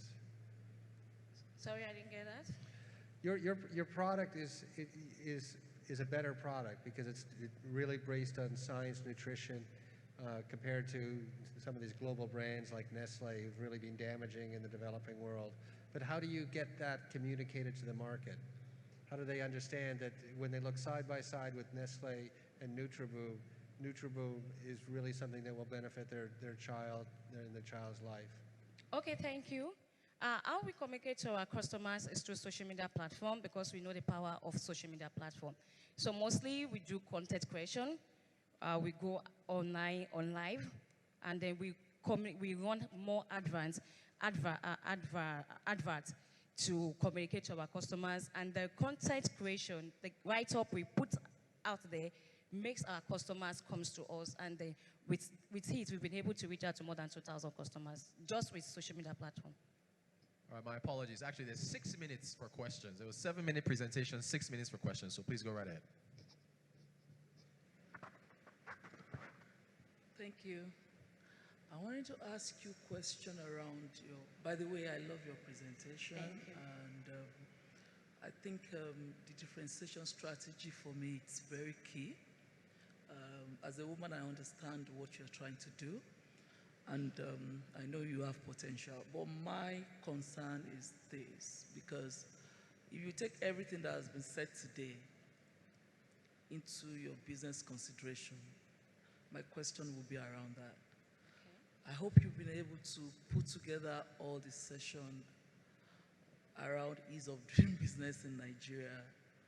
So in your business plan, how have you inculcated sustainability of your growth?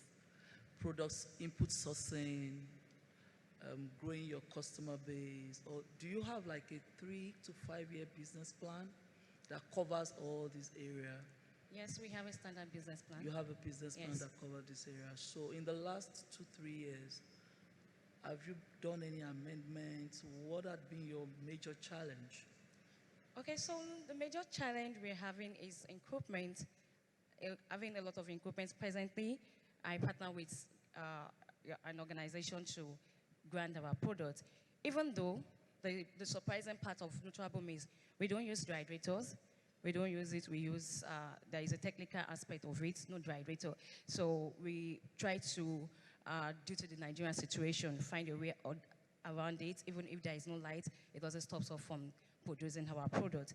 But we partner with presently partners. So presently, the major challenges we are having is equipment and then more visibility, which we know that is just, we're just starting up. We started 2019, October. So with the improvements with the winnings we've gotten, the pro bono branding marketing that we've won has enabled us to be more visible to the market, and we are pitching up to, and that is why we are here. Are you done with all your regulatory Yes, approvals? it's NAFDAC certified. All right, thank you. So what brands do you actually compete with in terms of natural content? In terms of what? The natural content of your... Okay, the natural because content. Your USP is your natural content, yes? Yes, presently we have a farmer in Ibadan that we partner with. No, who do you compete with? Who are your competitors? Okay, with our competitors, colorful giggles and so on. But what makes us different from them is the use of the poultry foods and the kind of ingredients we make use of. Most of them are not making use of the ingredients we are making use of now. So as a customer, right, out there, and to be fair, I'm not as educated on this as you are. I see Nestle products, and on it, they've spent billions of dollars on research and development, and they say this is the best thing for your kid, right? Then I see your brand, and you have a lovely story, but there's no brand. I mean, I don't know where I'll go. I'm likely to go to Nestle. So the next thing I'll judge is price point. So what's your price point compared to Nestle? Okay, the pricing point is lesser than Nestle. Nestle is quite expensive. And what we are going to now, many of us, many mothers actually understand that natural foods are the best. No preservatives, no artificial colors, and that is what the world is going to. We are going back to the basic, and that is what we are trying to do, to provide the basic, to provide it in natural form. So when it comes to all our competitors, most of our competitors, they do preserve their products, and they have artificial colors, and which has some adverse effects in a child, not now, but in the nearest future. So price points. So give me some percentages. The price? Yeah. So it's 1,650. Sorry? 1,650 for distributors. Then for retailers, it's 2,200. And when you see series outside now, mostly for Nestle, they are 3,035. Going upward, we have the one of 7,000 as well. How do you move it around? How do we move around? How do you get it to your customer? My what? How do you get it to your customer? How do you get the product to your customer? Okay, through logistics company, we partner with GIG. We have a dispatch rider within Lagos. We make use of dispatch rider in Lagos. But outside Lagos, we partner with GIG just to, what's called, we register on for way-bill, and then, so way-bill or delivery is subsidized. And that's all built into this price? Yes. So Are you working with any social group for your advocacy for the advocacy of your product? Yes, we do. We do work with social groups.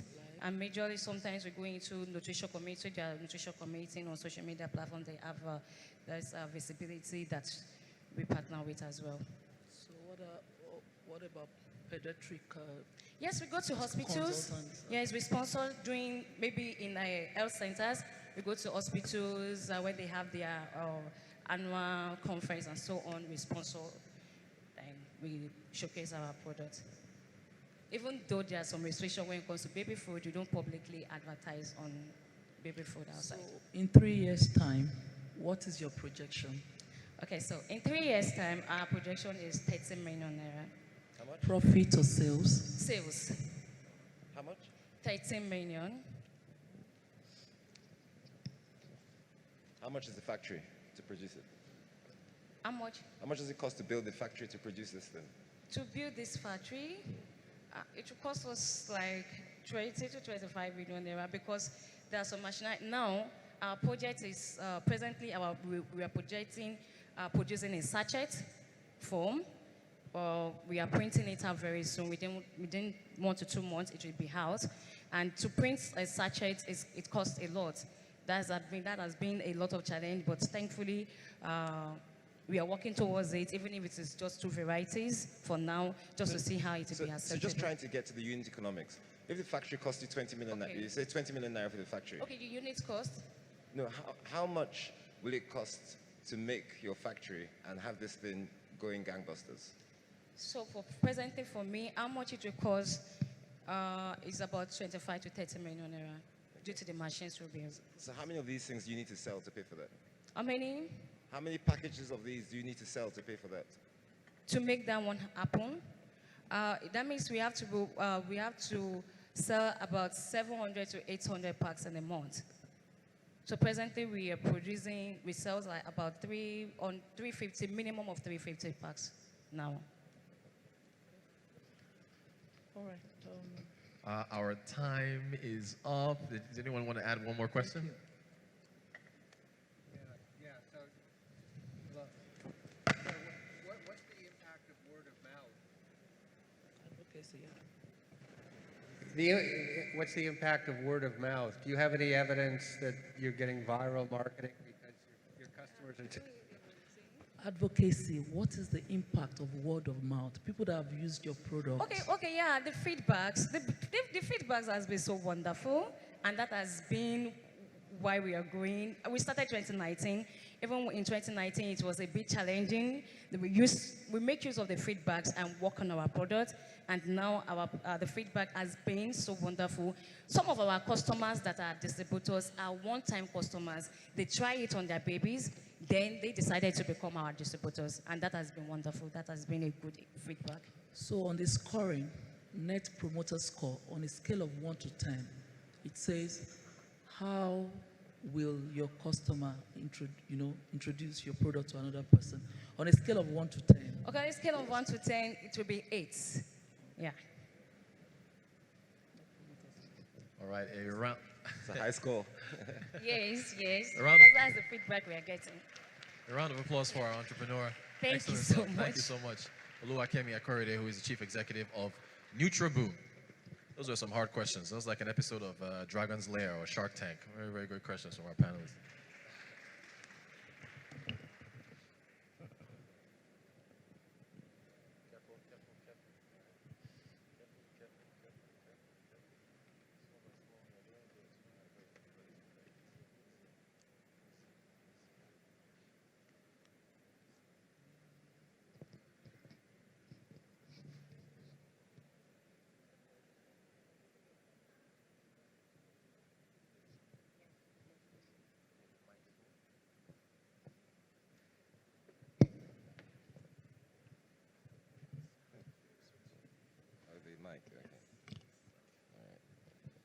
Okay, up next, both of them were flipping coins to see who would go first, and they told me to just randomly pick.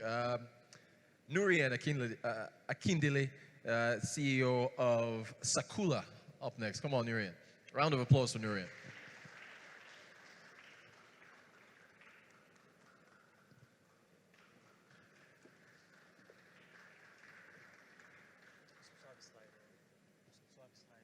Okay, Nurian has slides, so I hope just one slide, yeah? Okay, so he's got one slide. Hope we can put that slide up. Okay, there it is on the other side, Nurian.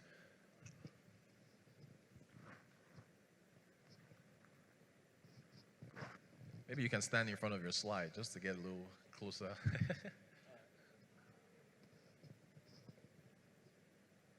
All right, well, it's on this side as well, so you can take your pick. Well, keeping you on your toes. Keeping you on your toes.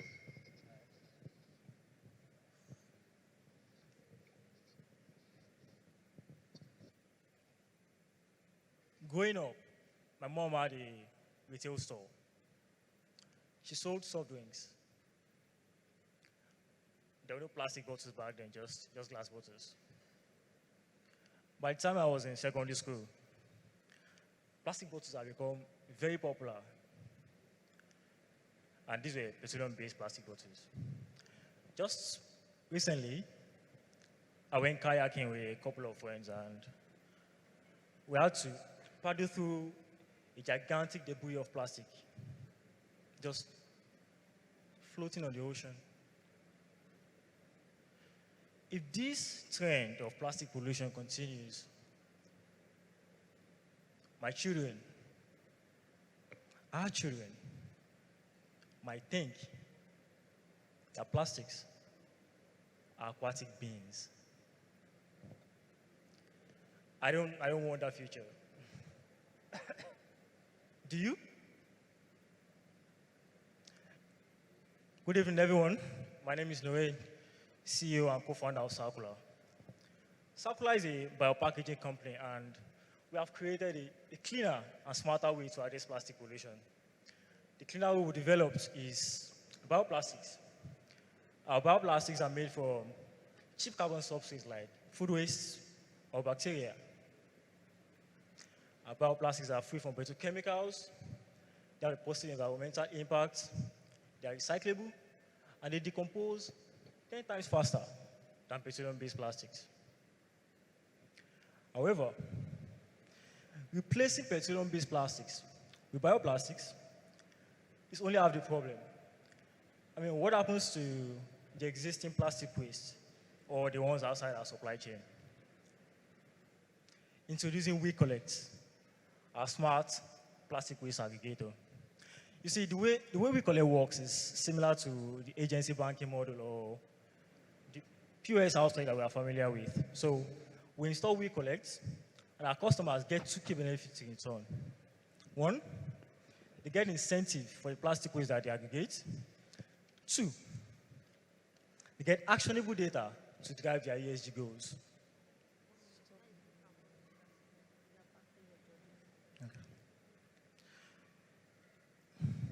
We serve a variety of customers in various industries, from the pharmaceutical industry to the cosmetic industry to the FMCG. Right now, our customers are based in Lagos and Ibadan. That's what we are focusing on. Our serviceable addressable market is huge as well. It's currently estimated at $115 million, expected to grow by a CAGR of 8% by 2030. Nigeria's environmental policies also support our actions. For example, in 2020, the Federal Executive Council, they approved the national policy on plastic waste management. Now, the goal of this policy was to transition Nigeria from a linear economy to a circular economy. In 2022, LASEPA, that's Lagos State Environmental Protection Agency, they banned the use of PET bottles within their premises. The private sector is also supporting the replacement of petroleum-based plastics with alternatives. For example, around mid last year, Providence Bank launched Nigeria's first ever eco-friendly debit card. Thank you. We have an amazing team building these amazing products that we have. My background is in engineering. I have over 5 years of corporate experience in environmental sustainability. I've worked on various projects with several international organizations like the World Bank or International Finance Corporation. Our Chief Sustainability Officer is Sharif Aliyu. He has a master's in sustainability from Newcastle University. and he's also the Director of Sustainability at a leading ad tech company in Nigeria. Our Chief Financial Officer is Abraham Patrick. He has over 7 years of corporate experience in finance, and he's also the head of structured finance in Boston Advisory Group. Our Chief Operations Officer, who manages all our manufacturing operations, is Umar Usman. He has over a decade of experience in plastic manufacturing, and he was a former team leader of factory operations at Nigerian Bottling Company. On our advisory board is the amazing Sabayomi Ali. Sabayomi Ali has over 30 years of corporate experience, and he's currently the manufacturing director at Unilever Nigeria. So far, we have raised $25,000. We have sold 7,000 units of our bioplastics, and we are in discussions with community stores to install WeCollect, our smart plastic waste aggregator. We have impacted the lives of over 50 Nigerians through our manufacturing operations, both in the office and in our factories. Our goal is to improve this number to 1 million Nigerians by 2025. We forecast a 150% year-on-year growth, and by 2025, we are currently raising funds to standardize our operations, increase our production capacity, and strengthen our marketing efforts. So, at Circular, we are tackling the problem of plastic pollution right from the root. We are incentivizing and digitizing plastic waste aggregation. So, if you want to keep the look of your product's packaging, but switch the environmental impact, call Circular. If you want to smoothly transition to sustainable packaging without sacrificing product performance, call Circular. Like the theme of this event, we are tackling plastic pollution from the roots. Join us in breaking the barrier to a sustainable and eco-conscious Nigeria. Thank you.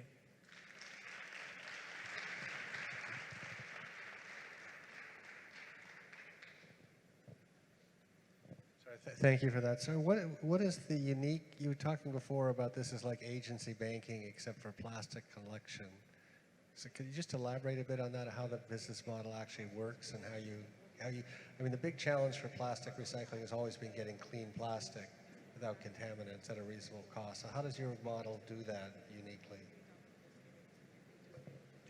Do you mean how do we get the plastics cleaner? Yeah, how do you source the plastic? Exactly. So, we can install WeCollect in, say, a small community store like OK & Sons, or a large multinational like PZ. So let me start with the multinational. For PZ, for example, PZ gets two things. They get actionable data to drive their ESG goals, because what WeCollect does is it tracks the amount of plastic that you actually put in it. We have the things in it, the electronics in it, the kind of compaction it has, ensures that you can know the weight of the plastic that you put in it. So the way we're envisioning for it to work, that is still in piloting. What we've actually been selling is the bioplastics. WeCollect is in pilot. So multinationals have lots of employees. And all these employees, actually in Nigeria, an average Nigerian generates 0.3 kilograms of plastics in a day. If we multiply that out, that's about 25 million tons of plastic waste in a year for entire Nigeria. So all the employees in the company, instead of dumping their plastic waste just in the waste that maybe that Loma takes away, they put it in WeCollect. That way the company can track the amount of plastics that they're actually aggregating. The other thing it does is, you can actually know the amount of carbon emissions that you mitigate with that, because you know the number of plastics that you take, and then you can multiply that number out, actually have that number there, say, okay, this year we saved this amount of plastic, last year it was this. You can track the trend. Nurian, sorry, just for transparency, a piece of paper was given to you during your presentation. We just want to make sure that we weren't giving you any undue advantage. You mind reading that just to make sure, please? I put it somewhere, sorry. Okay.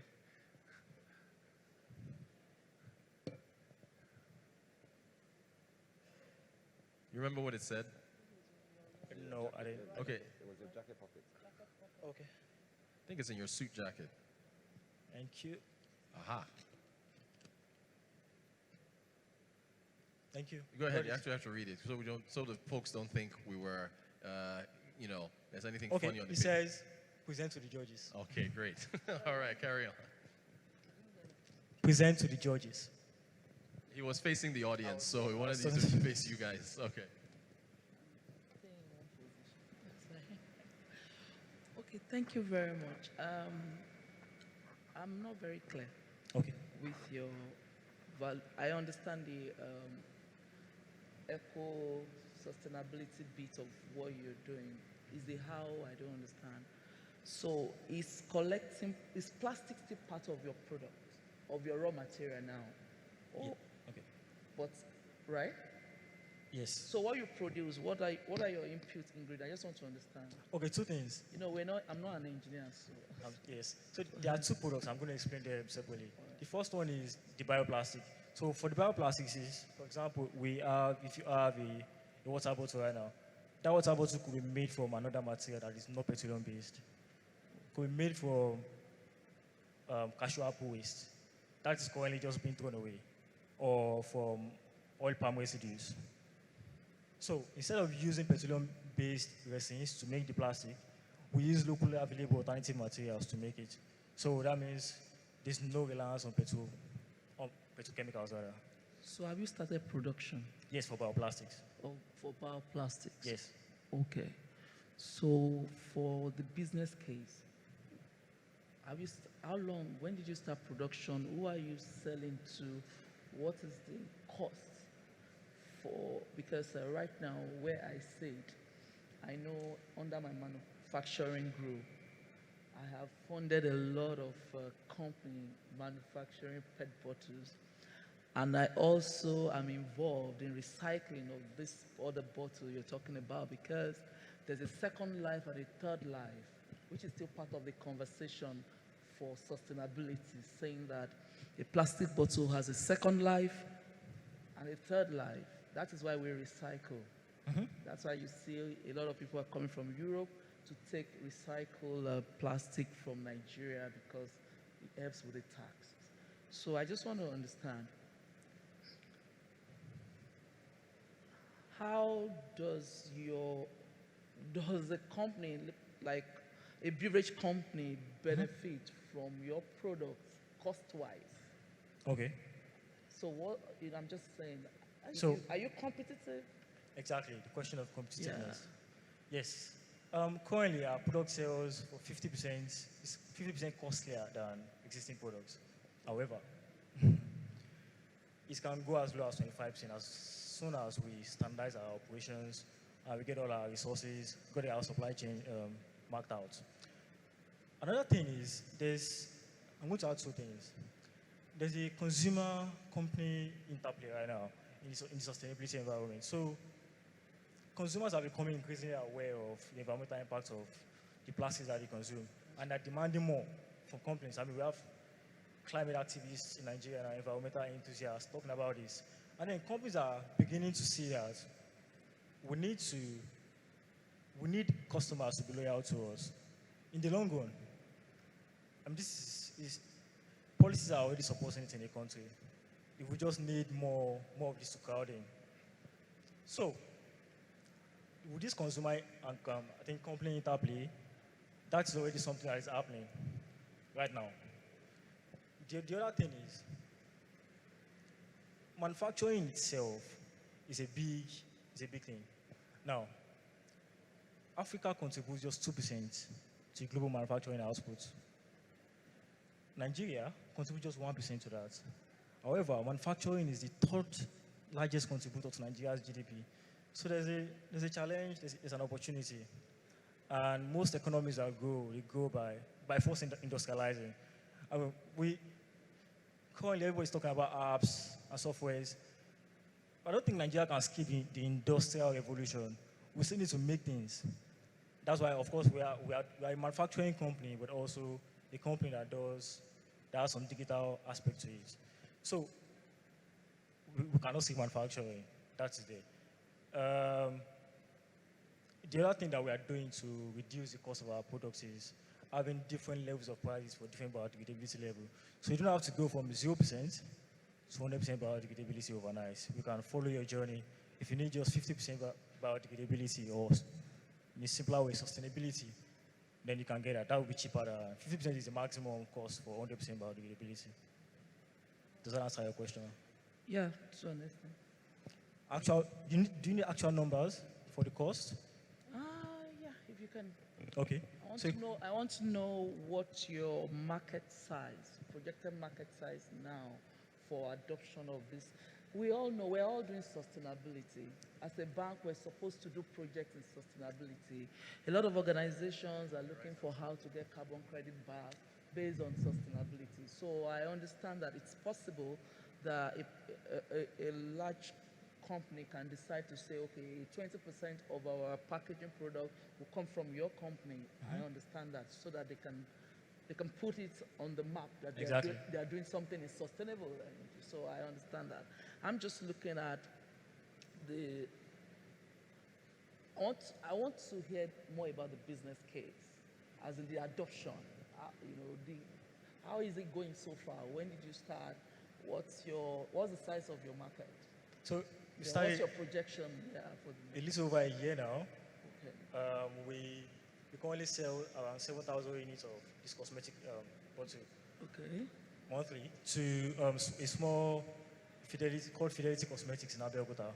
So they produce cosmetic creams, facial creams for women and perfumes. So we currently supply these products to them for packaging.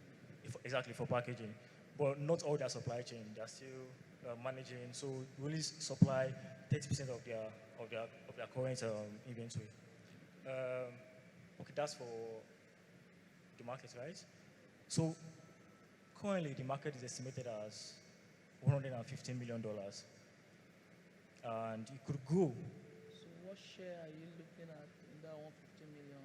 Around 1% of that, around $1 million, yes. Okay. Over what period?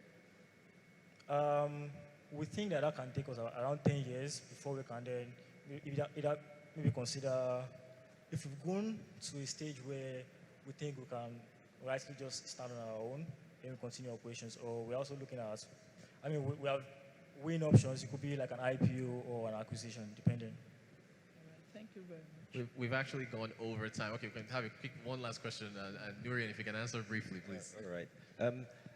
Look, I'm trying to understand whether this is a niche business or a mass market business. Because ultimately it has to make money. Nigerians have bread and butter issues. And if it's a niche business, it's a tough one. So I get it.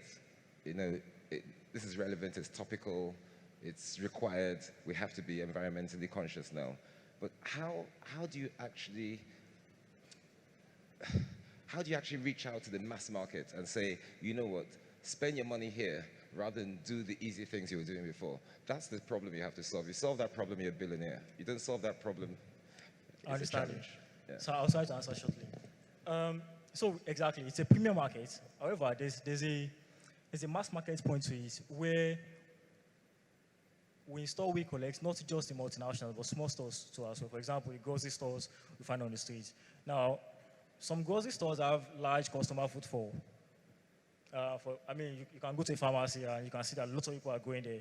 Now, instead of all the plastic waste that comes out of there just being dumped, We Collect can solve that, and that's a mass market.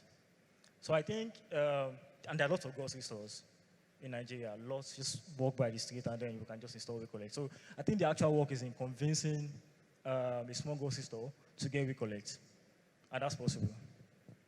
Thank you. Dr. Nevin, did you want to add one more? No? Okay, all right. Round of applause for Nurian. Thank you so much.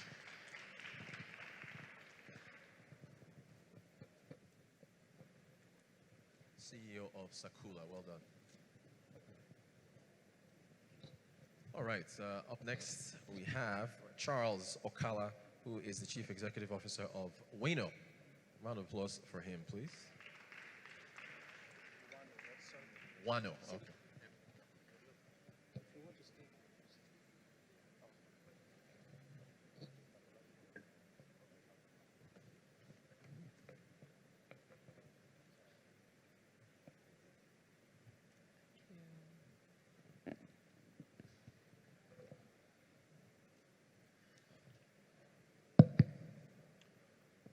Good afternoon, ladies and gentlemen.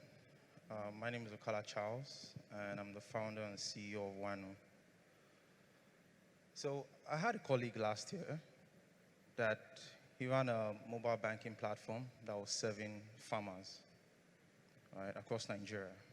And one of his biggest problems was how would he provide his financial services to more users? How would he reach more users? And how would he increase engagement with his current users? And this is why we created Wano. You see, Wano helps fintechs and businesses build financial solutions entirely on WhatsApp. What this means is you can offer services such as payroll, you can build mobile banking solutions, loan apps, issue cards, all on WhatsApp. But why WhatsApp, really? You see, WhatsApp is the most popular social media platform in Africa, even in the world. It has over 400 million users in Africa alone. And that is more than any financial platform in Africa today. It has 2 billion users around the world, more than any financial platform in the world. Most transactions happen on WhatsApp. In households across Africa, across Nigeria, most households have WhatsApp users. They have group chats, community, and stuff. So this is what makes WhatsApp so ideal. And then when you consider the sort of market we are in today, a market that most people do not have good internet connection, and most people don't have smartphones. But WhatsApp works with bad internet connection, and it works on a lot of dumb phones, which makes it really ideal. So currently we have about 5 businesses on our platform that are integrated with our API. We have a betting platform that is using Wano to provide customers on WhatsApp the ability to make bets. We have a business that is using WhatsApp to provide financial services to farmers and a host of others. And to date, for this month alone, we've done $100,000 in transaction volume. We make money in 2 ways. The first is we charge a transaction fee when you debit and credit the payment wallet on WhatsApp. And then the second is we charge a subscription fee. We charge it yearly for using our platform. So our platform is the first of its kind in Africa. And what makes it so powerful is that we are one of the few platforms in Africa that is directly integrated with WhatsApp. This allows us to be able to build a better user experience on WhatsApp for these businesses. So all they need to do is simply plug in their banking solutions into our API, and that's it. They're good to go. So on this note, I would like to say what we want to do for Africa is basically simplify payments for businesses and Africans. Thank you.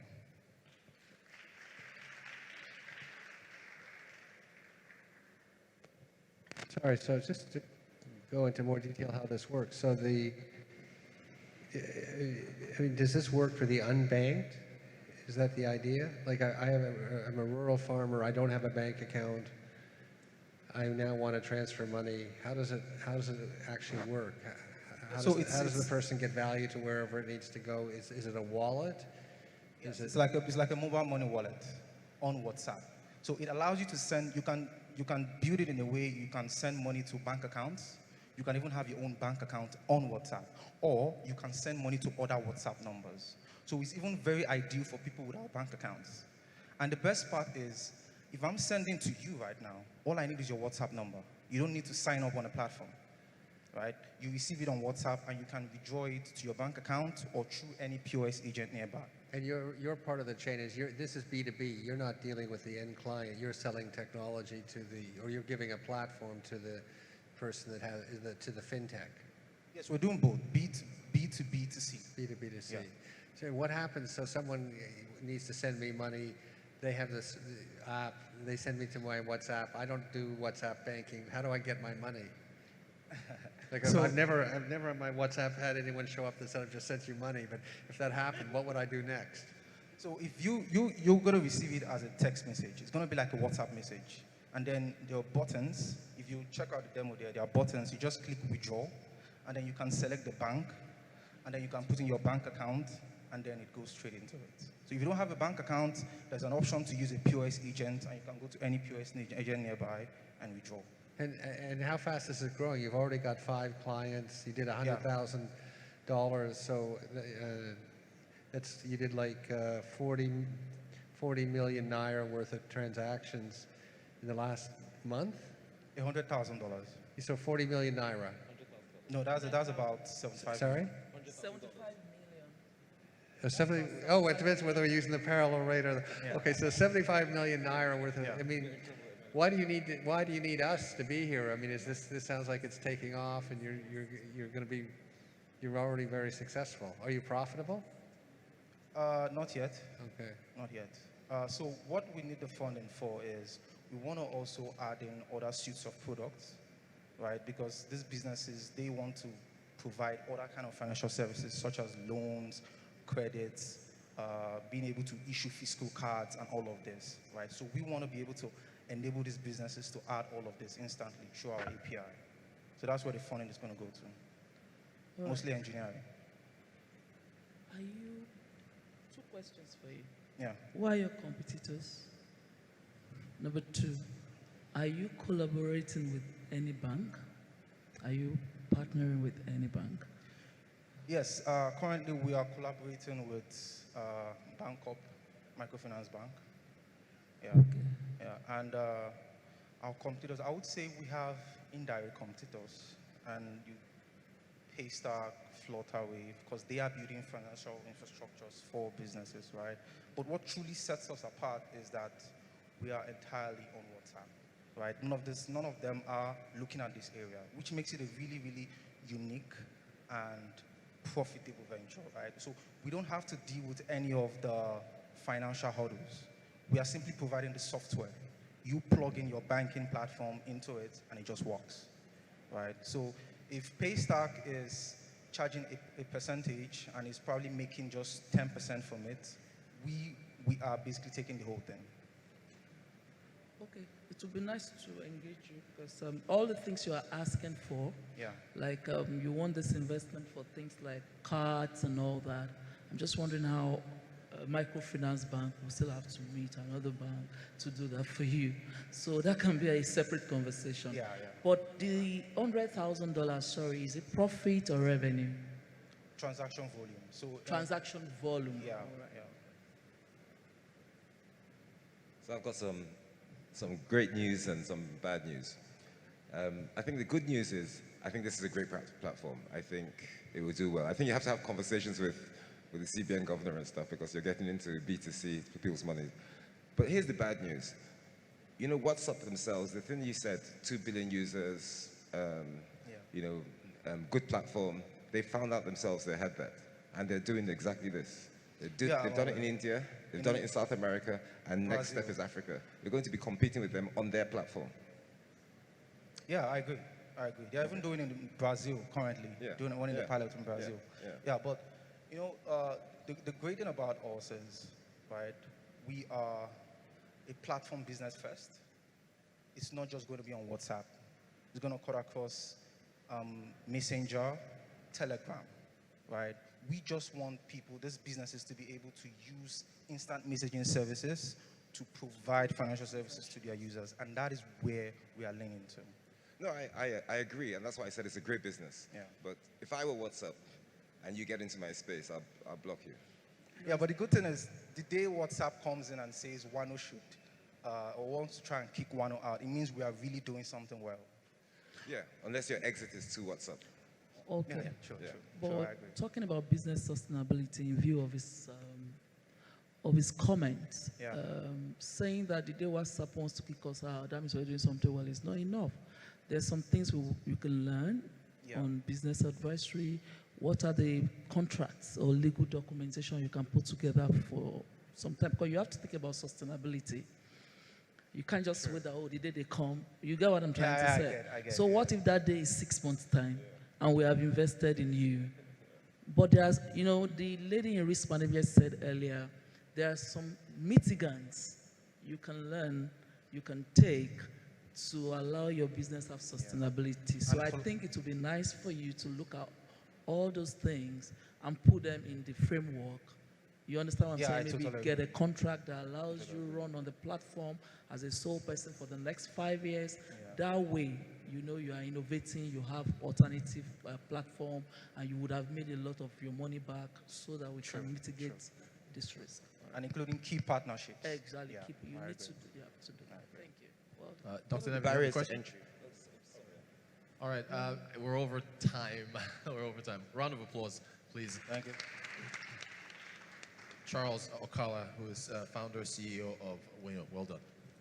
All right, up next we have Olalekan Salami. He is the Chief Executive Officer of One ID. Round of applause for him, please. Olalekan, you've got 7 minutes for your pitch and 6 minutes for questions from the judges.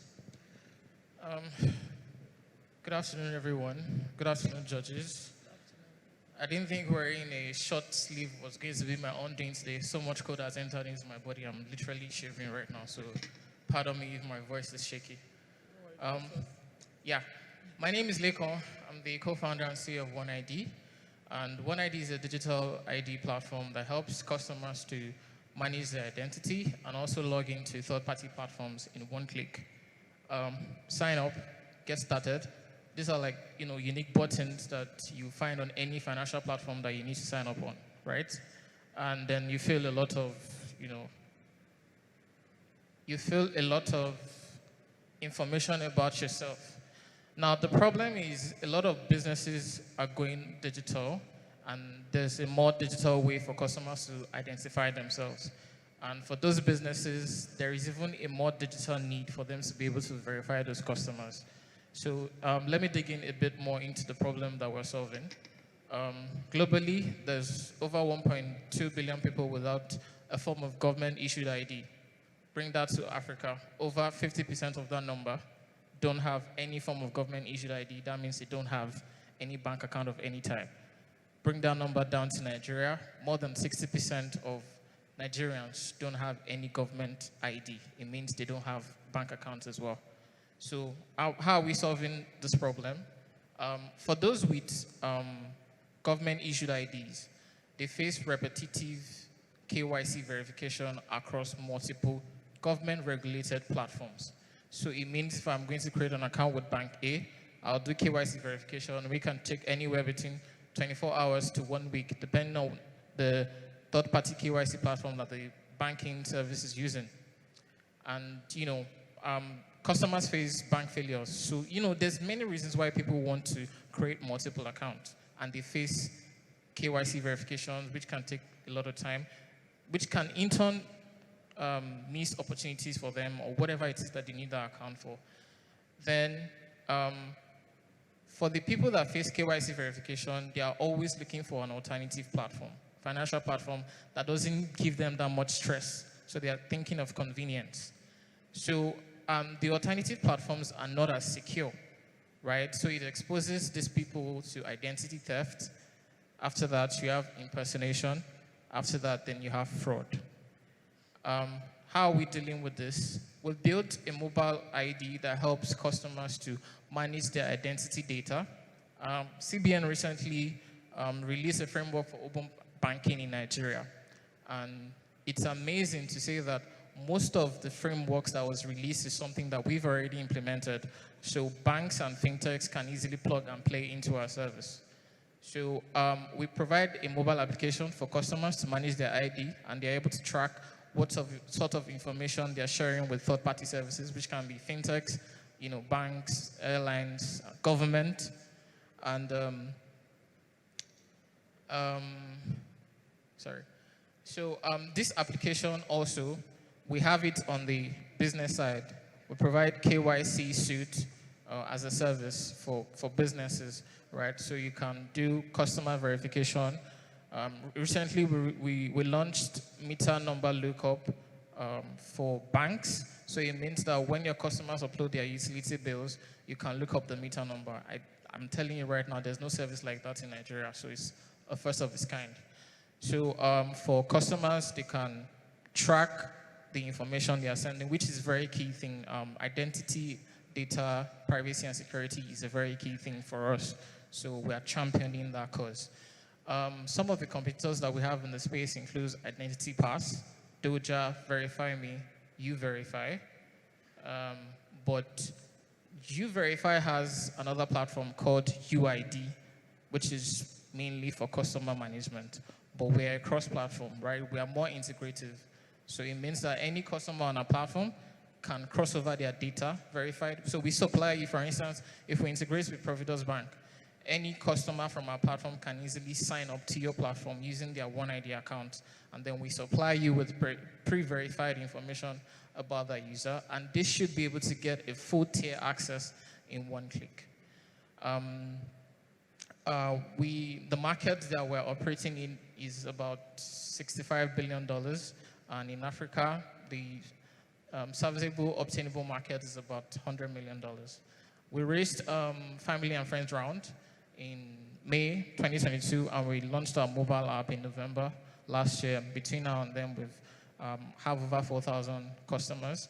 And we are still pre-revenue, but we have a clear path to revenue because there's a plug-and-play service. You make an API call, you get charged. We charge you 15 naira per API call. If we make 1 million calls per month, that's 50 million naira per month, and that's like on your way to $1 million on our recurring revenue.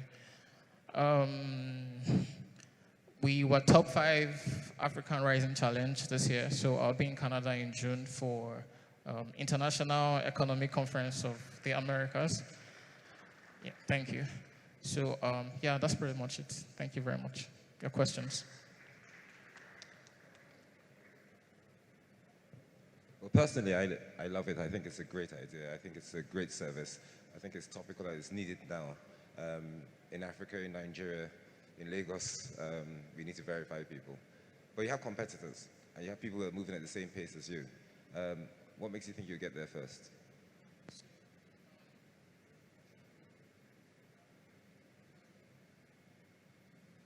His mic is not working.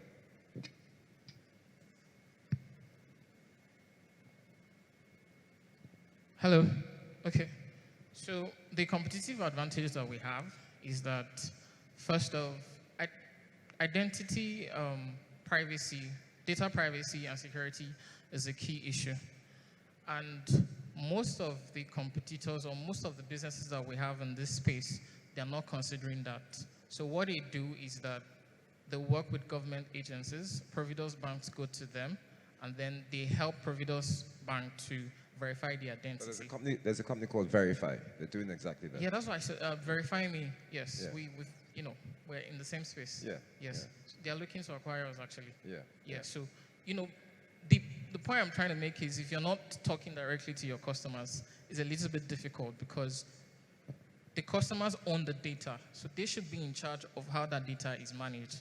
But what we have right now is that NIMC is in charge, and they are looking to implement what we've already implemented. When I started my page, I said CBN recently released a framework for open banking, and most of the things that they want implemented is what we have already implemented before they even release that framework. So that's like a very big competitive advantage for us, and it's not something that you can onboarding your service to now start all over again. So they'd rather just acquire another business doing that already. It's the direct interface that you have that differentiates you from the other people. Yes, yes, yes, ma'am. So does that mean that, because KYC is a big issue for a lot of companies, banks especially is a regulatory issue. So Yes. my thinking is why all these other people, they've come, verify me, everybody's trying to work with banks to take away the manual process of KYC. So I'm like, up till now, I'm wondering, is there anything, does your initiative, are you guys against corporate collaboration? Does it go, I'm just wondering why, I'm thinking about, 4,000 people, banks have 100,000, 1 million, 500,000 customers. Yeah. So I'm wondering why Yes. are you staying in that space? Is it like a special strategy? I just want to understand. How do you plan to grow apart from people trying to acquire you? Okay, convenience. There's nobody that does not want a soft life, right? The headache that customers have to go through to open a bank to get their accounts regularized. I've been a victim of that on many occasions. And if you ask anybody here, maybe they needed an account for an opportunity, and it's taking them weeks. My account has been on PND on different occasions. It means I can't spend out of it because they are trying to verify something and it's taking weeks. So if you sort of like outsource your verification service, yes, to Now, us. why are you not working? Because banks are outsourcing verification. Yeah. So I'm like, if you've been working with banks, Yeah. you won't have 4,000 customers. That's my point. Like I said, we launched November last year. Okay, so is it part of your growth plan? Yes, it's part All of our right, growth plan, thank of you. course. And we'll be more than willing to work with you, of course. There's a quick.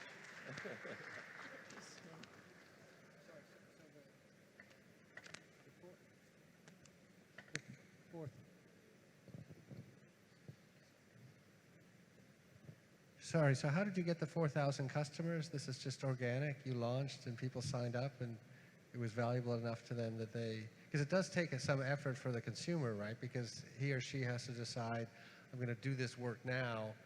I mean, they're avoiding a big headache in the future, but that headache's in the future. 30 days or 60 days, they may want to open a brokerage account. If they haven't done this, they'll have to go through all the KYC there. So what's convinced these 4,000 to actually put the effort in now?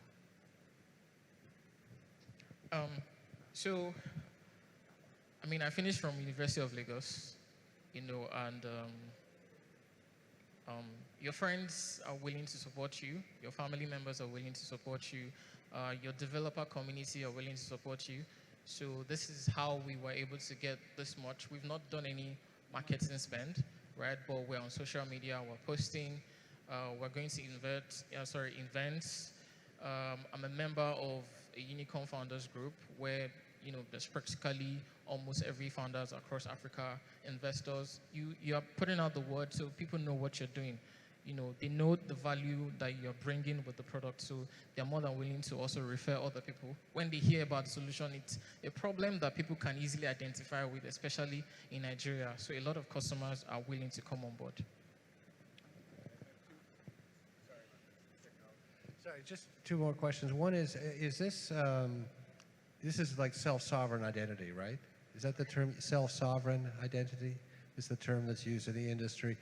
And what's the relationship between your system and, NIN and biometrics from the passport, BVN, on that? And, are you dependent on the regulators in any way on that? How does that all fit together so that you're sort of running a risk if they change the way they do things or don't want you to succeed, they can stop you from succeeding? Or are you independent of what the government's doing?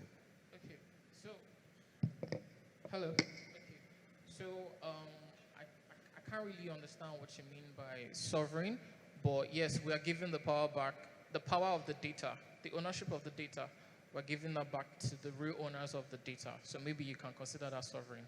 Now, in terms of partnership or working with NIMC, if you need to verify your NIN, is with NIMC. If you need to verify BVN, it's with NIBSS, right? So like these are people that we can work with to depending on the kind of business that we're working with that need that service.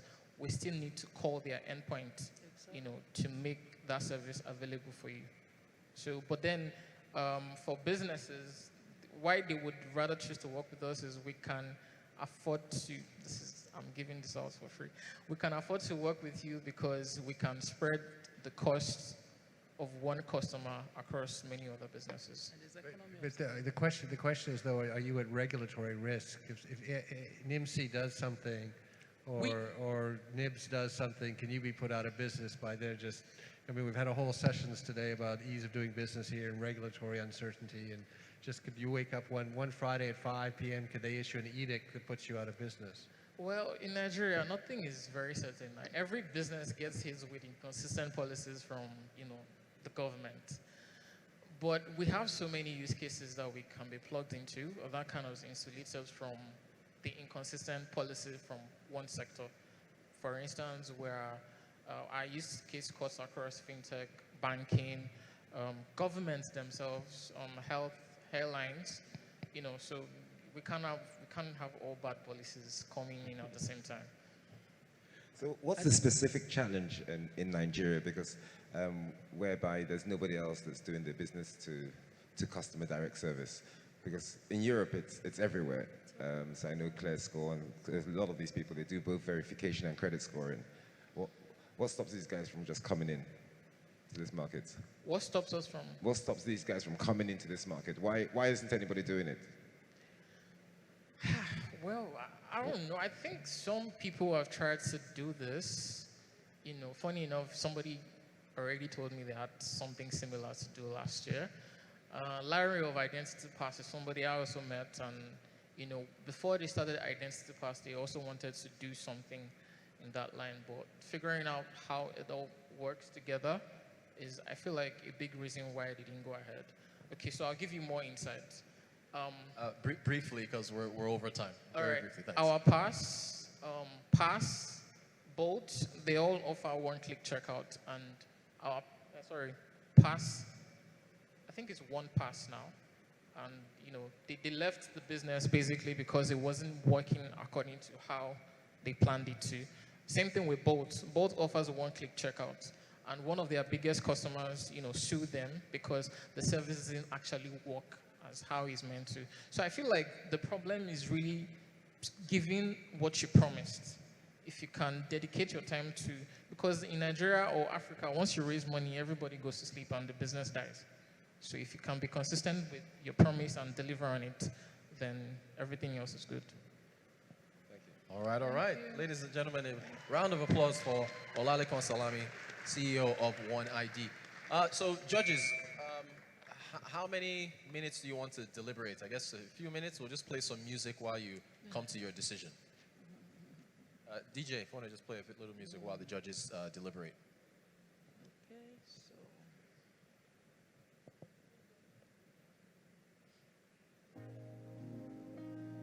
Ladies and gentlemen, this here's another one for the steppers. DJ Wayne Williams, put the record on.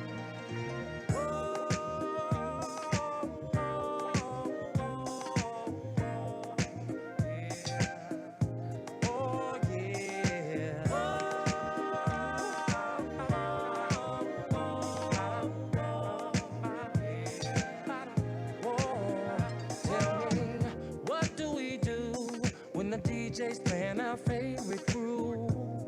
We stand to win the whole night through. And what do when we're all dressed up and in the mood?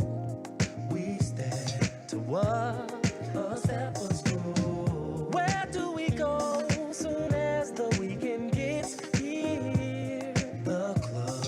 Why? To party and have some fun. What is it that can come and take away all your stress? Tell me. Music.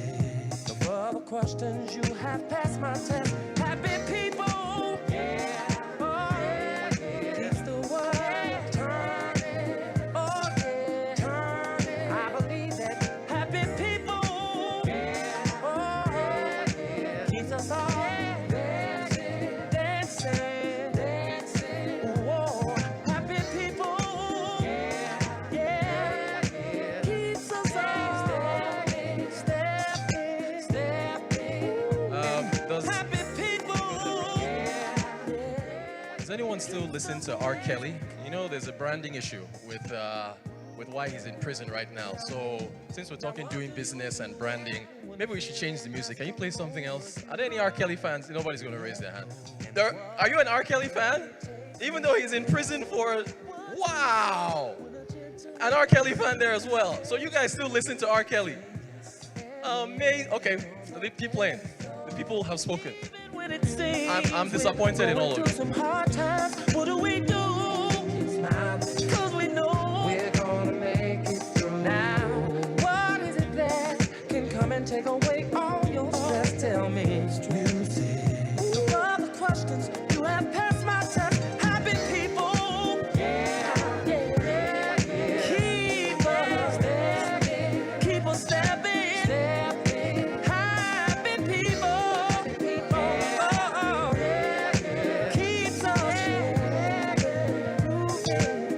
I just wanna get dressed and go out, yeah.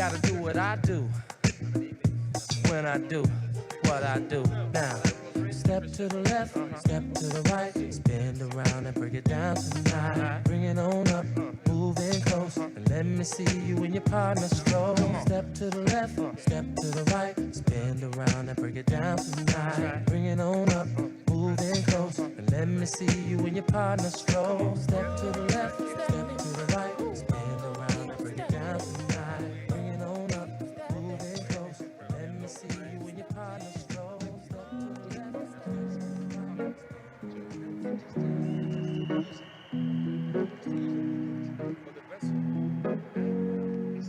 Here's to the ones that we got.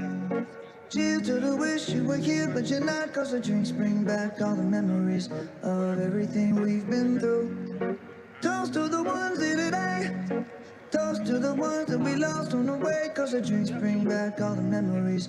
And the memories bring back your. There's a time that I remember when I did not know no pain. When I believed in forever, everything would stay the same. Now my heart feels like December when somebody say your name. Cause I can't reach out to call. I sense some disagreements with the judges. I'm not sure if they're unified. Oh, you're ready? Okay. All right. So, DJ, do you have a drum roll?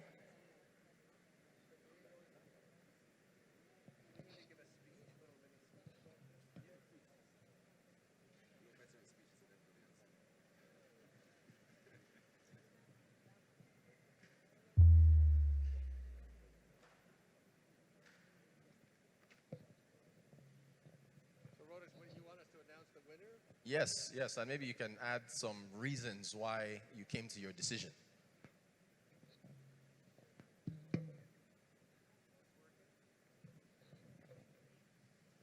Can you hear me? Okay, thank you. I mean, first let me start out by saying, you know, I've been a lot in the media in the last sort of 6 or 12 months telling very bad economic news. But for those of you who've seen me speak, I always start out and end up by saying I'm actually very optimistic about the future of Nigeria. And there's so many things that are going on. I mean, the thing is, all the bad news is known. All the good news is often unknown. And in fact, a few of us wrote a book we just put out, which there's a book reading tonight at 5 o'clock at Roving Heights about our book on self-organizing Nigeria, which tries to tell stories about the good news in Nigeria. Nigeria is a self-organizing people. But one of the things that gives me, I mean, people talk in terms of the companies. I mean, they're all winners. They are, I think, doing amazing things, audacious things. I think that just looking at our notes about that, I mean, I think it would be fair to say that NutriBoom was for us the kind of sentimental favorite. But it's sort of, it's an incredibly important problem. But the question is, can you scale it? You're buying the same inputs as someone else. On that, you're buying the same packaging as someone else. You have to deal with distribution. You have all the issues around the ease of doing business in Nigeria. So it's a sentimental favorite, but was not our winner today from the judges. But we do love the company. So very well done on that. So I think Sacula, again, is a sentimental favorite among our group. I mean, I think one of the things that I've been speaking about since 2015 really is the environmental crisis and the impact on Nigeria of climate crisis, but all the other parts of it. It's really inspiring to see young people. I've come out, for those of you who follow me on Twitter, and I have a new term for people my age, which is the WOT. So you've all heard about GOAT, the greatest of all time. My generation is the worst of all time. When we write history, we're going to say, my generation ruined the planet. But I have a lot of faith that young people are going to fix it. And I think it's companies like Sacula that are going to do that, which is incredible and hard, very hard problems to take on. Plastics is a great scourge in this nation as around the world.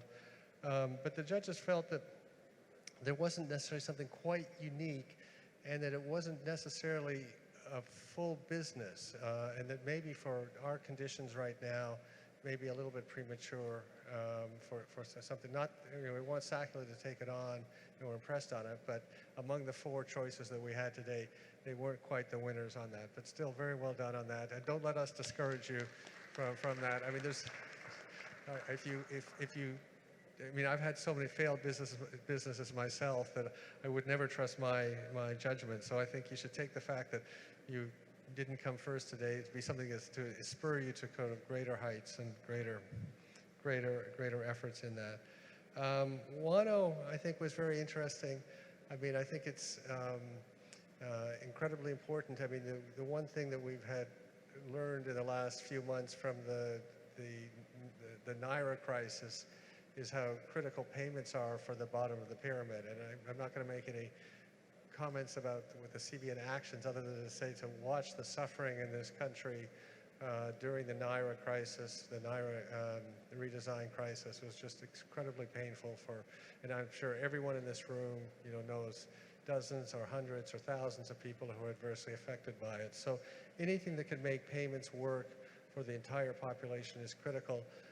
We thought the technology was fantastic, but our big concern with Wano was what's going to happen when WhatsApp comes and they just want to do the same thing. And you've done all this work, and then you're kind of put in a difficult position because either they're just going to wipe you out, or they may acquire you, which would be the best outcome if you can convince them to do that. So, but still, very well done, fantastic product, and please stay focused on that. So.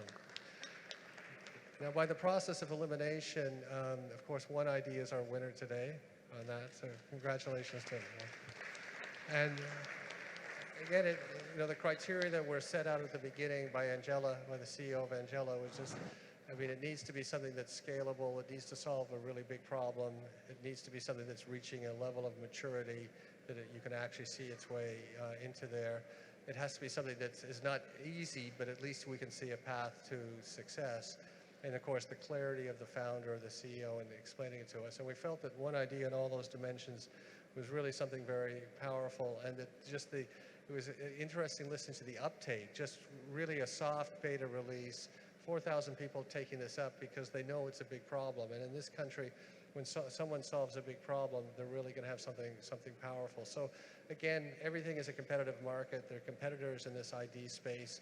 The term self-sovereign is one that's actually used in the industry for when you control your own data, so that's the term that I use. But the idea that we could have a Nigerian company create the self-sovereign ID system for the nation is just very exciting to me and all of the judges. And congratulations to One ID on your win. But please give a big hand to all of these young people. As I said, it's inspirational to me, just the sheer audacity of starting down these paths to say, I'm going to take on this big problem. And the distance that all of these companies have traveled, I mean, all of them are revenue, have customers on there, which is, one of the first big hurdle on that. So congratulations to you all. It was a great honor for the judges to be part of it today. Thank you for your efforts. And let's give them a final big hand today. So.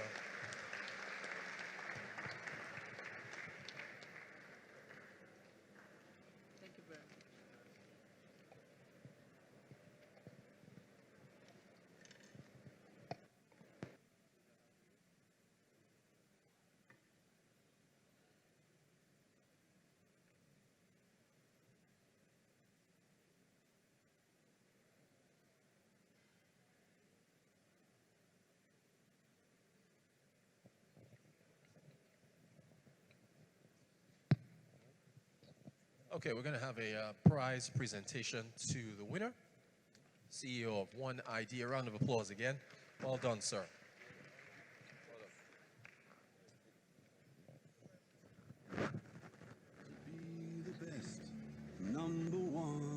Please, let's have the judges on stage, please. I have waited patiently. I have vision, though I believe. As promised, we made a promise to give you how much? $10,000. Okay, so we're going to present the prize to you together with the judges. This is it. Exactly. Stand up for the champions, stand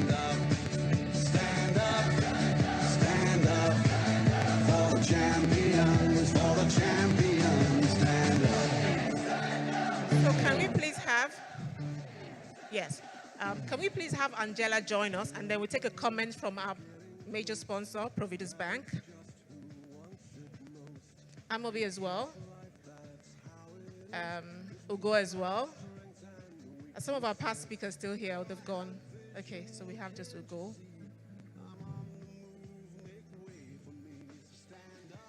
Should we move to the middle? Should we move to the middle?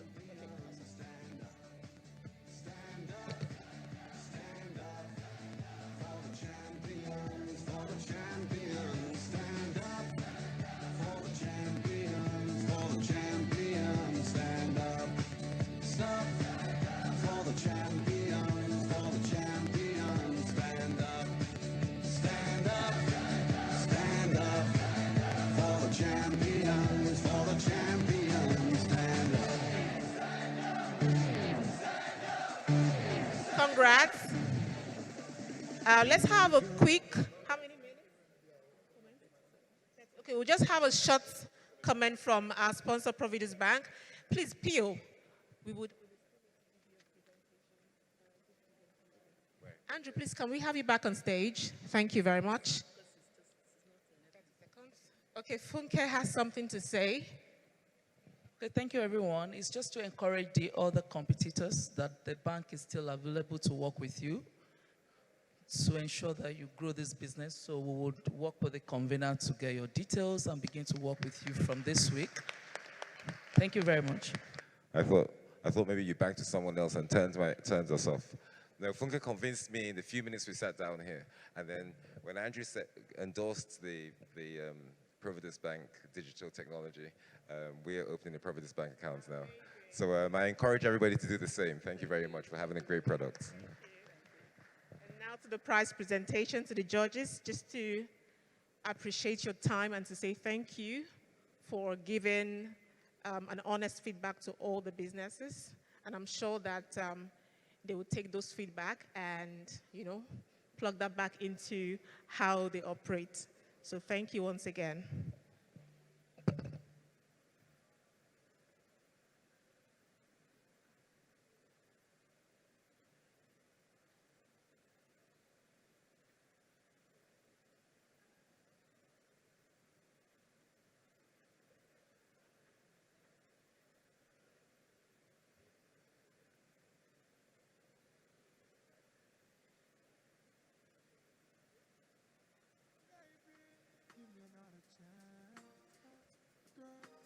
Another try, just one life, one more night. Give me just one more night, girl, one more night, 'cause I can't live without you. One more night, give me one more night, girl, a million more nights, 'cause I can't sleep without you. Alright, 'cause every day me say me want you in my life. Come in now have to wake if you know the day by my side. I beg you apply, swallow me pride. Girl, me world so cold without you and me feelings can't hide. Then remember when you say you need me all day. Make love from the room to inna the hallway, girl. Me no really want me learn the hard way. Me no afraid to say please, girl, stay. One more night, give me just one more night. Girl, one more night, 'cause I can't live without you. One more night, give me one more night, girl, a million more nights, 'cause I can't sleep without you. Remember when you miss me, call me and tell me say you want see me. Me never reach in time and you a ball for me. But soon as me reach your doorway, big smile on your face, you lock me down for the whole day. Girl, me no want you to stray, me no want you to leave, me no want you to leave. Baby girl, don't. All right, congratulations once again to our winner. We have one more keynote, which is on leveraging emerging technologies to improve SME productivity by Linda St. Uefo. Let's get our video up.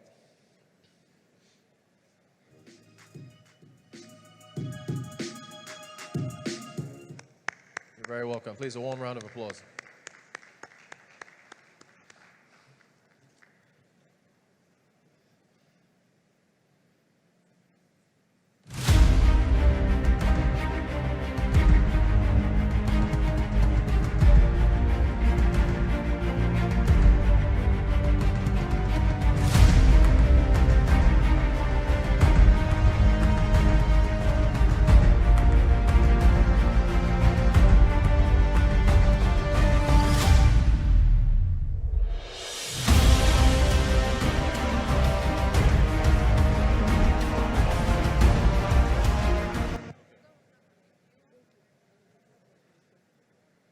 got a number of slides, and so I don't know if you can get the remote so she can. Okay, they're going to bring it up.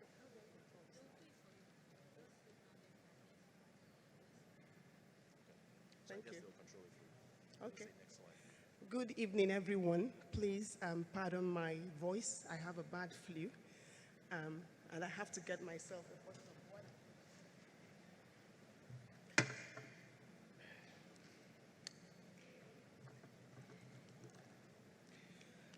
So the outcome of the last, thank you very much for being here today, and I want to really thank the organizers for having us. The outcome of the last session was a very good start for me, should be a very good start for me, even though I totally differ from the outcomes. Good outcome for technology, but because it's also a good time for women, I want to say that on behalf of my company, we will provide digital marketing support to the only female entrepreneur amongst these people. It's a good time for women. All right, so I'm here to speak on a topic that is very dear to my heart, a segment of this community that is very dear to my heart. As a young girl who grew up with a mother who ran a very small business and was taught all of the things that business schools taught me subsequently and gave them a name. My mother taught me about market segmentation. She didn't give it a brand. She didn't give it a name. But I knew what it was to segment the market and understand what the customer requirement for each segment was long before I went into higher school. So SMEs are very important to me. And of course, the sector that I found myself working over the past 25 years is also a sector that is very important and very dear to me. I believe that technology is a force for good. A lot of people have issues with technology. And of course, there is the good, the bad, and the ugly in everything. But I want to see technology as a force for good, and I believe that technology is an enabler for good, especially to the small and medium enterprises. So very quickly, I believe I have 20 minutes. I'm going to run very quickly. All right. My slides are speaking to, all right. So the first thing that I want to speak about is the fact that is very clear to all and sundry, and that fact is accepted globally, that SMEs are a force to reckon with economically across the globe. If you look at the chart up there, you will see that for any nation to grow and become much more productive, the SME community must drive that growth. If you see, for Nigeria, majority of the businesses in Nigeria are SMEs. 97% of businesses in Nigeria are small and medium businesses. Small and medium businesses are very instrumental in job creation. They create about 88% of total employment in Nigeria, contributing about 46% to the GDP, and that number has dropped sadly, and we're going to speak about that in a few slides. I think what's more important to me, or what most important to me, is the fact that SMEs also enable inclusive representation, inclusive growth.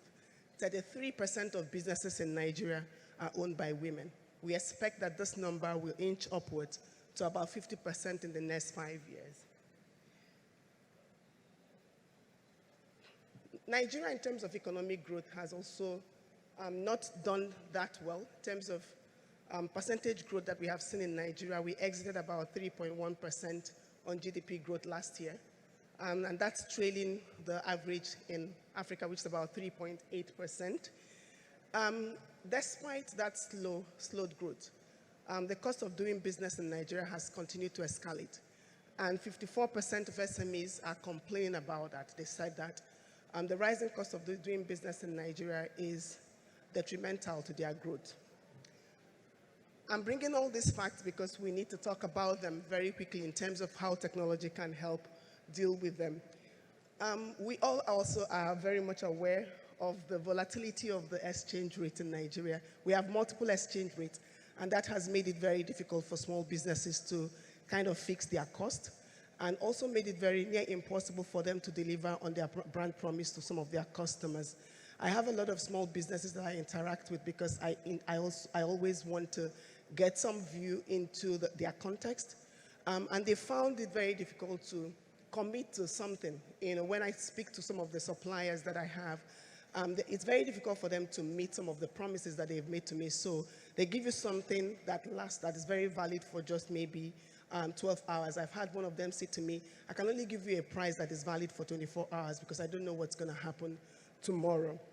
And that's the realities they face. So who are these SMEs in Nigeria, and where are they?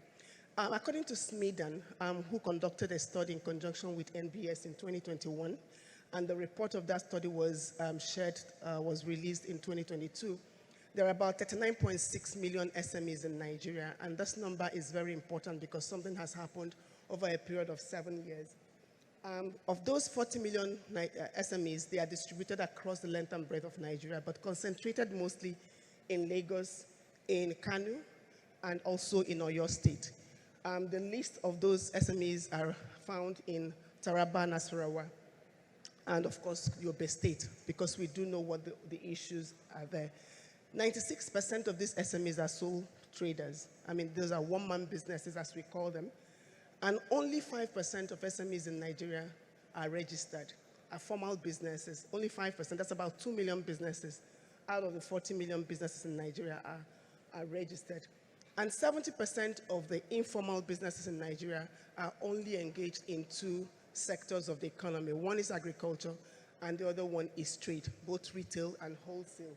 So there is a lot of work for us to do. I mean, if these SMEs, when we start to talk about the issues that they have, when access to fund becomes a challenge, if they have to access challenge, one of the key requirements for that is for you to have a business that is registered, albeit changing with the dynamics of the entrance of the fintech industry.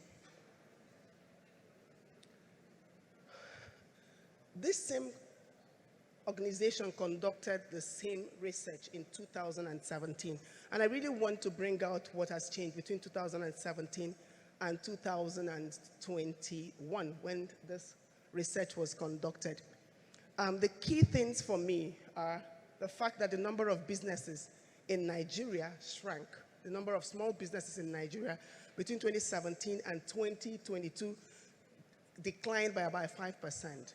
So Nigeria lost about 2 million businesses. Even though the population growth is growing is about 2% on an annual basis, one will be expectant that the number of businesses in Nigeria will also be growing at a similar rate. But unfortunately, over a period of 7 years, the number of businesses and small businesses in Nigeria declined. So those businesses died. Meaning much more businesses would have died because new businesses were created. So many more than 5 million businesses would have exited the scene. And that's a very sad occurrence for us. The second thing that is important is that their GDP contribution to the national GDP actually declined 4 percentage points, meaning that in 2017, SMEs were contributing about 50% to the GDP, and by 2021, that contribution decreased to 46%. That's also some sad news. Although their contribution was declining in terms of the GDP contribution, the number of people they employ continued, or the percentage employment that are created by these SMEs continued to grow from 84% in 2017 to 87.9% in 2021. Share of national export declined 1.4%, meaning that those small and medium businesses are finding it even much more difficult to compete on the global scale.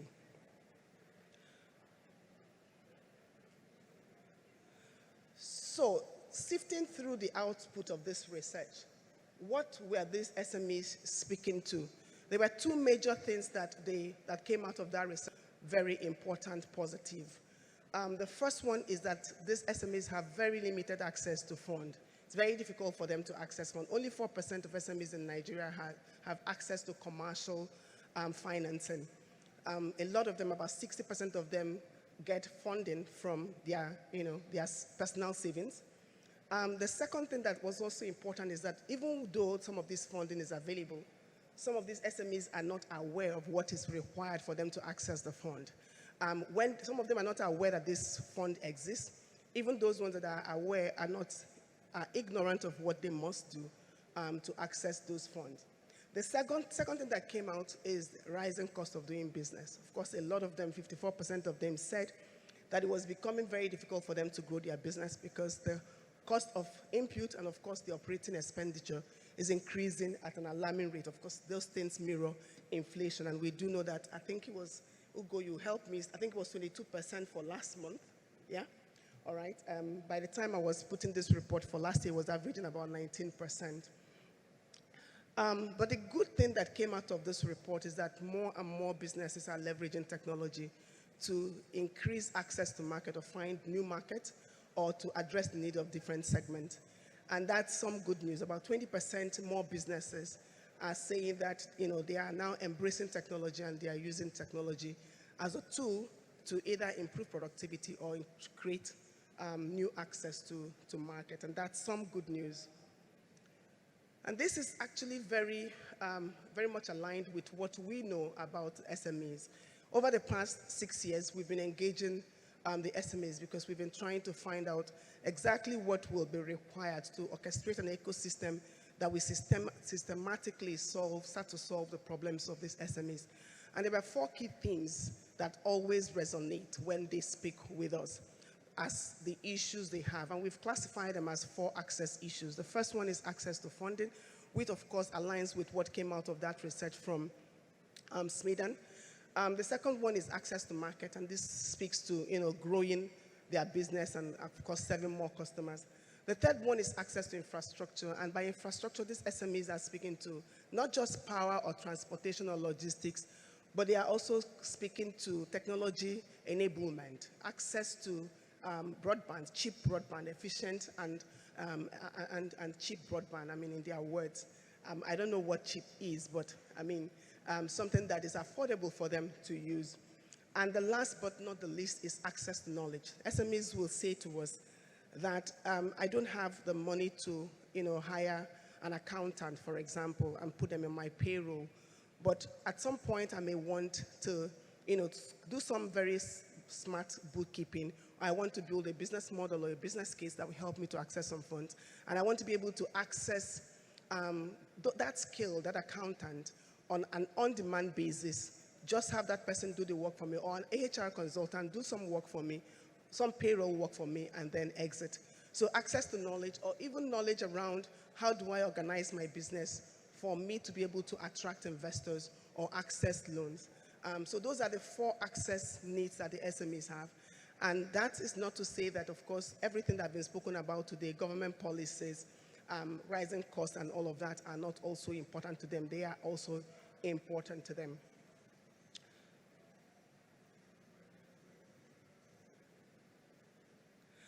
So, in the face of all of these challenges, how do we believe that SMEs can still drive productivity and, of course, remain sustainable, build a sustainable business, even though they are faced with all of these challenges? There are 3 dimensions of productivity. The first one is, of course, revenue. The top line must continue to grow. And the second one is that the cost of sale, even though it can grow, because for you to get more money, it means that you have to put in more money. But that cost of sale cannot be growing at the same rate as the revenue growth. Otherwise, that business will not be sustainable. Cost of sale cannot grow higher than the rate at which the revenue is also growing. The other thing is operating expenditure. So as you begin to drive your more business, of course, we are going to be spending more. But then it's also important and expedient that the rate of growth of those operational expenditure is not higher than the rate of growth of the revenues. To be able to have all of these 3 things in the mix, it's important that the small business would have to, or any business would have to continue to look for opportunities to scale. They'll have to continue to look for opportunities to optimize their costs so that even though the cost is growing much lower than the rate of growth of the top line. And then, of course, they will be looking for ways to make their operations much more efficient and drive operational efficiency try to find ways to streamline some of the processes that lead to your value delivery system, and of course, help you to drive the top line much more effectively. And this is where technology comes in. Technology helps in all these 4 dimensions. In terms of operational management, operations management, which is all about fixing the basics, getting the basics right. Simple accounting, simple bookkeeping, simple inventory management, improving communication, internal and external, and managing customer interactions, and understanding much more or getting more information about the customers, which are basic things that you need to know, do to keep your business healthy. Technology can help with that. Technology can also help with market access. In speaking to a couple of people, I said to them that I practically have, started doing all my shopping on Instagram. Nigerians have made Instagram a marketplace, and most women in Nigeria practically do all our shopping on Instagram. We find many of those small businesses on Instagram, and there is absolutely nothing you cannot buy on that marketplace. Even though it was meant to be something else, meant for something else, we have turned it into a marketplace. And businesses who are creating very, very clear digital footprint and making themselves visible on these channels, because these channels are where the people who are buying in the future, that's many of them, are going to be domiciled on that channel. So for any business to be sustainable, I always say to people that if you want your business to survive the next 10 years, you must have a digital footprint. You must have your business established, or you must have to have your business visible on digital media. The third thing is automation, and this is about streamlining some of the processes, using technology to understand where there are hiccups on your customer journeys, on your value delivery system, and of course using technology to automate some of those journeys can also help small businesses to drive improved productivity. And last but not the least is, of course, productivity improvement. I have a story which is coming at the end of a small business that was trying to scale. If they wanted to build out the infrastructure themselves, of course, it would cost an arm and a leg. But there are technology solutions that exist today that anybody who has tech inclination, for those people who have come out here to pitch, don't need to spend a lot of money building out the infrastructure themselves. They can leverage what is in existence to start their business and, of course, drive scale. So very quickly, in 2 minutes, I'm going to run very quickly through some of the solutions, some of the things that are tangible that any small business can leverage today. For those ones who are informal, I think I've mentioned digital marketing and digital footprint. Absolutely important. I think I've been quoted a couple of times, and I don't remember exactly how many years I gave, but I believe that I have said on multiple platforms that any business that does not have a digital footprint in the next 10 years is not positioned to survive. And I can justify this basically because if you look at the demography today, about 70% of Nigerians are below 35, okay? And if you look at that demography, I have a slide that is going to speak about what their profile is like. These people are not like me. They don't have time. They live, they dwell on the digital space.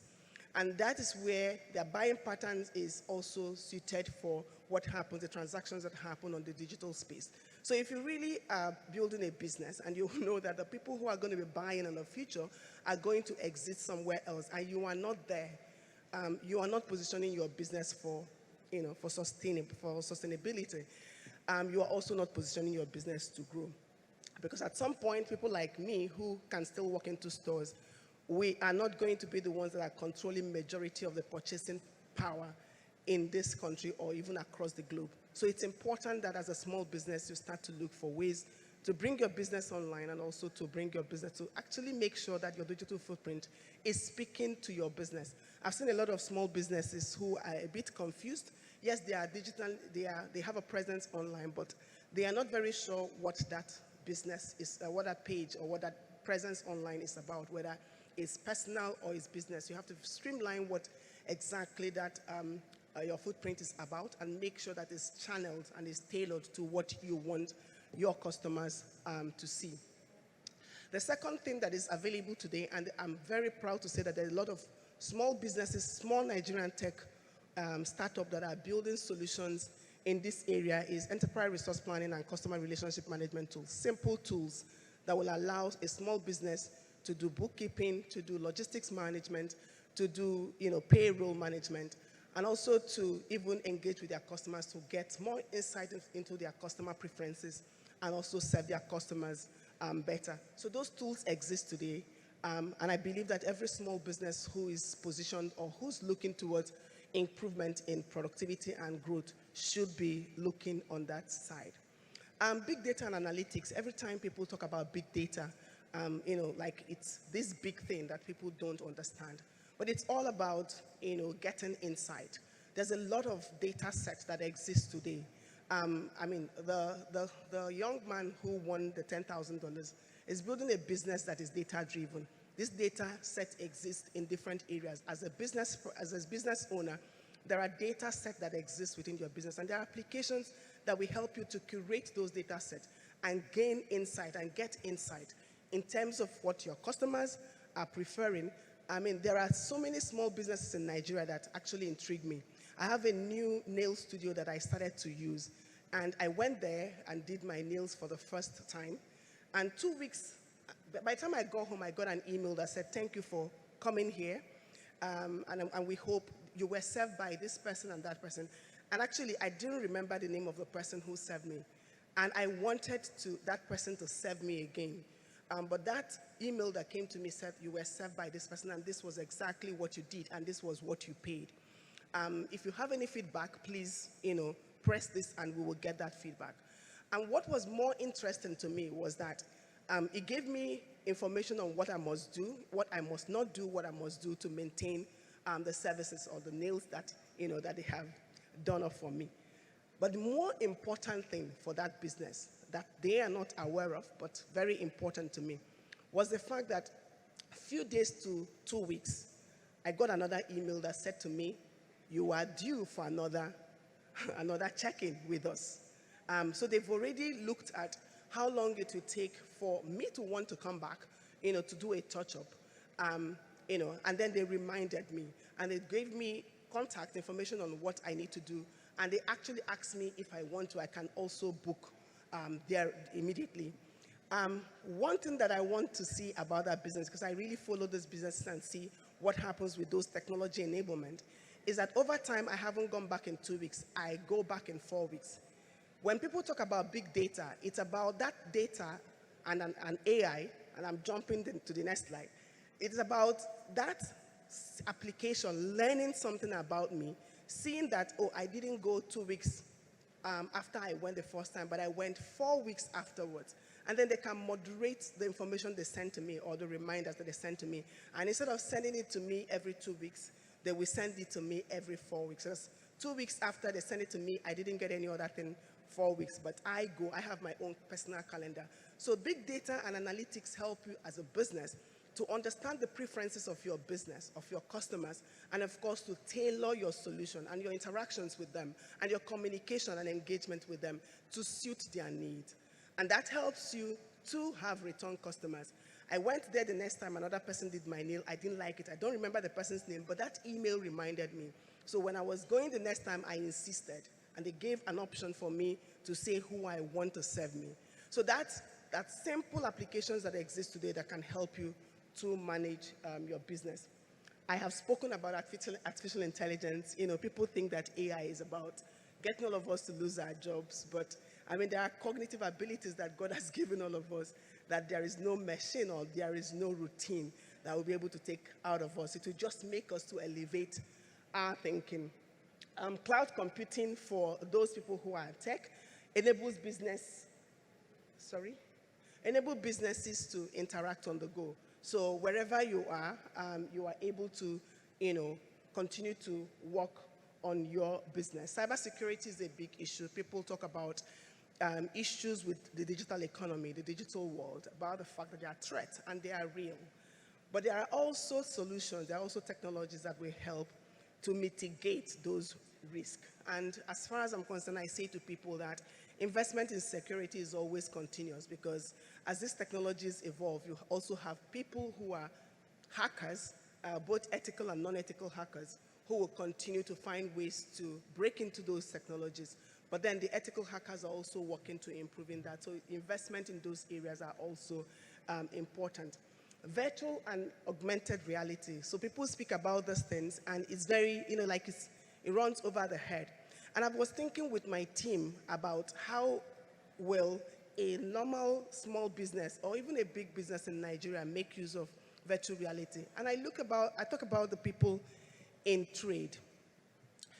Sometimes I take myself to maybe Balogun Market. I have never visited the one that is at Trade Fair. I haven't gone there, but I plan to get there. And I found that a lot of these people have also understood that they need to start to bring their business online.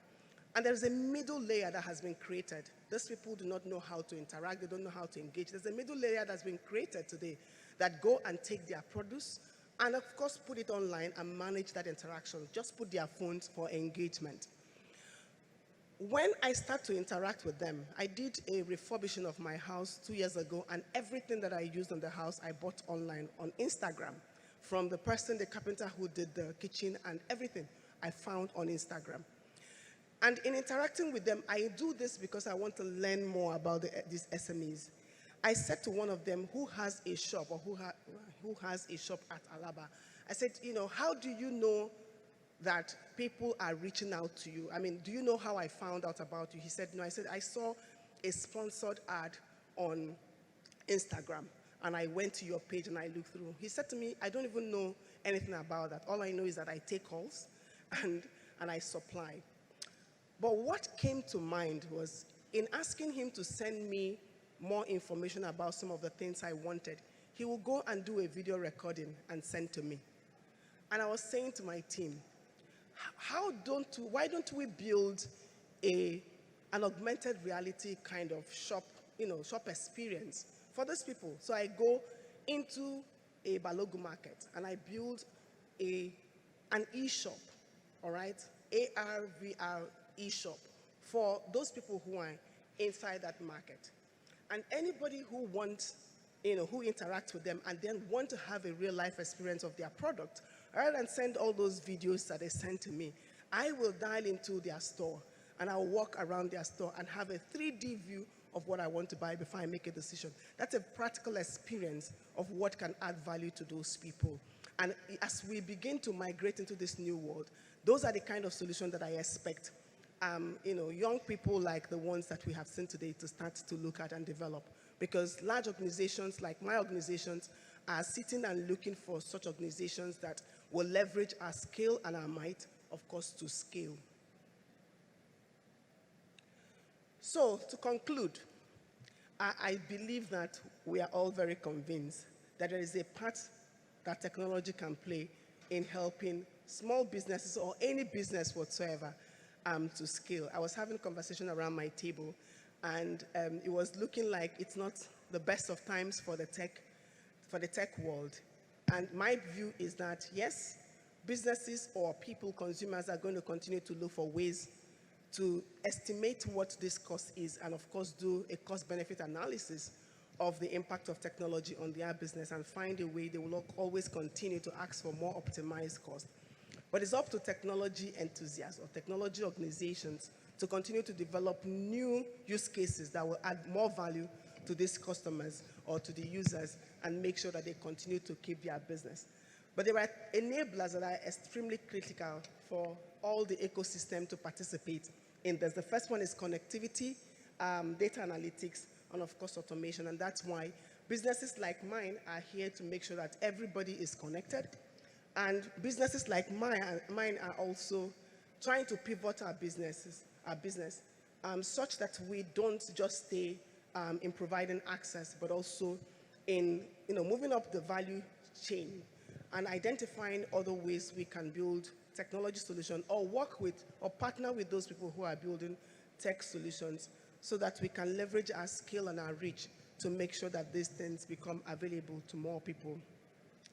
I have just 2 use cases that I want to share because it's always very good to make these things real life. There's a small business that is in the fashion space, and the woman had issues with sourcing fabric.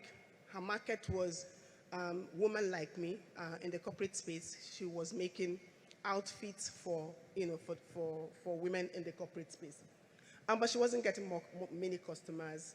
She had issues with the quality of the fabric that she was sourcing. She also had issues with staying top of mind.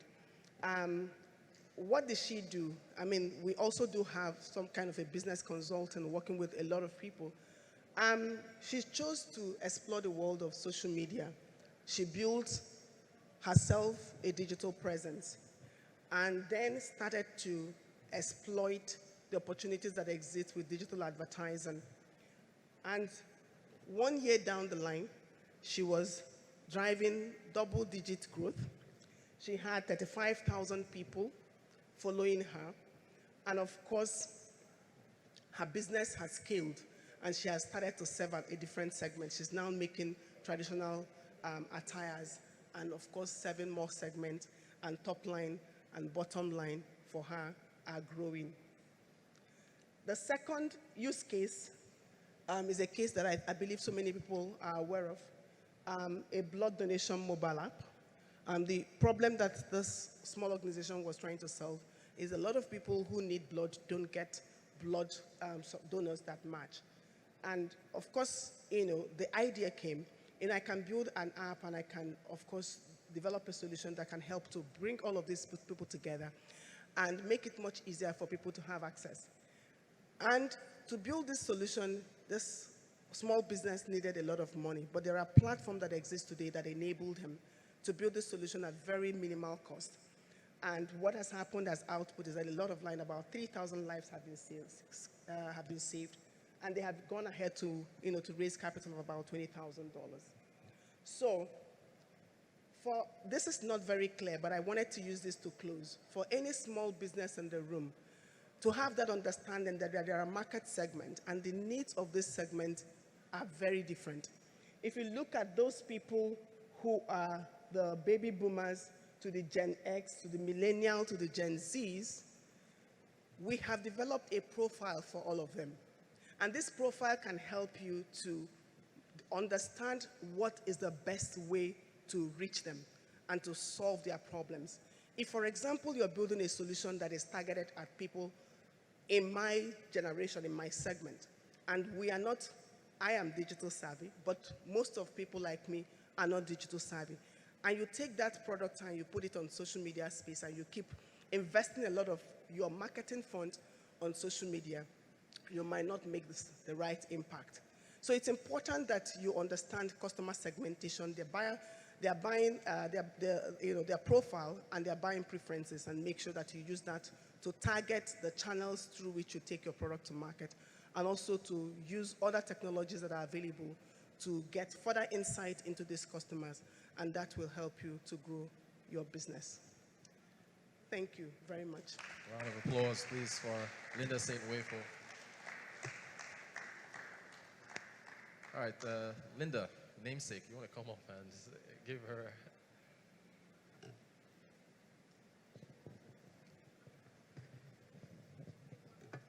Okay, I'm sorry. We can take one question for our keynote speaker. Because of time, raise your hand.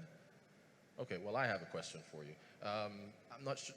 Internet connectivity, there's plans for broadband penetration to reach, I think it's 75 or 95% from the government, but right now it's only about 40%. So how can any of this be made possible if internet penetration in Nigeria is still very low? Very fantastic question. I mean, I think that the first thing towards digital acceleration is connectivity, access. It's very important. And I believe in 2013, the federal government constituted a presidential committee on broadband penetration. And I think that there was another committee that was set up subsequently just to review that. There were very key activities and initiatives that were earmarked Some of them are going to be driven by government because the right policy framework would have to be set. And then this other part of it will have to be, private sector driven. Unfortunately, so many of those initiatives are yet to take out. I mean, most of the things that had happened, I can see that the government is doing a couple of things, but by the way, it's not 40% penetration, it's about 54% penetration in Nigeria right now. And of course, you can see that it's growing, in most instances, about double digits on an annual basis. So there's a lot of things to do, there's a lot of work to be done. What is good is that a lot of the state government, at state level and local government level, because the businesses, the private sector is going to look at where it makes sense for them. I mean, they are not charity. What you see in developed economies and economies where they have, accelerated digital growth, penetration, is that government is very deliberate about that. There are interventions that government must take. The good news is that a lot of the state governments are becoming aware. The federal government was starting to say, you know what, you can't collect the money upfront, right of way. For you to drive digital acceleration, you have to wire up most of the length and breadth of Nigeria. And if you're asking for, an arm and a leg as right of way for these private organizations to come and pull fiber, then you're actually, stalling development. It was a difficult conversation, but right now, a lot of the state governments are beginning to open up. I happen to belong to some of the transition planning committee for some of the new states. And you will see that all of them are focused on digital penetration. And I believe that once that consciousness is there, government, of course, will have to take be at the forefront, develop the right policies, and of course, do things that will invite private investors to come in and start to, put in the infrastructural requirement. It's not a cheap venture. It's very expensive. And of course, if you want to make sure that it's pervasive and it's not just in the cities and it's also in the rural areas, then government must be deliberate in also co-funding some of those interventions. Thank you so much. A round of applause again for Linda St. Wayfo. So, Linda and Linda on the stage. Linda and Linda, thank you very much, Rotus. I call her Madam Linda. She used to be my boss when I was in MTN, but in a different department. I was in finance at the time.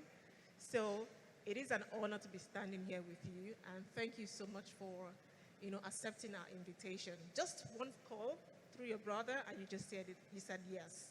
So we appreciate you being here, and would like to just say thank you for your time and for sharing with us all the insights about how we can leverage technology to enable growth.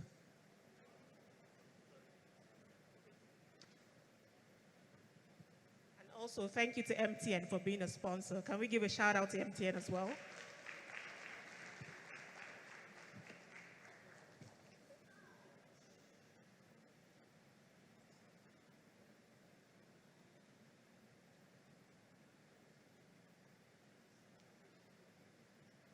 Awesome. Good evening, everyone. I know it's evening already, and I know we're pretty tired, but not tired from, not doing anything worthwhile.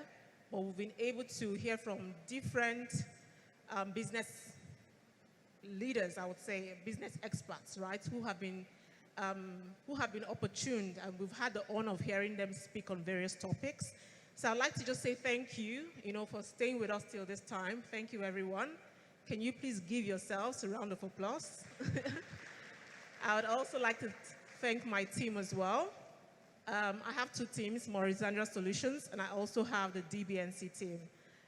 So I'd like to thank them. The last table, I think about 36 or so. Can I have you just stand? Some of them, not everyone, some of them. Yeah, and I think I also have them behind as well. So I appreciate you for the work. And I would also like to say thank you to Rotus, our moderator for today. Thank you so much. This is our first time working with you. And I'm sure next year we'll work together again. You've done an amazing work. And lastly, I would like to say thank you to our sponsors, Providence Bank for sponsoring the entire event and also the business pitch. And to all our other sponsors, Guinness, TELUS, and so many others, MTN as well. We will be playing a video while we're having lunch.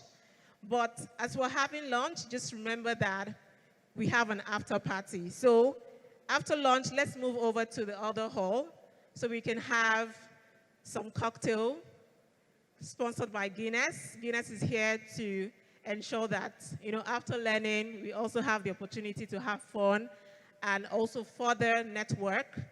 I believe that networking is key for anybody to really grow. Really, business, individual, networking is very important because the extent to which you network can sometimes determine how fast you grow in life. So let's also have fun. Thank you, and thank you, team.